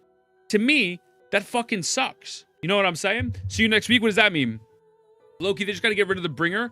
Shield? Yeah, I mean, doesn't TY have a mechanic for the dot shit? No, that's a tower buff. There's no mechanic. It's a tower buff. A tower buff is different than giving a boss a new mechanic, right? So the whole thing that people want to say is Zenless Zone Zero bosses have mechanics. Awesome, love that. On top of these buffs. No, you're good, Wotads. But they're very different. You know what I'm saying? Why? Why what? Look at HSR. Ever since Aggie, Banner, and Nicodor, they've been doing buffs plus boss that aren't nearly impossible. I know, it's an encounter. Dylan, I love you with all my heart. I do. I just don't know what that means. Like, what does that mean? You have to defeat the encounter. What does that mean? What does that mean, bro? In my gacha game, they're giving me a tower buff and an encounter that's specific to only certain characters. That's not good game design. And a good encounter, a good mechanic is when the mechanic is viable for a majority of the characters to beat like a normal person. Middle tower Deadly Assault with 3 premium units is hard to get 20,000 on if you don't have Miyabi. Even with Miyabi, I couldn't get 60,000. Now that's a little bit of a skill issue, is what it is. That's not a good mechanic, right? You've played MMOs. I would assume there's selectable buffs. I think you're like overlooking everything. I think you're actually overlooking it. There's selectable buffs. That buff does not mitigate the fact middle tower, in order to clear it and not have to fucking want to kill yourself in game and get carpal tunnel, you need anomaly of ice, which is from Miyabi. And the normal player is not going to get 20k without the convenience of Miyabi. I think that's like so much of a grounded reality grassroots takes. I disagree with the evaluation of the middle DI. I think Anomaly team can do it. You do? Okay. Let me reinstall. That's my perspective. When we talk about Wuwa, the reason why this isn't as bad as Wuwa, Jay, I fucking love you. I would never be... I fucking love you. I have to end stream and do something, so I am going to message you tonight. I appreciate the fuck out of you, and chat. Also, if you find anything, all you got to do is hit ! clip. All you got to do is hit ! clip. I appreciate the fuck out of y'all. Keep clipping. I need as much short content as possible, but I appreciate the fuck out of y'all. I'll clear it with Jane. Well, hold on a second, Joe. Hold on. Let's be honest for a second. Did it finish the JSON video? We'll get to it. We'll get to it, Zombie. We'll finish it in a moment. You clearing it with Jane, what does that prove? That's like EO saying someone solo towered with Billy. What the fuck does that prove? What does that prove? That's like me saying I beat towered adversity with Donjin solo. This proves nothing. There's no actual got you moment with that. Doesn't prove anything. Someone told me you couldn't do it and Jane, I was responding. Oh, okay. I thought you were talking to me. Got you. Yeah, that proves nothing, right? Look at Sarah's pick with average scores. 26,000, so they're paired together. 25,000 most likely paired together. 24, 22, 22, 22, 21, 20, 20. So we are now getting to the territory where people are not getting 20,000. 19, 18, 18, 18, 18, 17, 17, 16, 14, 14, 13, 19, 10, 10, and then all zeros. Most of your team wasn't with Miyabi. Wait, put this up. Counterpoint, should someone who isn't super familiar with the game be able to walk into the screen hit 20k? No, but do you not think there's a problem with how easy Miyabi is? And then the actual difference of using a different unit like this? Like the rank #1 team? Like, I could bet you $1 million that this team was 37 times harder than using this Miyabi team. I could also say that I personally find ZZ's endgame easier than Wuwa. For sure. For sure. And that's fine if you want to think that way. That's fine. I actually think overall, Jane is only clearing with Viv. Yeah, sounds about right. Jane should be super easy, Ethan, if you ever want to try it on my account. I'm going to re-download it. I'm going to re-download it. I'm going to re-download it tonight. I'm going to make some space on my computer. We'll re-download it and go from there. I am going to make my video. I'm going to make a video offline. It's going to get hate. I don't fucking care. Overall, though, let's finish this J-Stern video. Let's finish this because we've been talking about this for a while already, so I'm not going to restart the whole fucking conversation. And 40% ultimate damage bonus. That is the one that is in 2.0. There may be others in the future, but that's what's in 2.0. The other note, we may get a limited support agent who upgrades Yisuen's damage, and that would immediately date all of these numbers because they'd be straight up wrong. Or they'd be misleading because Yisuen could be designed for a limited agent who does not exist currently. Cool. So you see these damage numbers, and I want to point out that Yisuen is literally doing essentially double Miyabi's damage against this new encounter. That is how Shill works. That's how matchup and weakness and resistance work. While Yisuen is not the strongest DPS in the game, she is the strongest DPS in the game for this new challenge. And how prevalent this new challenge is ultimately unknown, but if they want to continue to push her as the Void Hunter level investigator whose power rivals Void Hunters, so good, it needs baby. to be mentioned that also, I want to make something very clear. I don't mind if you guys disagree with me. You know I love you guys. Tilly and I love you. Joe, I love you boys. Like, it's literally like you guys are... Actually, Joe, I got a VIP. And it does outperform everyone else, exists, and it's very relevant. So you can consider this your public service announcement against doom posting, because it's easy to look at neutral performance and go, oh, Yisuen sucks. But it's much harder to take a step back and actually look at the context. I hate your ass. For fuck you, that the game will be under. This is very speculative, and if you want to take this in bad faith and say Yisuen is not as good as Miyabi, and that is bad, go for it. You could also very easily take this and say Yisuen will be bad by the time she reruns because her beneficial content will disappear. And you know what? Fly that flag. Go for it. I'm telling you, there is likely to be a significant period of time where the content will reward you for having Yisuen. Is she mandatory? No. No agent is mandatory. But I did want to take a moment to talk about content design. There's also the factor that Rupture completely ignores enemy defense. While this new boss in 2.0 isn't that big of a deal for other agents to tackle, there's no guarantee the next one won't be worse. Yisuen is a very good, let's say upper echelon DPS, who could be very important to have depending on how they design content. She is not the absolute strongest character in the game, but she may be the most important character in the game for a period of time, which is the thing I am most worried about, and it's why I'm making this video, and it's why I always answer the questions about, is Yisuen as good as Miyabi, with the answer of, it doesn't matter, because of how FOMO works and how the content works. It doesn't matter that she's not as good as Miyabi. She could be just as important. This does not just apply to Yisuen, but this is the best opportunity to mention it. Yeah, I mean, at the end of the day, since everyone's getting a free Yisuen, I guess it doesn't matter, right?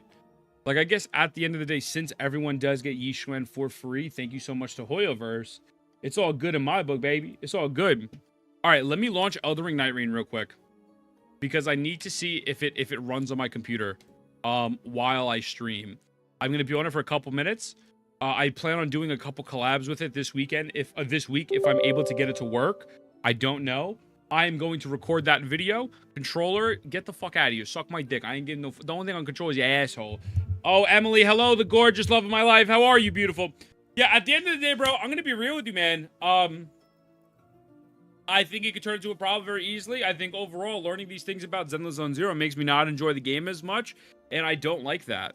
I am not the biggest fan of that. I would honestly love to have a conversation with someone like Average Luck Gamer or something.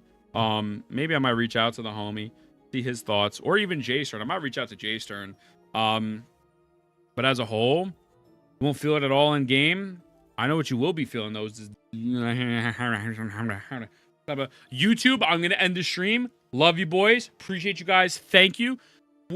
Twitter, I'm ending the stream. 180 views. Love you guys. Appreciate the fuck of y'all as well. And my Kick channel is dead, but we will get that going. I promise.